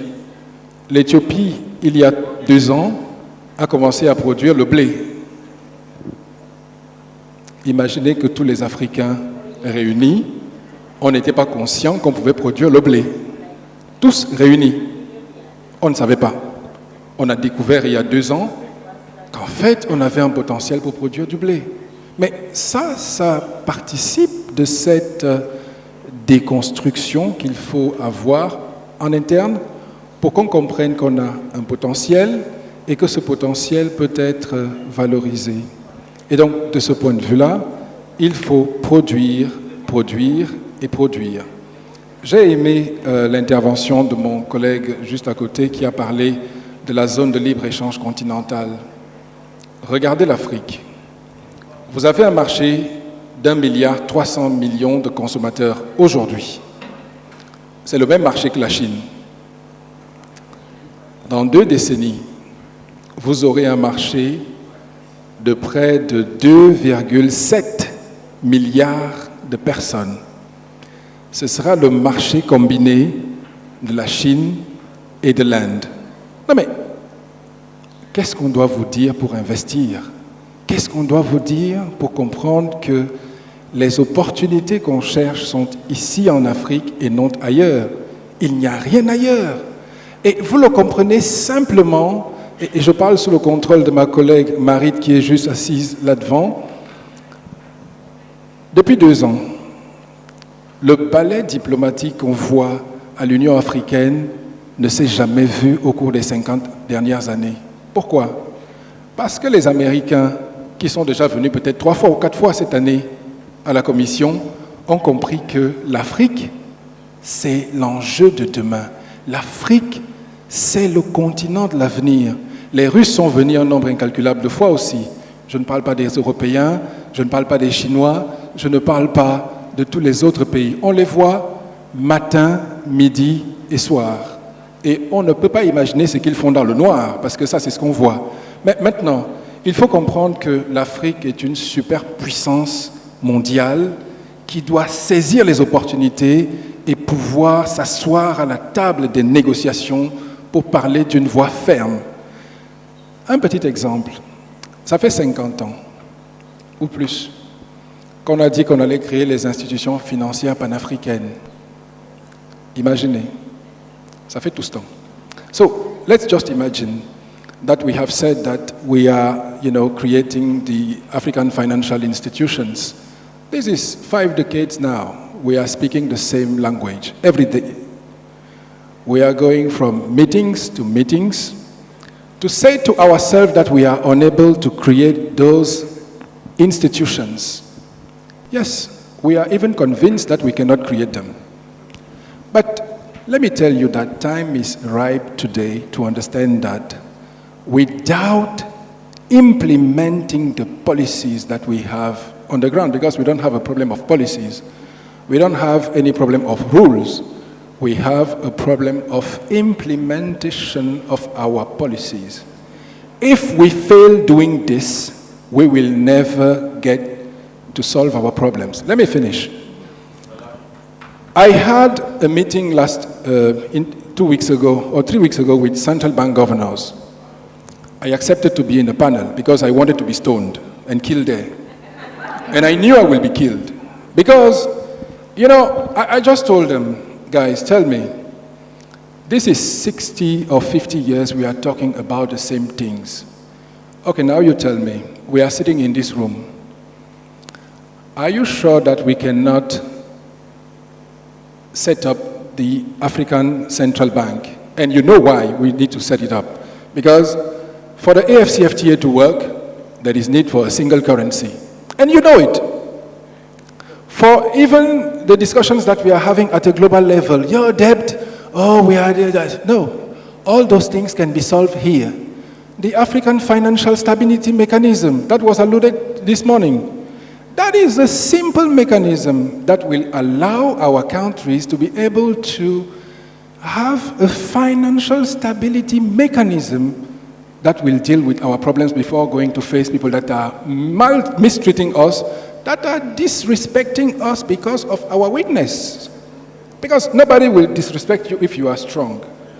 Never somebody will disrespect you if you stand strong on a position. So, these are our issues. Implementation. So, let me not be stoned here. Let me stop here now, and maybe we will continue the discussion. Thank you. Non, pas du tout. Merci. Non, pas du tout. C'est passionnant et c'est vrai que malheureusement nous sommes contraints par le temps. Mais pour rebondir sur ce que vous venez de dire, Dr Olomo, un lion à terre ne se fait pas respecter. Donc c'est tout à fait ça. Alors justement, en parlant de mise en action de ce que l'on sait qu'il faut faire, je vais me tourner à présent vers Madame Habiba Ben Barka, qui nous rejoint donc virtuellement. Elle est, je le rappelle, la chef de la section Afrique de la CNUSED. C'est la conférence des Nations Unies sur le commerce et le développement. Madame Ben Barka, est-ce que vous êtes là avec nous? Oui, bonjour, vous m'entendez? On vous entend très bien, j'espère que nous pourrons vous voir également. Pour ne pas perdre trop de temps, je vais entrer dans le vif du sujet en vous demandant de nous expliquer ce que fait la CNUSED justement pour mettre en place une nouvelle architecture de la dette qu'il nous faut et surtout une architecture qui ne porte pas préjudice au continent. Okay, thank you very much. Let me switch to English, if you will allow it, please.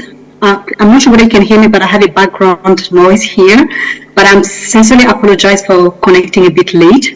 As far as UNCTAD, the United Nations Conference on Trade and Development does, it's looked at if there's any new kind of roadmap we can have to better facilitate the multilateral action to address the global debt burden, not only for at the level, but also for developing countries, including African countries, and also how African countries can better mobilize liquidity basically to finance sustainable development.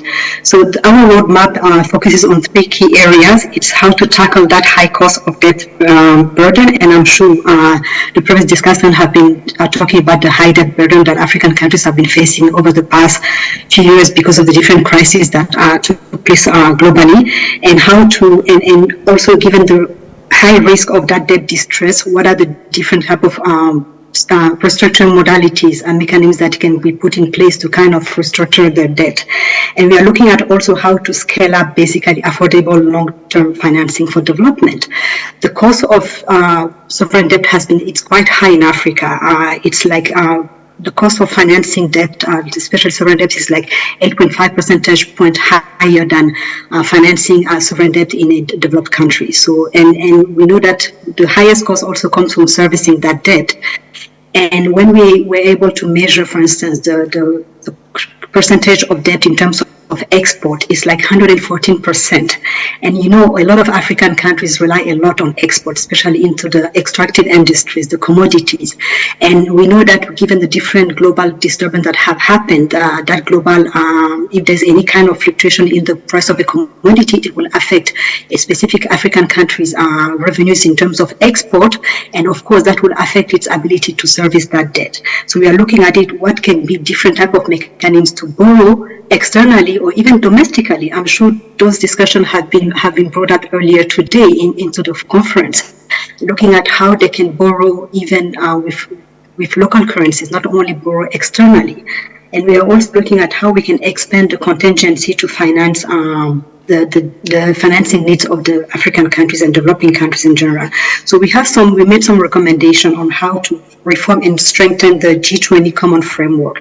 As a lot of you might know, that framework was created to address the debt insolvency issues for developing countries, for the Paris Club and the new creditors.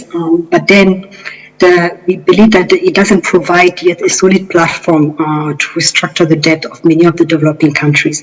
So some of the recommendations that we are making to our member states and also our partners is to see how we can expand the framework to also include the private sector creditors. So far, they only include mostly bilateral creditors, but we have noticed that recently in African countries, the private creditors have increased in terms of their share of sovereign debt. They are now about 44% of the debt that have been incurred by African governments are provided by private creditors, but they are not such structure or framework that is addressing the needs of those private creditors. So they provide credit without taking into account some of the servicing capacities of those countries, or without making sure that some of the debt that African countries or borrow, the financing that they borrow really go into financing sustainable development. So we are also making some recommendation on how to review the IMF World Bank their sustainability analysis to make sure that it incorporates the social aspect, but also looking at how it can better address the SDG, the Sustainable Development Financing requirements of African countries. And we are also looking at how, for instance, we can provide better liquidity for countries in terms of crisis. Those issues have been addressed probably within the forum.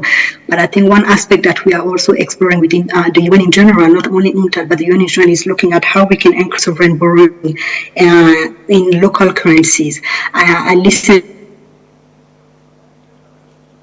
made reference to setting up a Pan-African credit rating agency, and this is critical because countries, whether looking at sovereign debt or even corporate, how they can use some of those credit ratings to borrow locally with domestic local currency, and not only borrow in hard currency, which has a lot of challenges when it comes to servicing that debt when that specific country or that specific borrower has an issue with its exchange that has been fluctuated against the hard currency on which the debt was borrowed.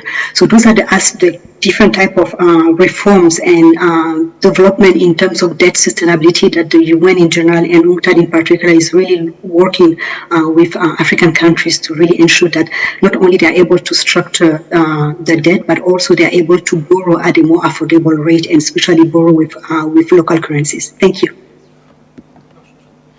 Merci beaucoup Madame Benbarka. Merci d'avoir fait l'effort d'être avec nous. Voilà, nous pouvons enfin vous voir. Alors, nous allons à présent passer à la séquence questions et réponses. Et avant de passer à vous, à la salle, donc j'espère que vous avez préparé quelques petits commentaires. J'aimerais me prêter un petit jeu. Donc, il y a 4 R, je les répète: réimaginer ou réinventer, repenser, réorganiser et remobiliser. Et je vais m'adresser à chacun de vous avec un R, pour savoir très brièvement ce que ce mot-là vous inspire, et ce sera le terrain pour notre question et réponse. Alors, je vais commencer avec vous, Monsieur Stevens, avec réimaginer, réinventer. Très rapidement, qu'est-ce que ça vous inspire? Thank you so much. With reimagining and rethinking, when I put it in terms of the extractive sector, I think Africa is in a position right now to change the narrative of being a net exporter of raw minerals or crude oil products to being a net exporter of refined crude oil or oil and gas products or mineral products. As previously mentioned, the amount of capital available, from moving from just exporting raw to doing beneficiation is, astronomical. And those are the kind of figures that limits the chances of Africa finding itself in the position that it is, where it's, struggling to handle its current debt. Thank you. Merci beaucoup. Madame Moussonda, je vous donne repenser. Qu'est-ce que cela vous inspire, très rapidement? Yes, again, I will speak from the parliamentary perspective, and I'll say that the parliamentarians currently have the onerous responsibility of rethinking how they support their economies, especially in the new financial architecture that we hope is going to be created in this whole process. How will they support their economies to be effective players, and how will they ensure that the space is safeguarded for Africa to really come into her own? So the legislation, what kind of harmonization is required, what kind of policy at continental level, how do the individual countries then fit into that continental level harmonization? Thank you. Merci, merci beaucoup. Madame Simeoni, réorganiser. Qu'est-ce que cela vous inspire? It's a tough one. I know. I'll pick a little bit on the Africa Continental Free Trade Agreement. So, wondering how to reorganize, on whose grounds liberation is framed, in whose words, in whose context. The AfCFTA is lauded as, we've started. Batteries were traded with Ghana from Kenya. They left Kenya. It took them 3 months to get to Ghana. And the route was via Mombasa, Singapore, Ghana. So how much of an African continental free trade area is that? Recentering a conversation on ourselves, on our needs, on our realities. If there's no direct transport route between Kenya and Ghana, what does that really mean? And whose continental free trade does it really belong to? Who has funded the AfCFTA? There's a women and youth protocol that nobody has access to. There's a meeting happening in Dar es Salaam, I think this month in September. No invitations. We don't know who's taking part in it. For who is this free trade agreement beyond, and I guess this is an almost safe space, big business? Who is it really for? Can we be brave enough to imagine what economies look like that centers other things outside of economic growth, but maybe centering our people like we did in that post-independence period? Patrick spoke about food. Africa was 93% food sovereign in the 70s. I'm ashamed to say what we are now. So, yeah. Thank you. Merci beaucoup. Et enfin, Dr Olomo, vous avez remobilisé. Merci. Je pense que c'est le mot essentiel ici, parce que quand on parle de remobiliser, c'est remobiliser les troupes pour le développement de l'Afrique. Il faut qu'on se remobilise pour que l'élan qu'on a vu dans les années 60 pour développer le continent, déjà pour sortir de l'ère coloniale et entrer dans les indépendances, pour le développement maintenant, il faut qu'on se remobilise aujourd'hui, qu'on soit plus fort, mais surtout qu'on ait confiance en nous-mêmes. Comme je vous l'ai dit tout à l'heure, lorsque j'ai parlé aux banquiers centraux à Livingston, ils ont été pas contents du tout au début. Mais à la fin, imaginez, ils ont adopté les statuts d'une institution panafricaine qui dormait depuis plus de 30 ans, qui est le African Monetary Institute, ça s'appelle l'Institut monétaire africain, qui est le précurseur de la Banque centrale africaine. Et nous avons pris l'engagement, comme on s'est déjà mobilisé, de faire de sorte que cette institution soit créée en 2024, pour que la Banque centrale, que nous l'ayons d'ici 2030. Et ça, on peut le faire. On peut se remobiliser et la société civile qui est ici, on invite toujours ces acteurs-là à faire davantage de bruit, à se remobiliser davantage pour que le message que nous devons passer à nos autorités soit un message de fermeté, un message clair pour avancer le développement de l'Afrique. Il est temps de se réveiller parce que personne ne viendra ici pour nous mobiliser ou pour nous remobiliser pour nos développements. C'est à nous de le faire. C'est notre responsabilité historique et je veux que vous le compreniez bien, vous tous qui êtes dans la salle, vous tous autant que vous êtes autant complices de ce qu'on a aujourd'hui. Parce que nous utilisons mal nos ressources. Ce n'est pas nos dirigeants seulement, c'est nous tous ici. Donc, c'est à nous de prendre la décision de bien utiliser nos ressources. Vous avez parlé de quelque chose de fondamental tout à l'heure, l'argent que nous perdons en termes de flux financiers illicites. Imaginez, en 2015, on disait qu'on perdait 50 milliards de dollars par an.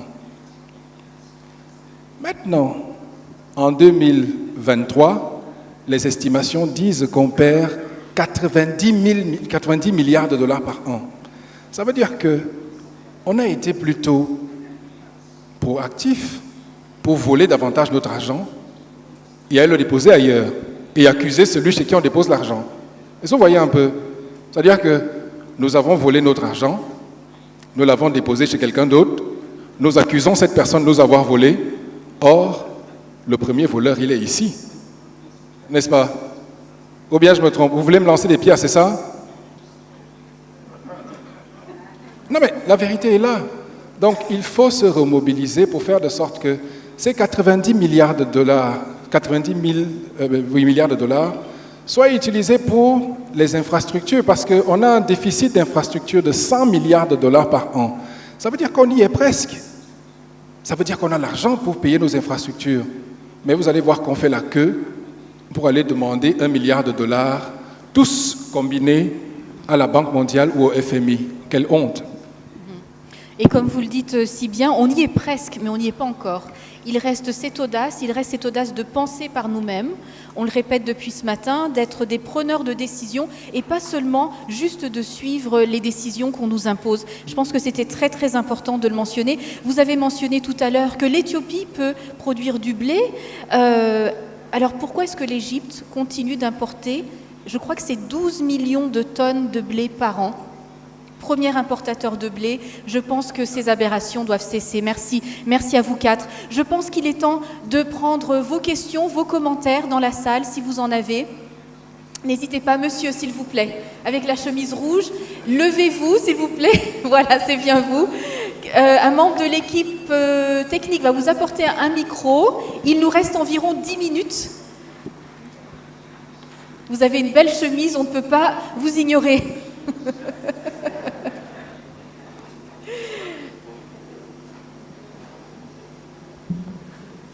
Ok, bonjour à tous. Moi, je m'appelle Béan Jarret. Je suis le président d'un think tank de recherche basé au Tchad, s'appelle CROZET. Je voudrais d'abord féliciter tous les panélistes pour les brillantes expériences et idées partagées avec nous. Alors, je voudrais faire un petit commentaire par rapport à toutes les interventions. Oui, effectivement,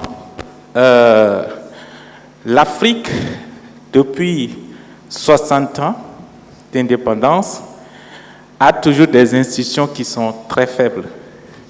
Les institutions sont toujours fragiles. Nos États aussi sont fragiles face à l'idéologie internationale. Nous faisons face à la géostratégie et à la géopolitique mondiale, où c'est les puissances qui dictent les lois par rapport à nos propres ressources intérieures. Mais nos institutions sont toujours fragiles face à ces puissances. Ce commentaire m'amène à me questionner par rapport à ces 3 R que nous venons de voir. Ces 3 R s'adressent principalement d'abord à l'Union africaine. à l'Union africaine qui devient aujourd'hui, si nous lisons les réseaux sociaux, les commentaires de la jeunesse a perdu complètement la confiance envers l'Union africaine. Parce que la jeunesse accuse maintenant l'Union africaine d'être maintenant le bras pensant des puissances. Parce que face à cette montée en puissance de la géostratégie et géopolitique, l'Union africaine est toujours à la traîne, nos États sont à la traîne, du moment où les puissances et les États s'organisent en regroupement pour être toujours de plus en plus forts, mais l'Union africaine se laisse dicter par les puissances. Et c'est ce qui fait que nos décisions ne peuvent aller nulle part. Face à cette situation, je voudrais poser une question, principalement au chef de division de l'Union africaine. Merci. Voilà. Je vais vous laisser peut-être, monsieur Dr Olomo. Oui, je vous réponds très vite. Merci déjà pour votre très importante contribution. Mais je vais vous dire, vous êtes marié, n'est-ce pas, monsieur?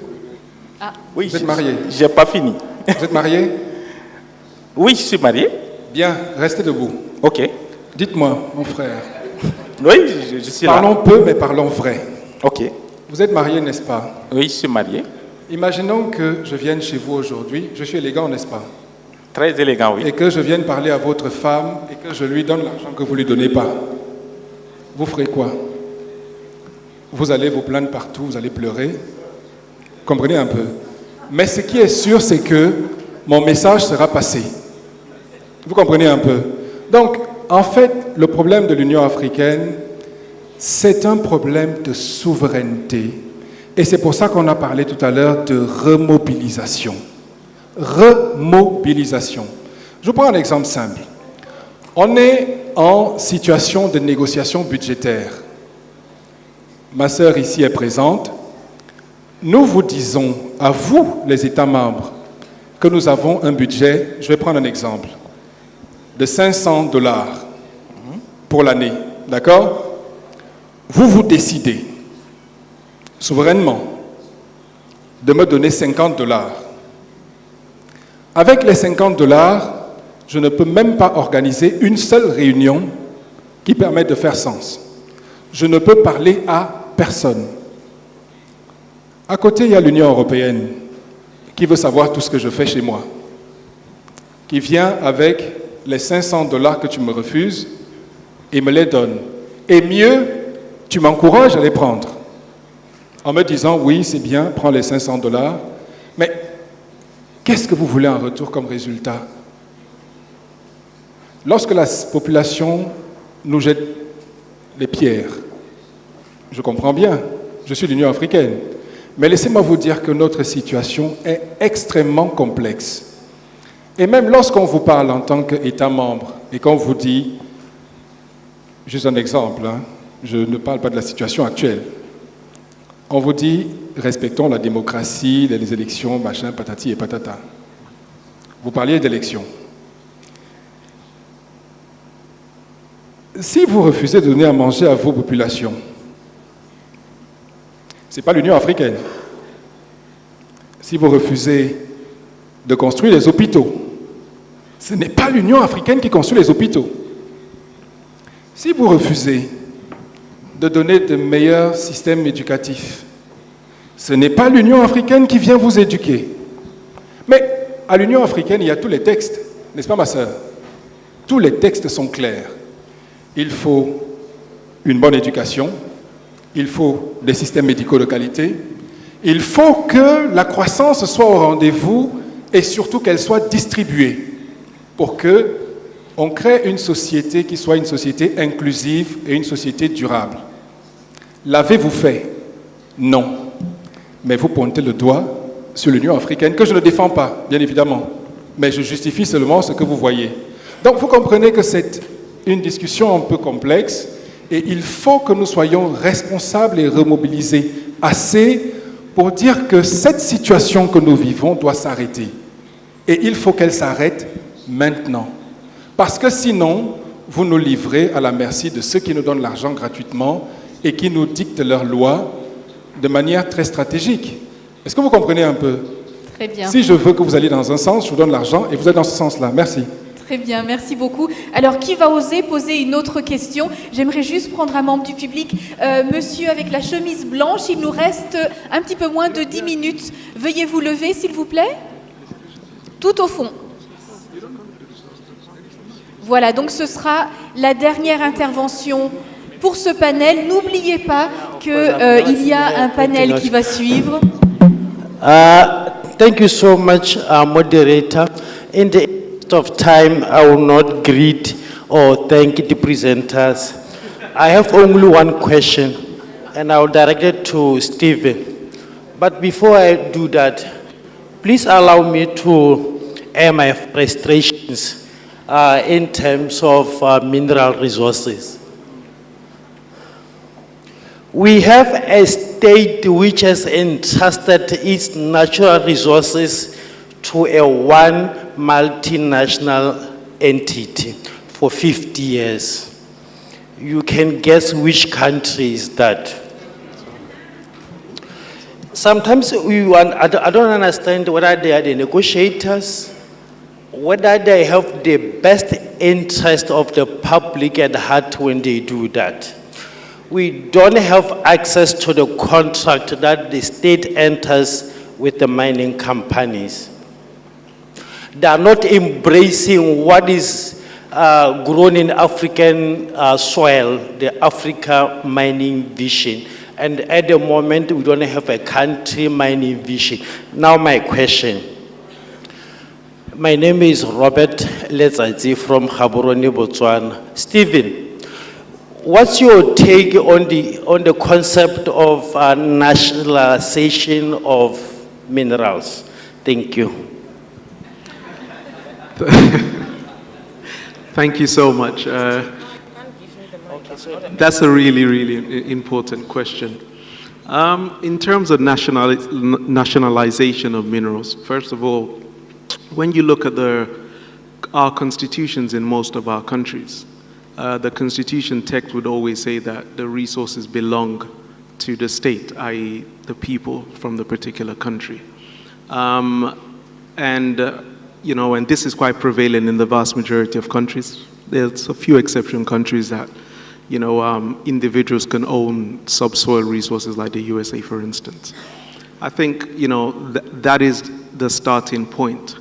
Governments are only trustees of these resources, and because of their finite nature, what governments are supposed to be doing is signing agreements that ensures that these resources benefit current generations and future generations. And when you look at the countries that are, to an extent, seen as models for resource management, that is the principle that they all adhere to. So, profits, rents are held by sovereign wealth funds, and those sovereign wealth funds invest those resources, and the dividends are for current generation and future generations. Say, for instance, when you look at Norway, its sovereign wealth fund is several $1 trillion. It has a population of about, I think, 7 or 8 million people. But on that 7 billion that's currently held by the country, not even all the profits are utilized on an annual basis. Is a fraction of that is utilized on an annual basis. The remainder of that is held because obviously a lot of these resources are subject to boom and burst cycles, to ensure that when prices do go down, there's funds to ensure that whatever development objectives the government has, it can continue with. So I think, in terms of nationalization, I think the resources do belong to the people of each country. In terms of nationalization, by having, a state-owned enterprise, being, whether it's the concessionaire, we do have to take into consideration, because of the capital-intensive nature of extracting some of these resources. And it's not that the capital isn't available in Africa, as I explained earlier. Some of our, the capital available to the sovereign wealth funds in Africa is over 300 billion, so that money can be utilized. But because, of the extensive capital that's required, state-owned enterprises going into partnership with multinationals is not necessarily a bad thing, because you diversify your risk. And has been highlighted by some of the speakers, debt is not necessarily a bad thing. It's unsustainable debt, that's a bad thing. So once you're able to negotiate contracts, that ensure that, you're able to recoup, profits and rents, I'm not against the idea of our government, our state-owned enterprises working with multinationals. Thank you. Merci. Thank you very much, Mr. Stephen. Mais voilà, nous arrivons à la fin donc du temps qui nous est imparti. Je vois plusieurs mains de levées, mais ne vous inquiétez pas, vous aurez l'occasion de participer donc au prochain panel. J'aimerais bien entendu vous remercier ici dans l'audience de vous être prêté au jeu, et avant toute chose également remercier mes panélistes, Madame Claire Moussonda, Madame Simeoni, Monsieur Stevens et Dr Olomo, mon co-modérateur aujourd'hui. Donc merci à vous, et j'appelle tout de suite sur l'estrade, je lègue le micro à Etsihiwot Negash Kebret qui va modérer le prochain panel.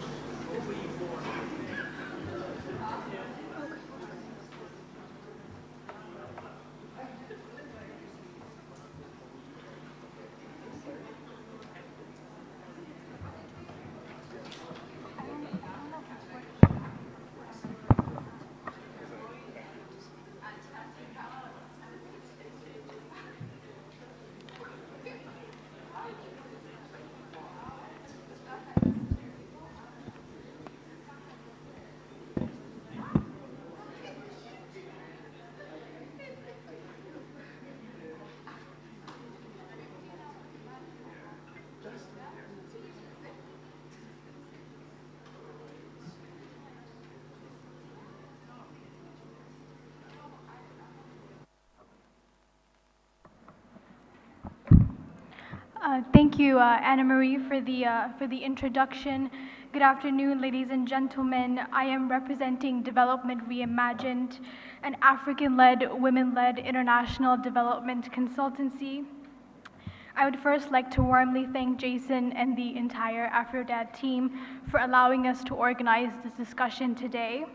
I'm very honored to be moderating this session on the topic of driving economic transformation through increased African borrower coordination. We have an incredible lineup of panelists, which I will introduce very shortly. But before we get into that, I would like to bring to the stage Professor Aziz Salmon, who is a political scientist at the Guerrilla Group of Research and Initiative for the Liberation of Africa, to give the keynote remarks. Sir, the floor is yours.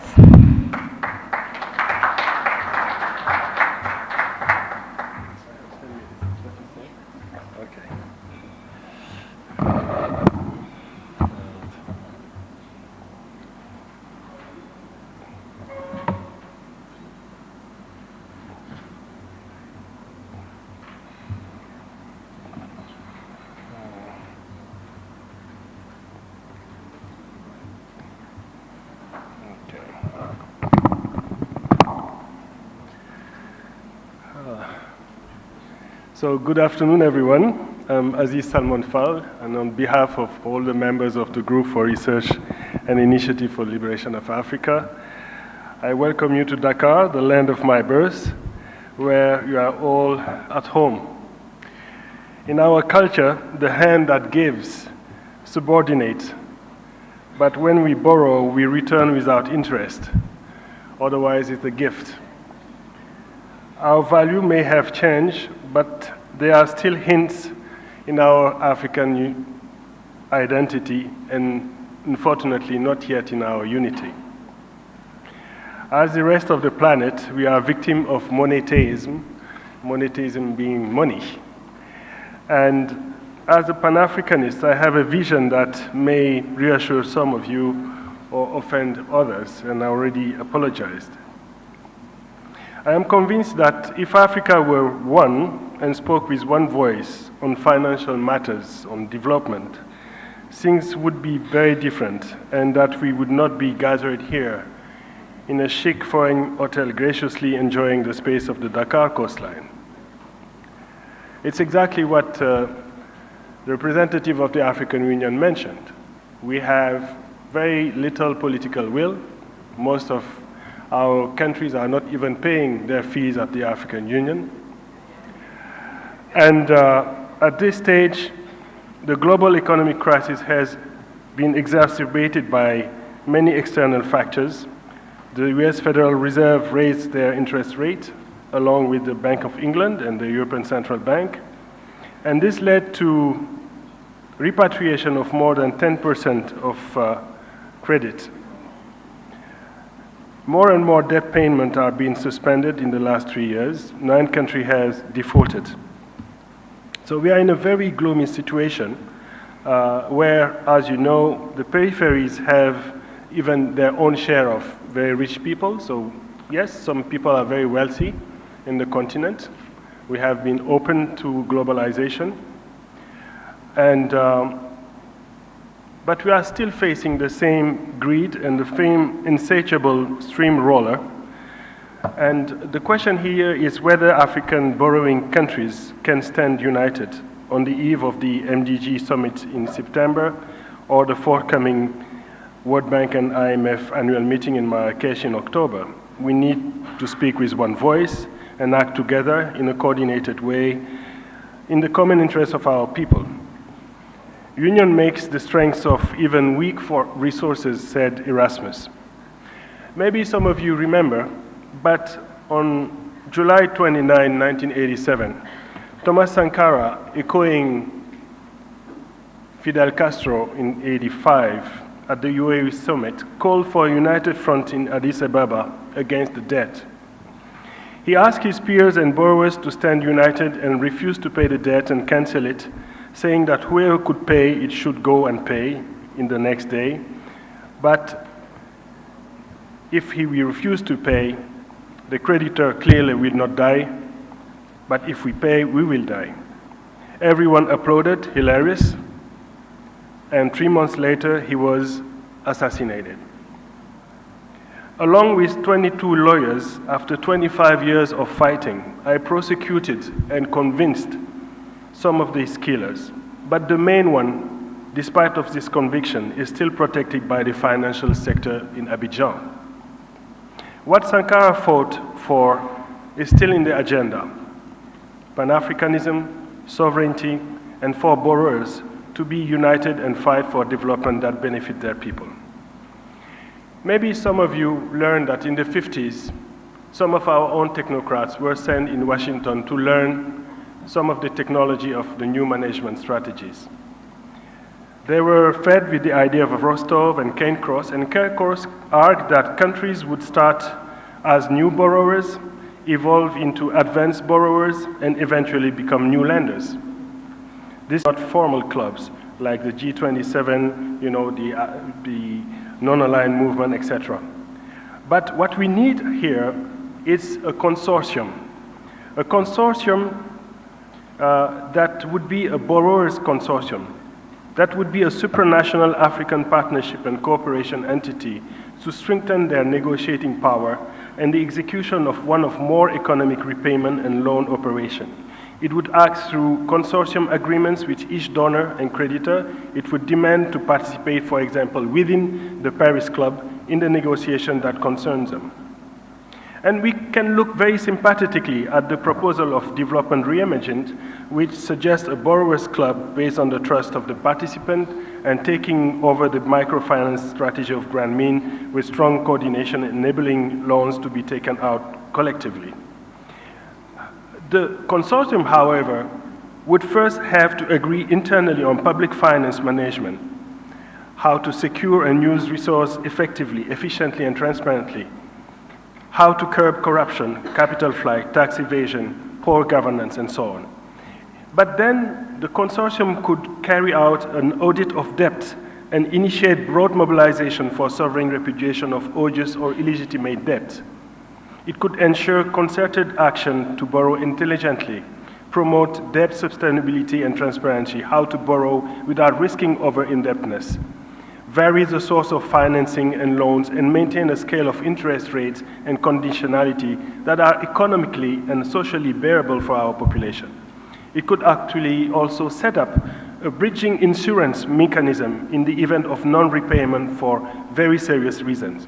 We can even invoke the suspension or cancellation of repayment on the ground of necessity, for example, when international legal provisions such as fundamental change in circumstances that is not the fault of the debtor.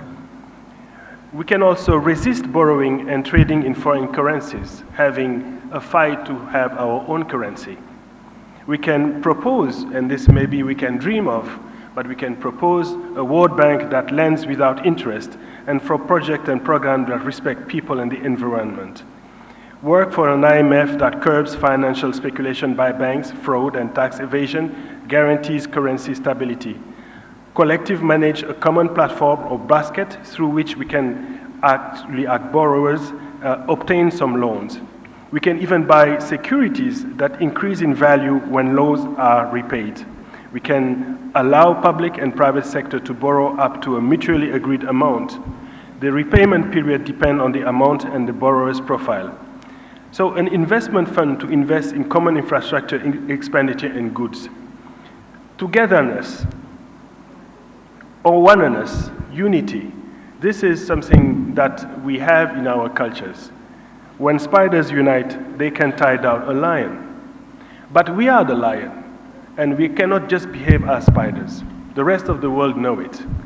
Voilà pourquoi, pour nous, il est très, très important, pour ceux et celles qui sont réunis ici, qui se battent depuis déjà des décennies sur cette question de la dette, dans ce pays où on a commencé les ajustements structurels, de comprendre qu'en réalité, la mondialisation en cours veut l'Afrique sans les Africains, l'Afrique des ressources.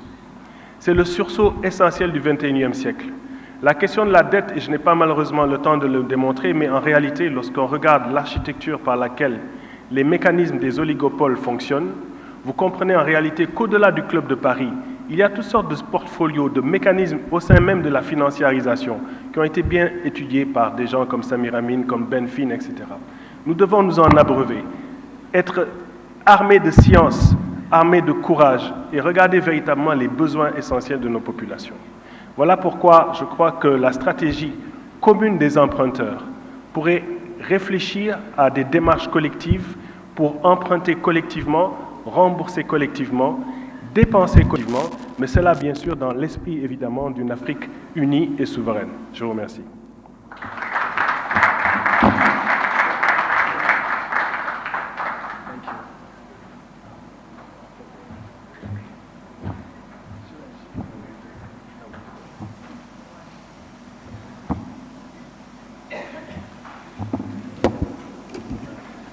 Thank you, Professor, for your very insightful and informative remarks. I think in many ways you've set the tone for the discussion quite well. Ladies and gentlemen, as Africans, we are stuck in a creditor-centric international financial system. African countries are kept in the status quo that continues to prioritize and amplify the interests and needs of creditors over borrowers. We see this happening around us in different forums, such as the G20 Common Framework for Debt Treatment, with little to no change happening. At Development Reimagined, as most of you know, we have been pushing the concept of a borrower's club, a club where countries can come together share knowledge and information on their lending terms with different creditors, and essentially enhance borrower agency and ultimately secure fresh financing for borrower countries. It is my hope that in this discussion, our panelists will help us to better understand where we stand today as a continent. How are we coordinating? Has that brought about any change? Why is such coordination so essential? And what innovative solutions should we be pushing for, essentially? So without further ado, to proceed to the next part of our session, I would like to invite to the stage, in this order, Ms. Martha Cortain, who is the advisor on NGOs and civil society to the President of Malawi.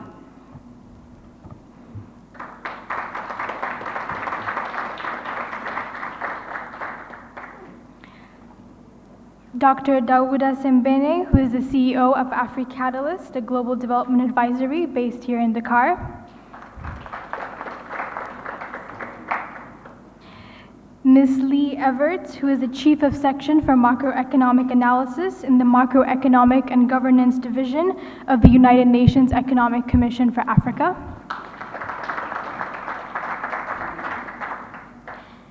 Ms. Mavis Owusu-Gyamfi, who is the Executive Vice President at the African Center for Economic Transformation. ACET is an African think tank focused on supporting countries to develop and implement sustainable growth strategies.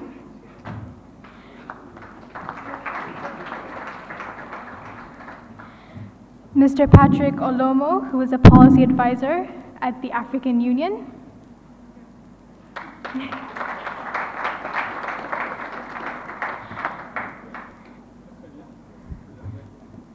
And last but not least, Mr. Jason Berganza, whom you all know by now is the Executive Director at AfCODD.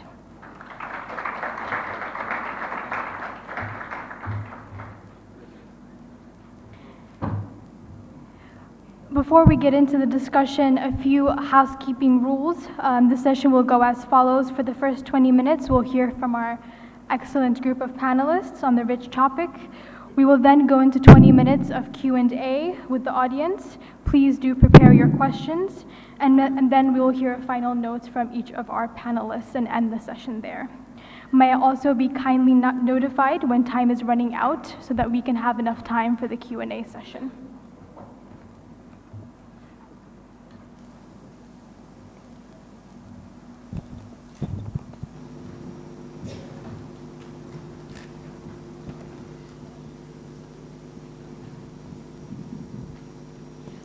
Thank you all for joining us today.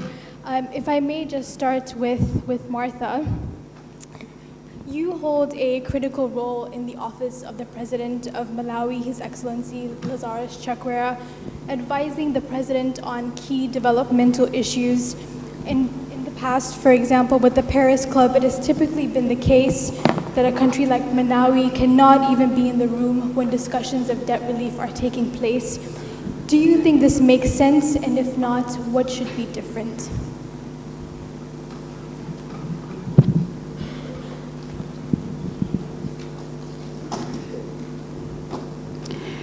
Yes, I want to believe that it doesn't really make sense.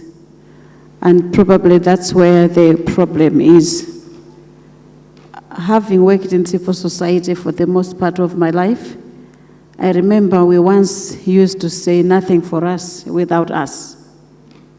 That's a common slogan in the civil society. And so the same applies to the current discussion. Rules of natural justice demands that both sides of the party must be together. So in this context, it is not fair really that discussions about debt cancellation or restructuring take place behind closed doors, leaving out the vulnerable countries. I mean, in this case, the countries that are highly indebted, poor countries.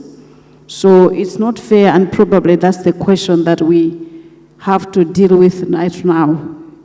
There's a proverb, you cannot shave somebody's hair in his absence. So that's exactly what must happen in the debt discussions. Thank you.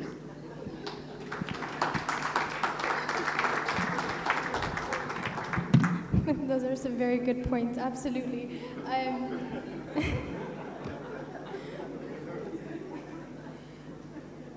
Lee, if I may come to you, the UNECA is a critical institution in promoting economic and financial priorities of African countries.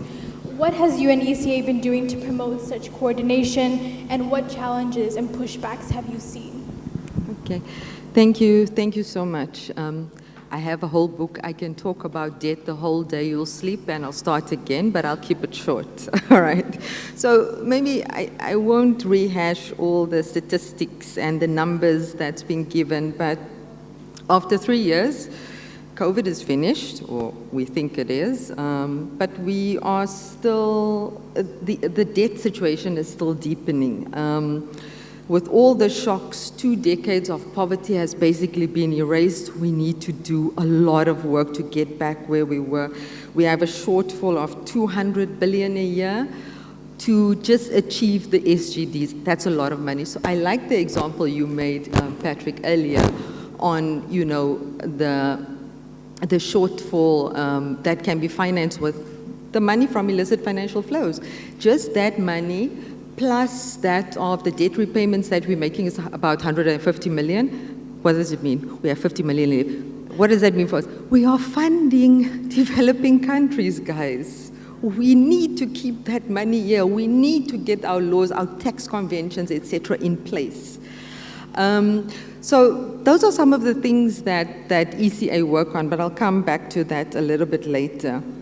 So as you know, there was a lot of work done during the COVID time and post that on helping developing countries. So there was the DSSI, which, I mean, it stopped in the midst of another drama, which is problematic. It was the share of SDRs allocated, which was skew. And it's the common framework, which is another story. So, I mean, the common framework was like this big thing that was going to help countries, and it just fell short, basically. It's like a big red herring for us. So yeah, the countries are struggling now on their own again on a case-by-case basis to deal with their debt. And we can't continue like this. We need these clubs, even if it's 50 of them, and there's a lot of them in Africa already, but we need to support each other and reinforce that type of thing. So in my language, we would call it at this point, dis 'n gemors en 'n skande. It's a shame and it's a disaster, and we need to fix this.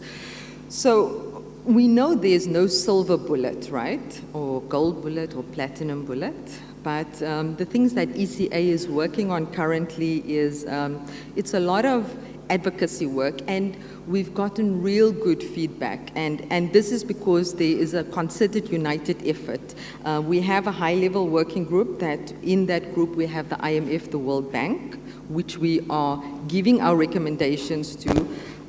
In that group is all the African ministers, or most of them, the African Development Bank, the AU, and the African Import and Export Bank. And that is some of your big stakeholders that you want around the table to talk about these things. So we are advocating for providing, obviously, debt relief, properly operationalizing the G20 common framework, extending the DSSI, injecting new SDRs, and revising that quota system that's really not working for us, and trying to go back to the original way of how we see SDRs and allocating them in a 5-yearly manner. And, you know, there's many others.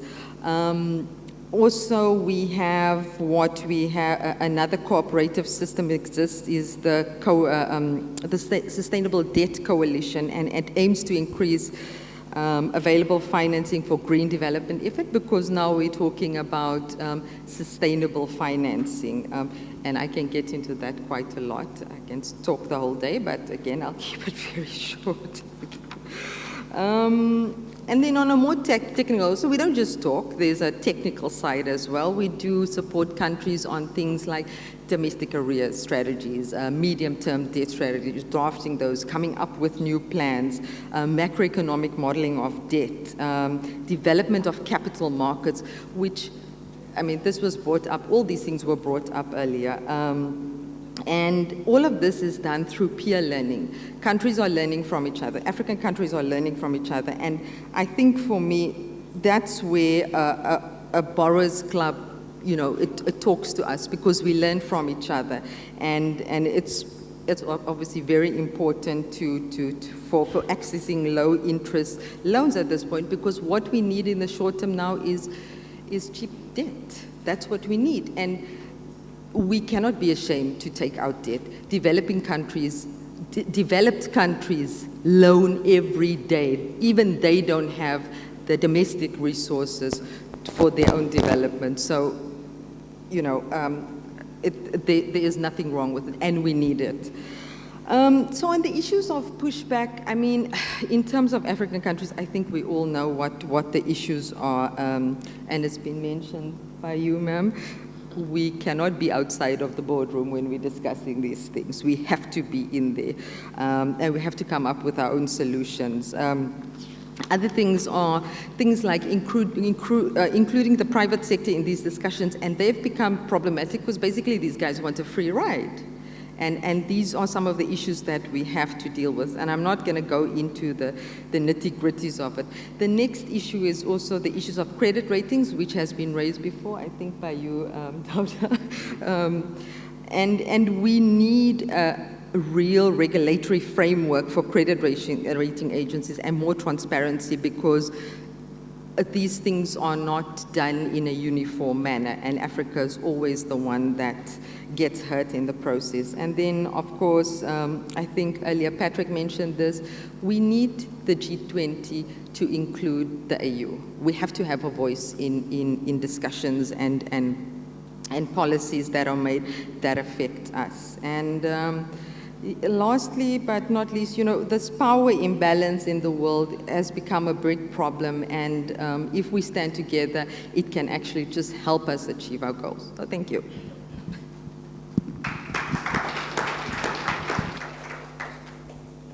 Thank you, Lee. Absolutely. I think especially your point on credit rating agencies is often overlooked.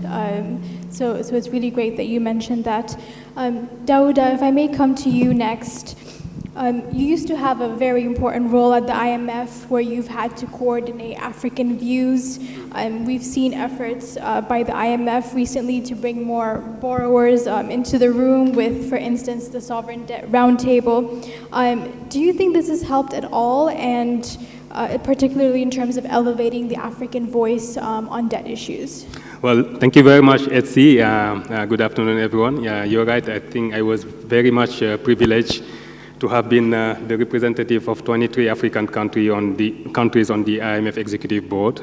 I think it was actually a very central position where we could see how those countries deal with debt challenges. And you're right, I think the IMF, which I know very well, has been playing a critical role in the launch of the Global Sovereign Debt Roundtable.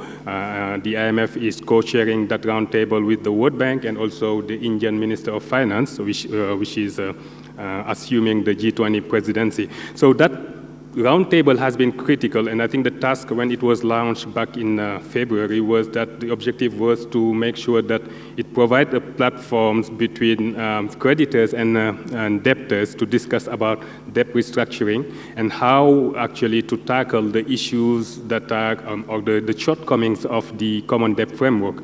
As you know, there was 4 African countries that apply for treatment under the common debt framework, including Zambia, Chad, Ethiopia, and Ghana. So at that roundtable, the 3 countries were invited. It was Ghana and Zambia and Ethiopia to be the representative of debtors countries. And of course, facing them were some bilateral creditors, including China, France, which was representing Paris Club and others. So all of that just to say that the key purpose of the Global Sovereign Debt Roundtable was to help find solutions to the common debt, the implementation of the common debt framework. It's critical, it's important, it's very helpful. But I think to respond to your questions, I'm not so sure it really helped bring on board all borrowing countries.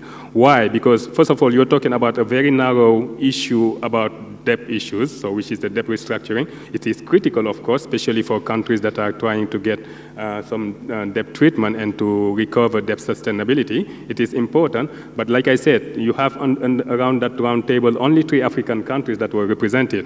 Are they able to sort of convey the voice of Africa? I don't think so. I think if you really want to make sure that Africa has a voice or its voice is appropriately conveyed, you have to find a way to have either the African Union or have at least a Pan-African or regional body that would be actually able to speak on behalf of the whole continent. And I think that's where I am agreeing with Lee. I think it is critical that the G20 grants a seat to Africa so we can have a representative that can speak for Africa on global economic issues, particularly debt issues. So we were quite reassured last week when Indian Prime Minister Prime Modi suggested that he would be proposing that Africa get its seat at the upcoming G20 summit, which will take place in India this month. So I think that would be a critical opportunity for Africa to really be able to really make its voice heard when it comes to global debt issues. But I think actually that's not a panacea, being a member of the G20. I think some of you may have seen some piece that myself and former Prime Minister Ibrahim Mayaki actually wrote about how important it was for Africa to get ready for G20 membership by putting in place a strategy for really leveraging the seat. Because I think having it all and not making a good use of it would not be helpful for Africa. Having it and not being prepared to convey the right message would not help us actually make our voice heard on global debt issues. So I think it's critical to use those type of opportunities for Africa to really convey the messages that it does. So that's my long answer to your question. It is important that roundtable is critical. Actually, we have seen that it has already been having some impact because it actually it mandated the IMF and the World Bank to come up with some very clear processes on how they would be sharing information in the process, let's say, of putting in place debt sustainability analysis, in the process also of facilitating debt restructuring discussion. So it is helpful, but I think actually apart from those 3 African countries that work there, maybe there was scope for making sure that other African countries actually were represented. One last thing before I conclude is, when we talk about debt restructuring, it is important. We are talking about countries that are already really falling under the burden of debt and which needs critical and urgent support to be able to get back to their feet.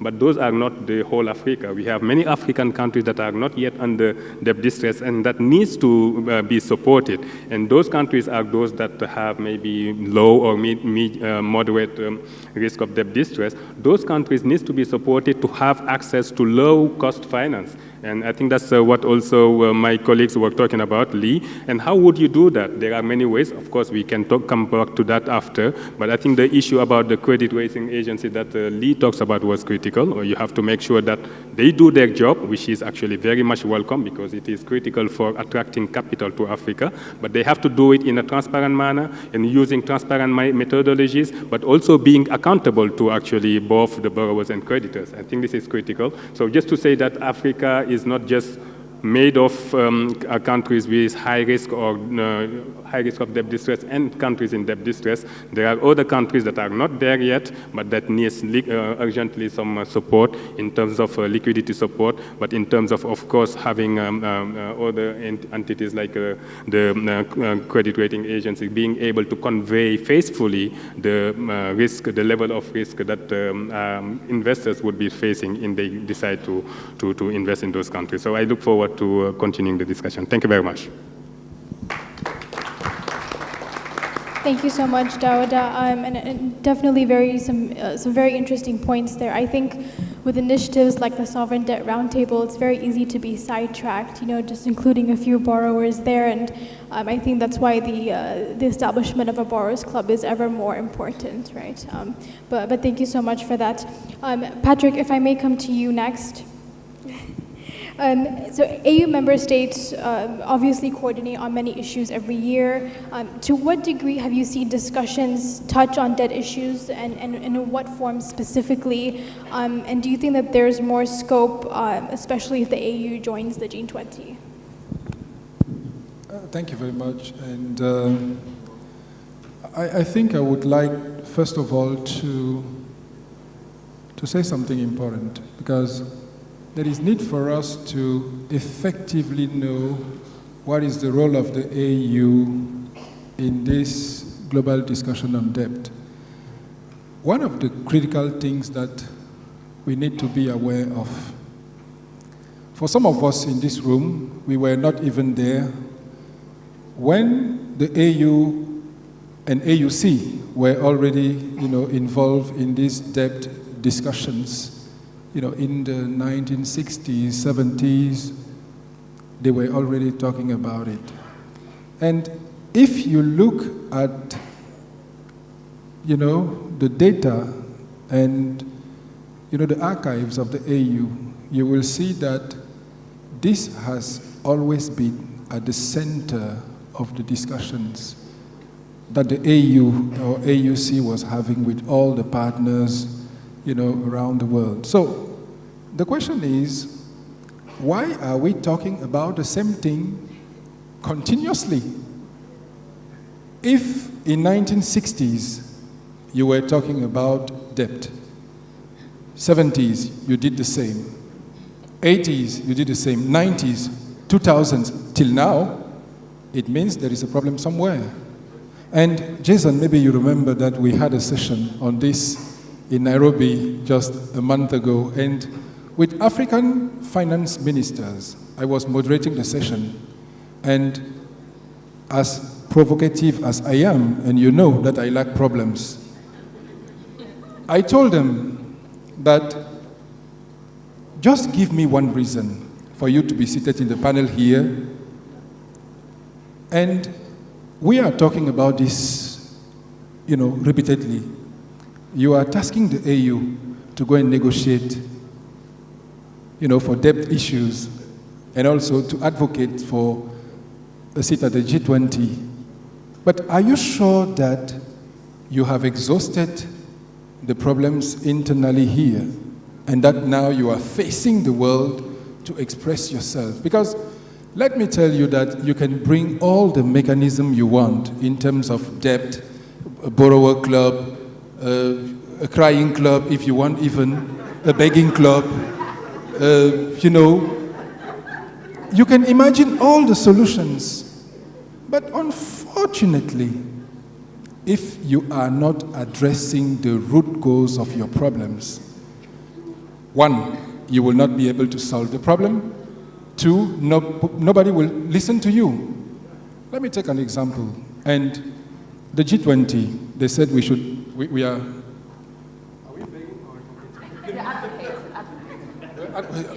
we're not begging, we are advocating for a seat. But let me tell you something. We need to be invited to the table. And I told you, the potential that we have is an undeniable potential. Undeniable. The statistics that we have today, as I said earlier, you have 18% of the population today, which is supposed to be 25% or something of the global population. Now, if we look in terms of trillions of dollars, what the GDP of the AU will be, we started from a GDP of 1 trillion, in the 2000s. Now we are 4.3 trillions US dollars. And it is projected to be not less than 15 to 25 trillions US dollars in just 2 decades. This is if we are able to address our structural issues. So the key question is, what shall we do to make sure that when we sit at the table, that we are respectable, speakers? One is to make sure that you are able to feed your people, as I said, and that you are able to achieve the total economic transformation of the continent. Because if you read the archives of the AU, they were not talking about economic transformation. They were saying total economic transformation of the continent. And I speak here because my sister from AfCODD, which is Africa Center for Economic Transformation, will speak. If we fail transforming, there is nothing that we will be able to do. But let me tell you a story about Africans. We like perfection. True. I spoke about the African financial institutions. It applies to all our institutions that are in the Abuja Treaty. What we want is to have perfect, institutions when we create them. But nothing is perfect at the beginning. There is nothing that has never been perfect at the beginning. It should be weak, and then we work on weaknesses to make sure that we are able to achieve, excellence that we are looking for. Why do I say this? I say this because when you listen to the discussions of Africans, you want to set up a debt monitoring mechanism. When you propose, the documents to member states who are our owners, they will tell you, no, you have to make sure that this speaks to this, that this is perfect, But at the end of the day, they will tell you, no, you are not ready, don't do it. We have to make sure that our imperfections, are the foundations of the future excellence and perfection. If we fail doing that, there is nothing we will do. Look at this TV here. Do you see this TV screen? Imagine in the 1980s when we were young boys, you were not there. There were big TVs like this with long heads like mine, like this. Imagine Japanese, if they have said, let's wait for the time when we will be able to do smart TVs to start manufacturing TVs. They wouldn't have been here, with these beautiful screens and TVs, because as you see, that is innovation, and it is a process. Development also is a process. You start from imperfections, and then you end up to excellence and perfection. This is what we need to do. So when we go to the G20, I was just joking when I said, are we begging? No, we are not. When we go there, our message is that we do not want to come and beg for food. That when we are on the table, we will say, can you allow wheat to come to Africa? Because our people will die from hunger. But we will go there to say, starting from 2025, Africa will be a totally financial, stable, and dynamic continent, because we will set up the African Monetary Institute, we will set up the central bank 3 years after, we will set up the African Monetary Fund, we will set up the African Investment Bank. I heard about investment in the room, because as of today, our level of investment is 20% of GDP, but if we want to totally transform, it should be at least 40% of the GDP. Where are you getting the money? Nobody will borrow it to you.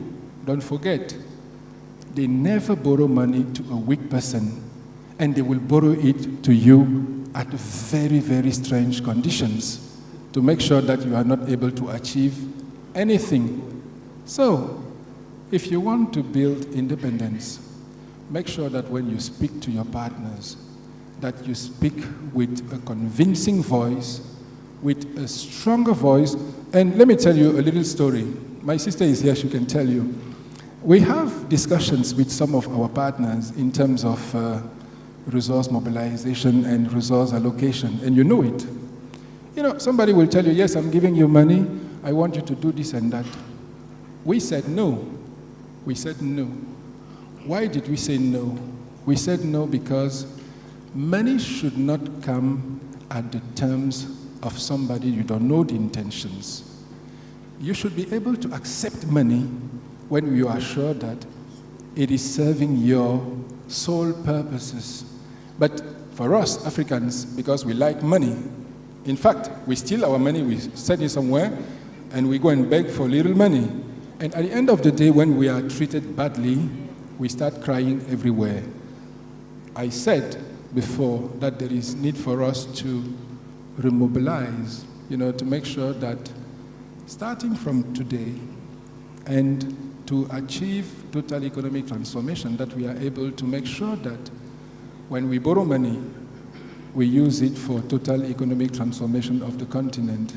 And when we have that seat at the G20, we should let people know that we are the force of tomorrow, because we have the population, we have the land, we have the resources, the strategic resources that we all alluded to here today, strategic resources, and we have all the means that are going to lead the transformation of the world tomorrow. So time has come for us to make sure that we are able to achieve our prosperity, and prosperity lies on your hands. Thank you. Thank you, Patrick. Some very interesting points there. First, I think is, create that institution, however imperfect it may be, and focus on making it stronger. And I think also your point on know who you're borrowing money from is also extremely important, that we need to recognize. Mavis, if I might come to you next. When African countries coordinate their positions on key financial issues, very often some creditors are in the room. Do you think those creditors should be in the room? What are the pros and cons of including creditors? Thank you very much, Esther, for inviting me and Asset to be part of this conversation. Let me just take a minute to endorse what my brother Patrick said, which is that however we have the conversation, however we get into the green room or sit at the table, we must go there with agency. And it really matters. And that agency begins when we are truly transformed. Our economies are diversified so that we are not at the risk of the boom-bust cycle that we currently have. We are, export competitive as a continent. We are productive. We are using technology effectively. But most important, it's benefiting our people. And so we really do need to deepen our growth, and that's the only way we can transform. But coming to your question quickly, I think for me the question was who he pays the piper calls the tune. Money talks. So you are asking, should they be in the room? If they are paying for the analysis, if they are paying for the facilities, if they are paying for everything, yes, they should be in the room. But is it right? Not necessarily. And so what I'd like to do is let's look at the times when we have had a green room on our own. Look, at the end of the day, we've kind of like created a situation where debt looks like a bad thing. Debt is not bad. If you use debt effectively, it's actually good. Everybody uses debt. It becomes a problem when it's the vicious cycle that we're in that Patrick is talking about, okay? So, if we are going to negotiate, yes, let's go to the table with creditors or friends of creditors. But alongside that, let's have our own green room, okay, where we are negotiating our positions, we are making our decisions. And right now, given the complexity of our creditor mix, we can't afford to go in blindly at all, because we're sitting in a continent right now where not only do we owe money to the international community, a lot of our middle classes are being crippled because they bought bonds, and we are defaulting in some countries. So our creditor mix is complex, and we need robust solutions. So we need our own green room. And it's not like we haven't done it before, okay? We went to the table for HIPC, and we came out thinking, actually, HIPC isn't that good. So we went into our own green room under the auspices of UNECA and some pretty powerful presidents and ministers of finance. And we said, actually, we want an enhanced HIPC. We went back into the room with our partners and we got enhanced HIPC. It was the kind of package that we needed. So that is what we need to do. And, you know, every time we've had a crisis and we've put our heads together, we work our way through it. COVID, we were left alone. We felt a bit abandoned. We got our heads together. HIV/AIDS, we were really concerned. We pushed an agenda. It changed. The challenge we have today is that we are struggling to see where the coordination comes from. So for us, and you know, for all of us who believe in the Borrowers Club concept, today we do need a Borrowers Club. It's complex. We need something. We need to do the analysis to convince our leaders of the value of a Borrowers Club. Secondly, and I call out to our Policy Institute brothers, UNECA, civil society, let's stop fighting. Let's be honest. We all sit in here and we blame our leaders. We are no better, you know, because somebody else is paying for us. So we are all doing our own different analysis and going all in different directions. Let's come together and let's do the work together to support our leaders to push the Borrowers Club agenda. And once we do that, the third thing is, parliamentarians in the room.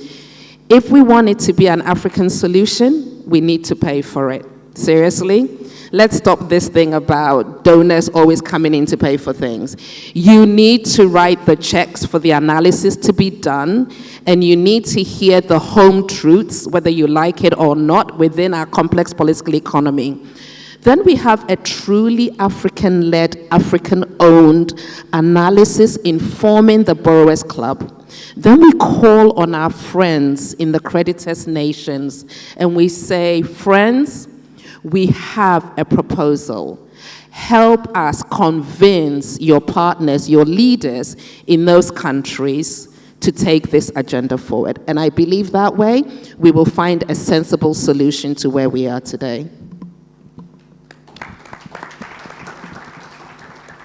Thank you, Mavis. I think your point on us coordinating first and then bringing in the creditor is absolutely essential. The green room, as you said. Jason, if I may go to you next. What specific issues and topics do you think would be useful for borrowers to coordinate on, and what can we really learn from each other? Yeah, thank you very much for having me on this session. And without running the risk of repeating what a lot has been said, I think first of all, it's to avoid being distracted by processes that continue to be dominated by certain power centers that continue to then undermine the democratic governance of how the global financial architecture operates. And by this I mean, although there seems to be some consensus here around the invitation or advocacy or begging to be part of the G20 for the AUC or the African Union, I think it's important to understand the political dimensions of what that means in negotiations, in terms of coordination, and in terms of enhancing the democratic governance of a world order or world disorder, as Barbara had mentioned this morning, actually means. Civil society organizations for many years have been advocating for many of these architectural reforms to be taking place under the auspices of the United Nations. Now, despite its inherent weaknesses, it still remains a space where member states, particularly from the global south, tend to have an equal voice or a voice that matters in decision making. So when it comes to things like coordinating or the idea of a borrowers club and what role that might then have when we have a G20 process that is largely undermining this idea, one can only get worried that there is going to be a situation where African governments are being split across so many different processes and then having to trade off different things across different processes. And I'll illustrate this with an example. The Mbeki panel report, which was very foundational in putting illicit financial flows on the map with regard to not just the quantum in US dollars, but actually the definition that went beyond the illegal forms or illegal dimensions of illicit financial flows to taking in very harmful and disruptive corporate practices is now part and parcel of a UN definition, where other groupings or other processes have been hell-bent on trying to deny or remove that from the definitions. Why am I using this as an example? It is potentially a trading horse, to try and weaken a process that is largely democratic to one that is potentially not democratic if you go down the route there. So if you want to bargain within the G20 or negotiate within the G20 for something, there might be something you have to give up either in the Borrowers Club or at the United Nations. And so as civil society organizations, we need to keep that in mind and be very cognizant that even though the language appears to be accommodating or appears to be inclusive, there are trading horses that are going to have to happen in the future. And we want to ensure that this is not the case, particularly for an initiative as progressive as the Borrowers Club. Another instance is, what are the technical issues and the political issues that need to be underscored during these coordinated and coherent messages from the continent. We have managed on many occasions as a continent and as our leaders, when we go for the so-called summits, the Africa this summit or the Africa that summit, our leaders are very, very happy to coordinate in a coherent way to go with cap in hand. And I think, Patrick, you've mentioned this many a time. I think where there is an important need for an initiative like the Borrowers Club is to illustrate the political sovereignty and the political autonomy that comes with actually going into these spaces, including the Global Sovereign Debt Roundtable initiative, going into these processes with the idea that we are a sovereign continent, we are autonomous, and we have the ability to make our own decisions. And I think this is very important, again, for civil society, and this is why we have been very critical of the Global Sovereign Debt Roundtable, because there is this inherent assumption that the decision can be almost brought to conclusion, and then there's this tokenistic inclusion of governments, of the countries, of some civil society, and then creditors and international financial institutions, rubber stamp decisions that have already been made. So I do think it's very important, as the keynote speaker for this session has said, that in everything that we're doing, there needs to be at the center of it the idea that the continent needs to buttress its political autonomy, its political sovereignty when going into these things. And lest we forget that there's always going to be horse trading in all these different processes. And as civil society, our job is to ensure that all our partners, all our stakeholders are aware of these tactics in spreading the negotiation table very thin, in the full knowledge, as Patrick and many others have said, we may not have the political and technical capacity to spread ourselves across all these different spaces. And the people who are inviting us or advocating for us are aware of this. They know that, at some point, there may not be an AUC delegation. So what will they do? They will second somebody, or they may recruit someone who will work on their behalf of the AUC and then go to these meetings and represent what they call the AUC. So I think this is important. These are strategies that we must be aware of in terms of horse trading and negotiations that will potentially further undermine the ideas of trying to promote democratic governance in the global space under the auspices of the United Nations. Thank you.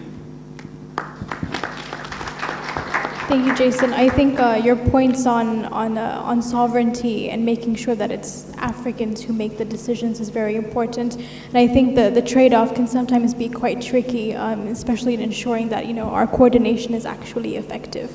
Martha, if I may come to you, what lessons on borrowing would you like to discuss with other countries, if any? And how do you get over the sensitivities of doing so As you know, some countries and institutions, for instance, might feel that they cannot share information about debt contracts with others. So do you think that that is a barrier in any way? Yeah, the biggest lesson is borrowing to invest and not for consumption, really. That should be the bottom line, even as an individual. You do not want to borrow to consume, but to invest. And our belief as government is that as long as it is public debt, then the general public must be aware. They must also be part of the discussion as well as the solution. In our constitution, there is a provision for access to information, but there was also a law that was specifically passed, which we call the access to information, to ensure that there are strategic actions in place that will enable stakeholders access the information that they are actually looking for. I would also like to add that our president has been publicly discussing about making reference to the current public debt, its consequences, and then the steps that government is taking to address the debt crisis that we are in, either making steps towards restructuring or total debt cancellation. Recently, when he attended the BRICS meeting, the summit in South Africa, he took a deliberate effort to meet the leadership from India and China, who happens to hold a big chunk of the current debt that we are grappling with. All this is with an intention of coming up with arrangements that could be friendly in terms of debt servicing.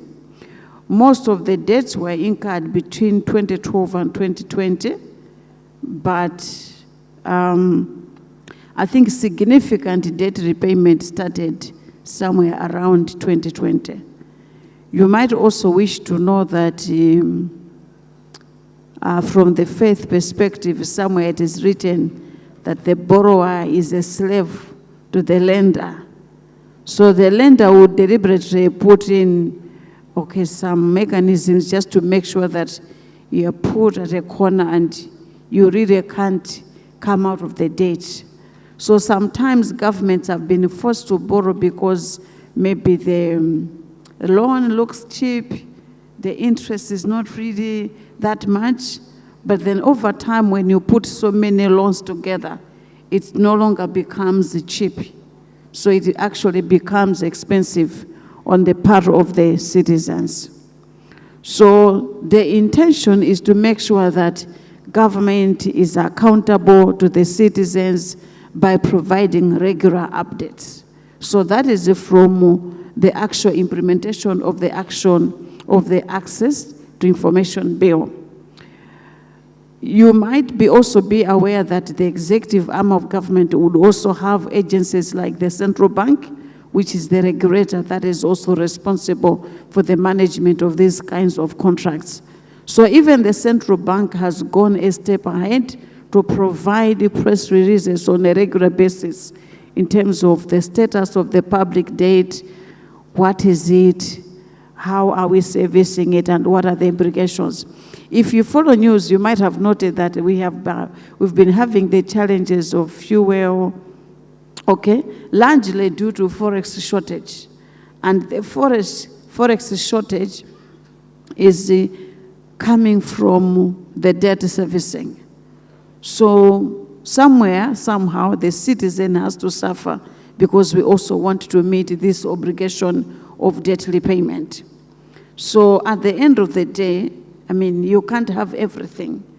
So the pain is actually being shared with the citizens. But then the central bank has been making these releases just to ensure that everybody is on the same page.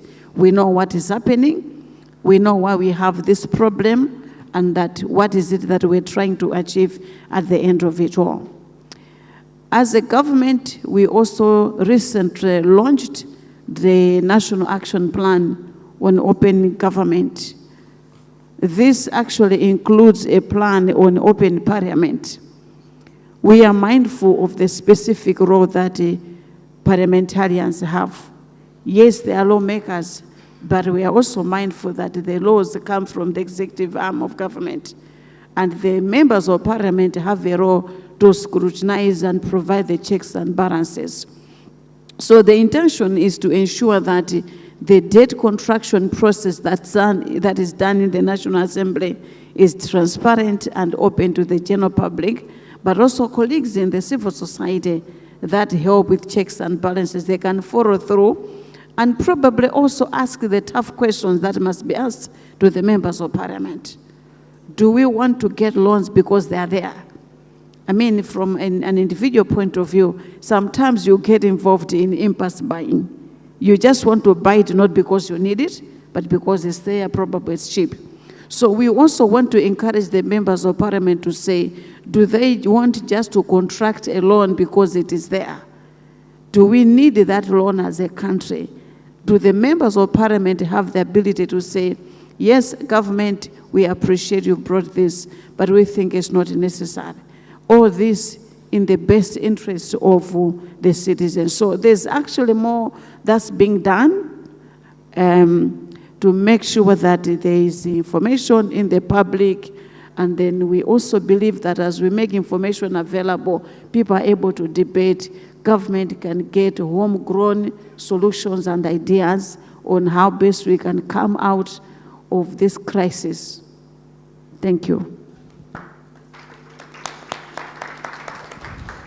Thank you, Martha. I think in many ways, your point on sometimes just taking loans just because they're available, I think is very important. I think we need to ask ourselves, with that loan, are we able to, invest it in growth-producing assets, infrastructure, and in different sectors that will be able to give us that return for the necessary growth and economic transformation is very important. I know we're running a bit low on time, so I'll just ask one final question. Maybe this will be for you. So recently, ASSET, along with the Finance for Development Lab, announced a list of demands from African finance ministers on the reform of the global financial architecture. Can you share some insights on how that coordination came about and some of the positives and negatives from that? Thank you very much, Esther. So it started with a discussion around the lack of an African voice in the global financial architecture. There was just this constant narrative that we were hearing at the table. But we also knew as an organization that a lot of research was happening on the African continent from African think tanks, global think tanks, UNECA, etc.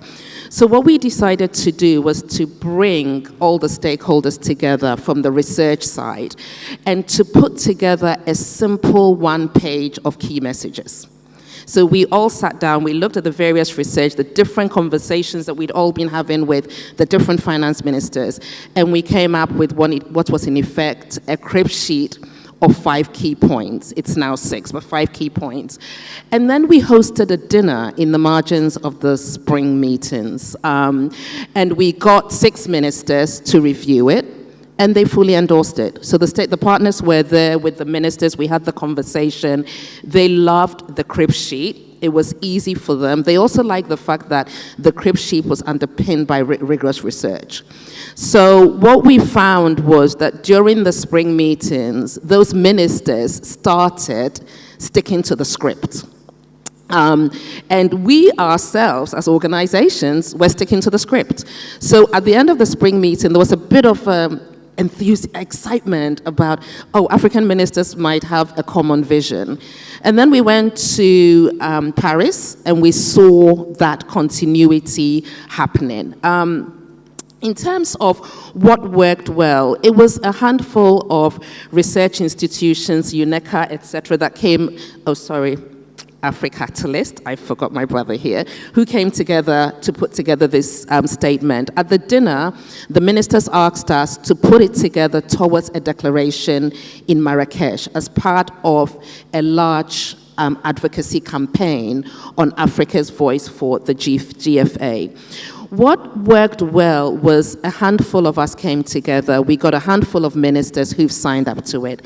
What didn't work well or hasn't worked well is there is a lot of noise and we are not building on each other's work. So the coordination remains weak, more on our side than on the government side. So as policy institutes, as researchers, as civil society, we are all pushing different declaration. They're all saying the same thing by one or two lines. And if we don't come together to align, we will get to Marrakesh, and rightfully, our leaders will be confused again. Because today I go in with a declaration, tomorrow you go in with a declaration, you go in with a declaration, and our leaders are like, okay, so which script am I using today? We need to find a way of getting to Marrakesh with a single declaration.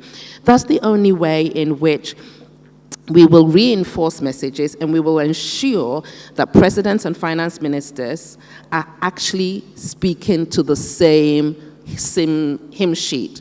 And when that happens, and focusing on a few priorities, the rest of the world will have no choice but to listen to us. It stops being a mantra and it becomes almost like a common speech that you can't walk away from.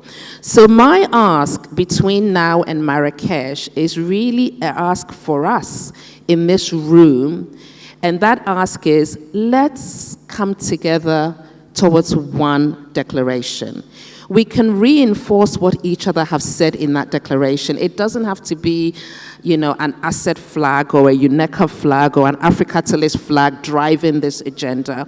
And I'm pretty sure, I know my colleague Gates is in the room, they will be very happy to see that we all came together with support from them to work with our ministers around this declaration.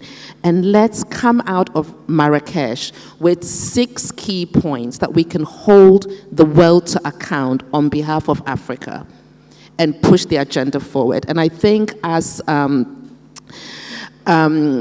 Jason said earlier on, when we are pushing that agenda, we also know what the trade-offs are. But at the forefront of all of those trade-offs is the voice of Africa, and most importantly, the ordinary African citizen out there. Thank you. Thank you, Mavis. I think that puts a lot of responsibility on us as well to provide that necessary support to our governments. I think is very important. We are running a bit out of time, so we will be moving to the question and answer session. Can we have someone to be moving the mic? If you could kindly state your name, the institution you're representing, and your question.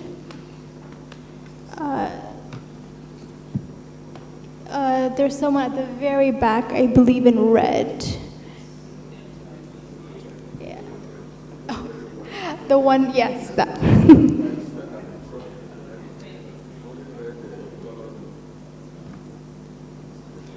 And if you could indicate to which panelist your question is directed to. Thank you so much. I think it is to anybody there. They are all able-bodied to can answer it. In the spirit of reimagining, rethinking, reorganizing, and remobilizing. Sorry, miss, can you please stand up as we can't see you? Oh, you can hear me though?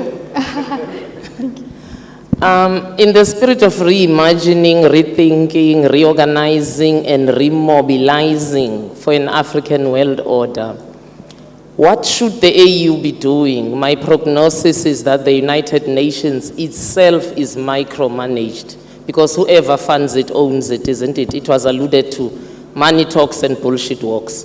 Now, if the UN itself suffers that, how much more for the AU? So what should we be doing in the AU to achieve all of those slogans, Jason?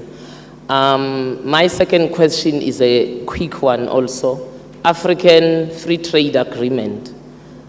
Are we ever going to achieve that? What are we going to be trading in, guys? Toilet paper, some of those machines, we don't even make them here that make toilet paper. So shouldn't we be investing in heavy industry? And I'm asking this question as a former Navy Admiral. The biggest ship in the South African Navy, which is a support ship at sea, that's a very heavy task to perform. It's built in Durban by a white government. The black government took over and decided to buy ships in Germany. When we asked, why are you shutting down a shipbuilding industry, we were told, African countries won't buy from us because it's debt money, it's borrowed money, it's this money. Their masters won't allow them to buy from another African country, heavy industry. So how are we going to get out of this quagmire? Because unless and until we invest in heavy industry and we can develop these minerals ourselves, they will keep flying and we shall keep borrowing. Thank you. Thank you. I think let's take one more question and then we'll move to the panelists. We'll take 3, okay. The individual in the back. Here? Can we start with you? Okay. And then we'll go to you. Okay, thank you very much. And I think I'd like to just add my voice to thank the panelists and the key speaker of that session. Mine is very simple. I wanted to, especially looking at the concerns that you raised in terms of speaking with one voice, making decisions as Africa. I wanted to find out, what are your thoughts in terms of regional blocks and regional integration? Because we have been talking about having one voice as Africa in decision making. But then we are not talking about the consolidation of the regional blocks. And mark you, Africa is not short of treaties, protocols, what do you call them, policies, all that there. But then for how long? And then number 2, what about decision making and the political class? Because it is about political goodwill. So for as long as we talk and the people who are making decisions, non-inclusive, non-participatory, rule of law that doesn't work, non-respect of the rule of law, no accountability, no transparency, systems and structures that don't work, that's where our problem begins. And I just wanted to hear your voice on that, but especially in looking at the 5 regional blocks that we have in Africa, do they speak in one voice? Looking at the 4 pillars of integration, the customs union, common market protocol, single customs territory, and political federation. For how long? Thank you. Thank you. I think we can take 2 more questions. Let's start with the individual in the front in the white shirt.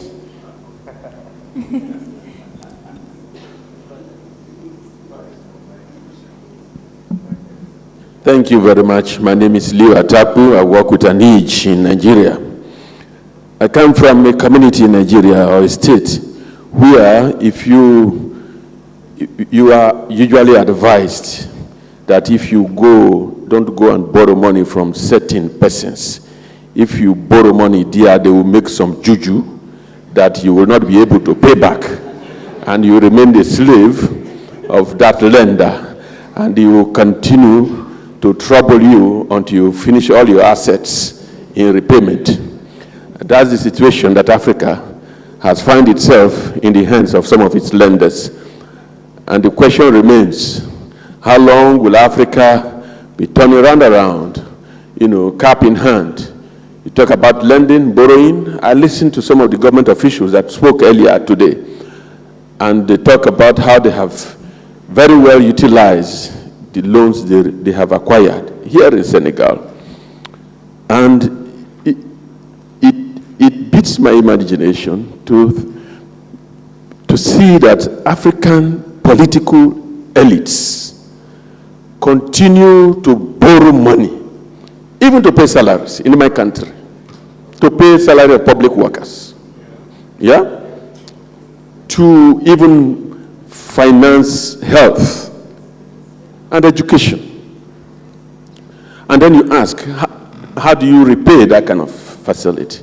And then the interest continue to build, and you continue to turn around and around that circle. So the question is, where is the political will, as my sister earlier, alluded to? Where's the political will from our leaders? Muammar Gaddafi made all the effort to establish the African Union. He was taken out. Yeah? And Africa, we are still looking. So I'm more interested in the mobilization, in the 4 R's. We need to mobilize as Africans. The current political leaders cannot take us there. We must move. We must mobilize. We must begin to dethrone some of the leaders we are finding here. My president believed that Chad is the problem of Nigeria. And then he wants to mobilize ECOWAS to go and invade Chad and Niger. I don't think that is the problem of Nigeria. So it is important that we begin to think of how to enthrone the right set of leadership that can take Africa to where Patrick has been describing all since morning. We need civil society organization that can also drive that process, that will hold our leaders accountable, not the ones that will continue to move from one meeting to the other. I imagine 50 years we are talking about Central Bank of Africa, and we are unable to realize it. Why? The political will is not there for the current leadership. So how do we enthrone the right set of leadership? Question to you. Thank you.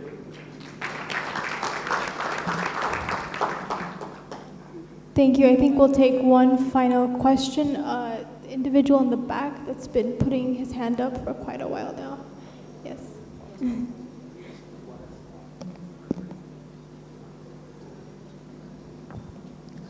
Thank you, Madam Moreto. For quite a while you said the word. I wish to thank the panelists for all what they said. And when I take this and put on what I heard since this morning, I'm having a comment here. And a worry also. I heard about us looking for a seat at the G20. I'm really worried. When we want to have a seat there, what if we don't get that seat? I'm not asking this for technical reasons. I'm just asking this because we need to factor in why is it that the G20 even exists in a world where we have the UN. The reason why the G20 exists is a strategic reason that we should factor in when we look for space there. And that's where I want to come and join my 2 brothers, Jason and Patrick, on what they said. What we need is to be tactful on how we coordinate our reflection and action to change the current architecture. The current architecture is not something that we will change just because we go out there and start crying. We need to fix things at home. Starting from what Leo just said, we need good leaders, but we also need ourselves to have good actions in such a way that when we've done all the good actions that we need internally, we can show the strength that we really have, because Africa, we do have the strength. We do even have the money that we look for outside, because we have resources which we can turn into money. Same as debt is not bad as such. Financialization of natural resources could not be bad too if we do it the right way. And if we do it the right way, I think we will then find the resources that we are looking for outside. So we need to factor in the interests of those who control the international financial architecture today. Because the international financial architecture that we want to transform or reform today is controlled by people who are not going to let us just do it.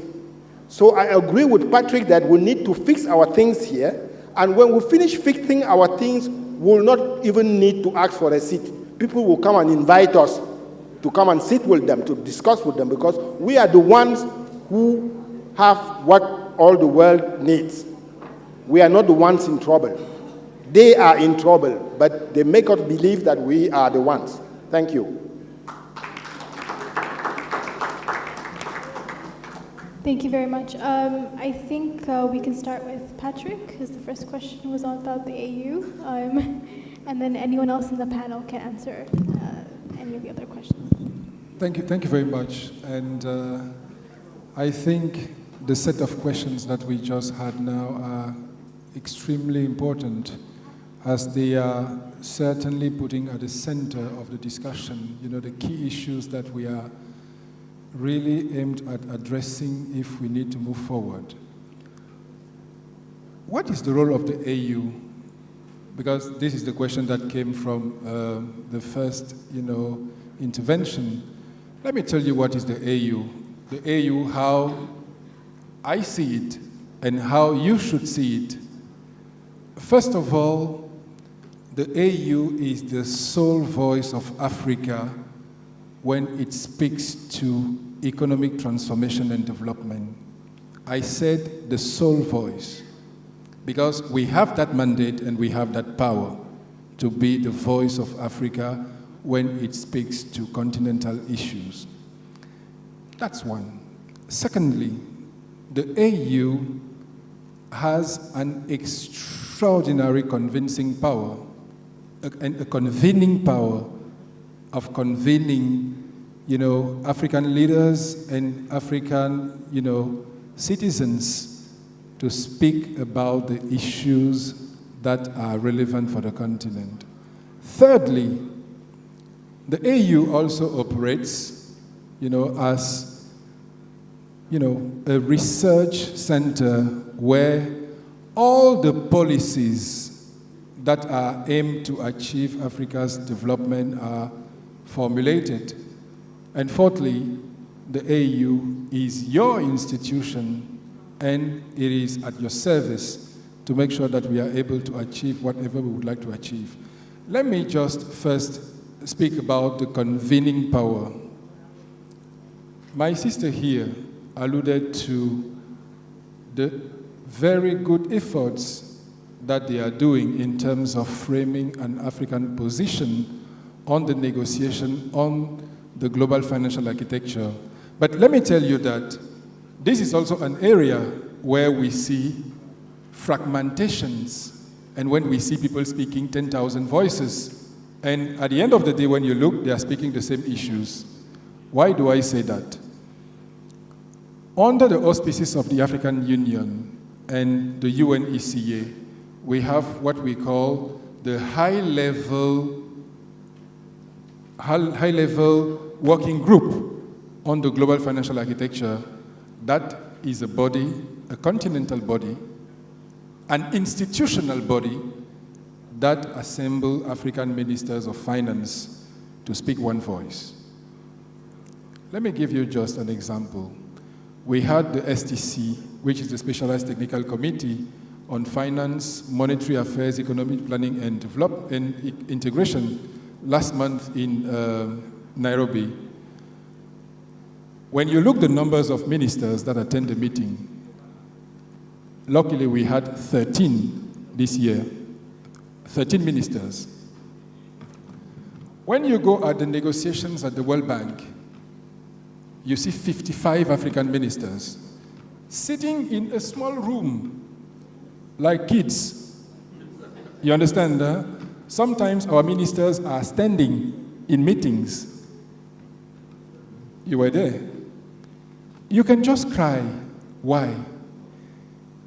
This is where we need to speak our issues before even heading there.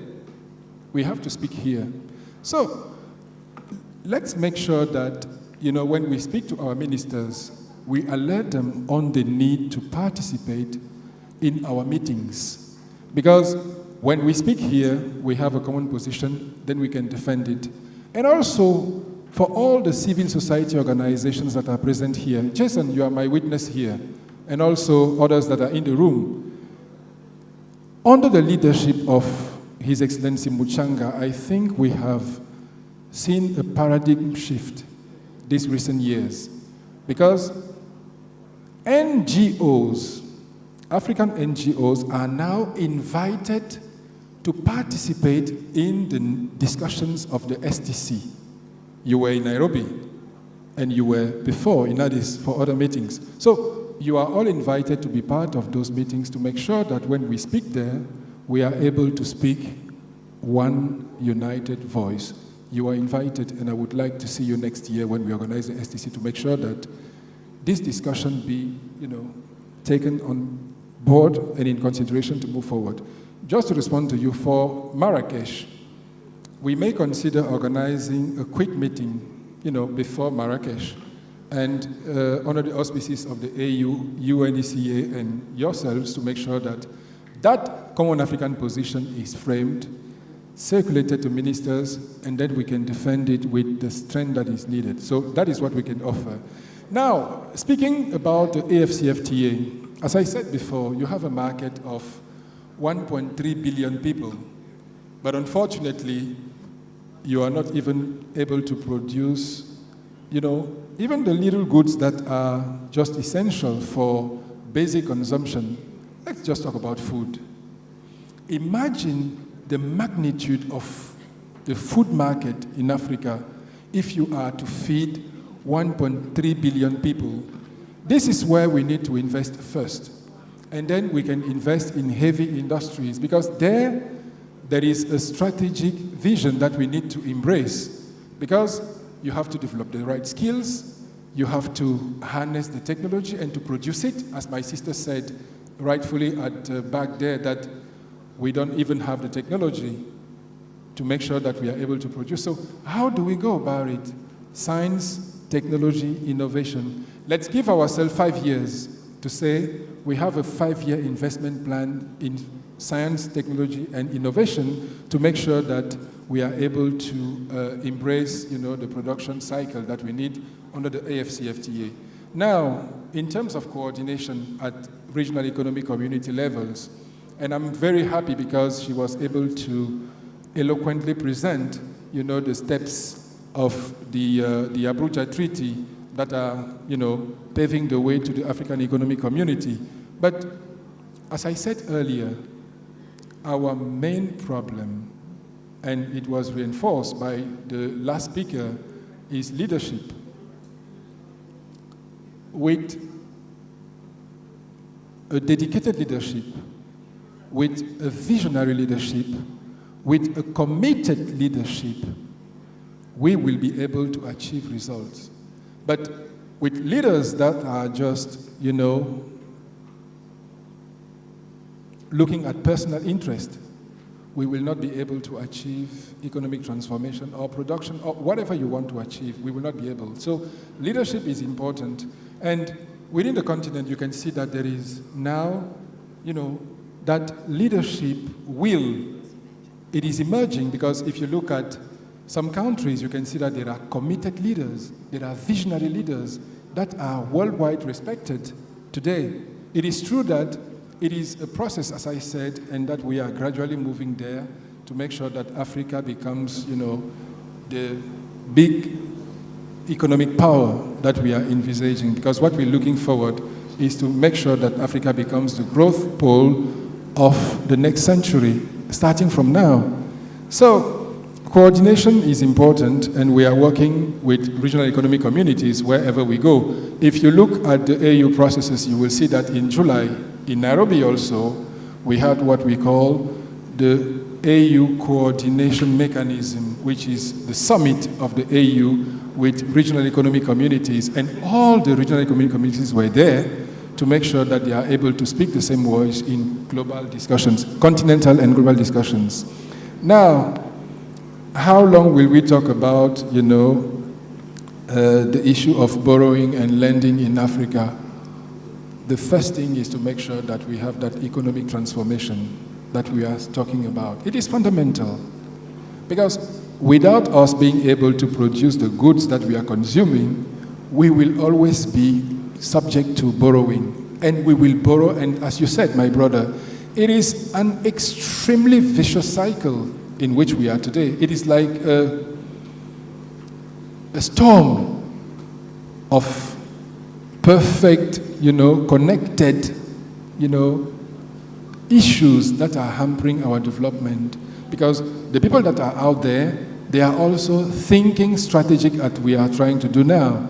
Strategy is about you looking at your future and deciding of the steps that you are going to take to move gradually to a process of development. But unfortunately, when we have a plan like Agenda 2063, who follows Agenda 2063 when we look at, the assessment of that development plan? You will see that few countries are able to exhibit positive results.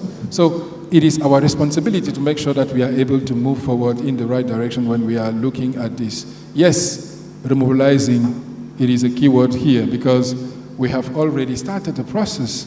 Now it is time for us to gather again and to make sure that we are able to achieve, our continental issues.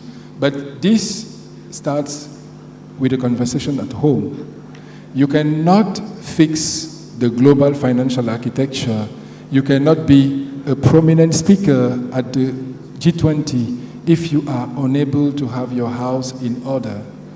As we saw this morning, and I'm saying this today, I am from the AU, but if you take time to listen to the polls of African citizens and African economies, if we fail taking the right decisions from now on, that little epidemic that we see spreading in West Africa, that has now transmitted to Central Africa, will certainly continue to spread, because you cannot silence people from being frustrated of not being able to access economic facilities, for not being able to enlarge their opportunity, their economic opportunities.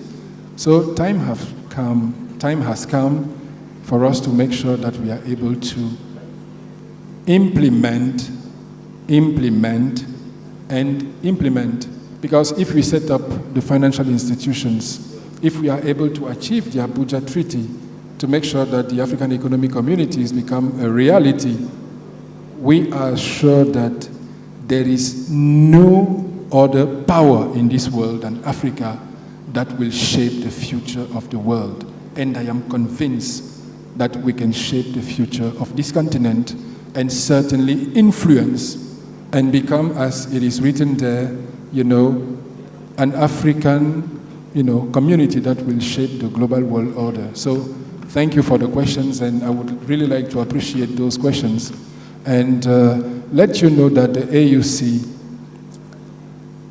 if you see it weak today, or if it appears to be weak today, because we are not weak at all. I can speak this, and I'm speaking this way everywhere I go. You might hate me, but we will continue doing our job. I am lecturer at university. We don't care about what we say. I am not a politician. I am not a diplomatic person. I don't know that kind of language. We have to speak the truth. We have to speak what will unleash the potential of this continent. No matter how the cost will be, we have to make sure that we are able to move forward and to achieve what we want to achieve for this continent. Thank you. Thank you so much, Patrick. As we're running out of time, I'll just give one panelist an opportunity if there's any final remarks in just 1 minute or 2 minutes. I would be happy for anyone to contribute to the end. Yes. Yeah, I think a lot has been said, but I want to throw it back to the civil society in rethinking to put ourselves in the rethinking mode. For a long time, we have complained about political will. What is it that we are doing to enhance that political will? When shall we start filling those political spaces to make sure we influence the decisions at the table, having acquired the vast experience, the vast technical expertise that we get from conferences and all that? When we leave the political spaces to people that are highly overwhelmed, sometimes without even the very basic ability to even analyze budgets, even at the council level, we can only have an equivalence of what we are ushering into power. So as long as we have people that are making decisions at that table who don't have what it takes to deliver, it's garbage in, garbage out. So I would like to make an appeal to civil society leaders and experts to begin to think about how best can we influence. Is it enough just to influence by being in the civil society, or probably time has also come for us to begin to join the political circles and influence by being at that table? I think this is a take-home message I would want to send. I personally am tired of us accusing politicians of being corrupt, thieves, corrupt. Where are the people that are not corrupt to enter into that space and make things change? So probably it is also time for us to rethink about our roles. We have operated from the outside for too long. Maybe it's time to come in and then sit at that table, be the ones driving the agenda, and then we can ultimately have the highest political will that we have been dreaming of for many years. Thank you.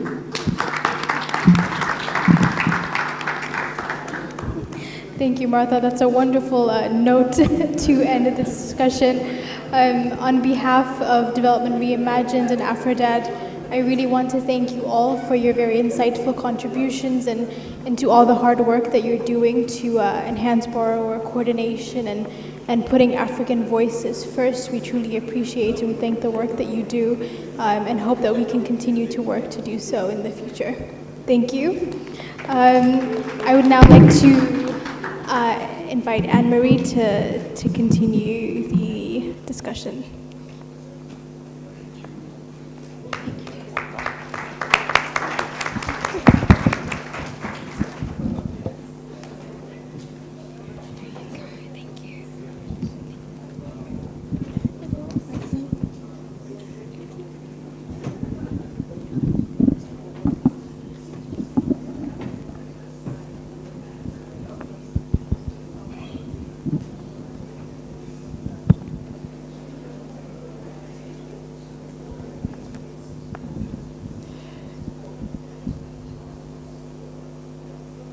Et merci bien entendu à vous, Etsé Iwot, pour cette merveilleuse modération. Merci encore une fois à tous nos illustres panélistes du jour. Alors voilà, qui met un terme donc à la première journée de notre conférence sur la dette et le développement. Merci d'avoir été en notre compagnie aujourd'hui. Vous avez été vraiment remarquables. Toutes vos contributions ici dans la salle, mais aussi en ligne, ne sont vraiment pas passées inaperçues, puisque les hashtags d'aujourd'hui, eh bien, sont en liste, tout en haut de la liste des hashtags les plus utilisés au Sénégal aujourd'hui. Donc c'est vraiment remarquable, et j'aimerais bien des applaudissements pour vous également. Absolument, vous avez été très très généreux dans toutes vos interventions. Alors j'aimerais vous demander bien sûr de continuer à intervenir sur les réseaux sociaux. Faites beaucoup de bruit, continuez à partager, à commenter, à liker, parce que nous allons prendre en compte eh bien, tout ce que vous nous direz et nous essaierons de faire au mieux pour le partager dans les prochaines séances. Alors demain, comme vous le savez, c'est une journée consacrée aux différents ateliers. Toutes les informations sont dans vos programmes. Je vous invite à y jeter un coup d'œil et vous invite encore plus fortement à vous inscrire au préalable pour être sûr d'avoir vos places. Quant à moi, je vous donne rendez-vous vendredi matin pour encore plus de discussions et de panels. Sachez que j'ai été absolument ravie d'être en votre compagnie. Merci de votre patience encore une fois. Merci de votre sympathie. Et puis, pour clôturer notre journée, j'aimerais juste revenir sur ce qui a été dit. Soyons audacieux, croyons en nous, car c'est possible, le changement, c'est possible. Avant de partir, je vous demanderai juste de bien vouloir laisser vos casques sur les tables, s'il vous plaît. Voilà. Quant à moi, je vous dis adios, comme on dit chez moi. Bonne soirée, good evening et à vendredi. Au revoir.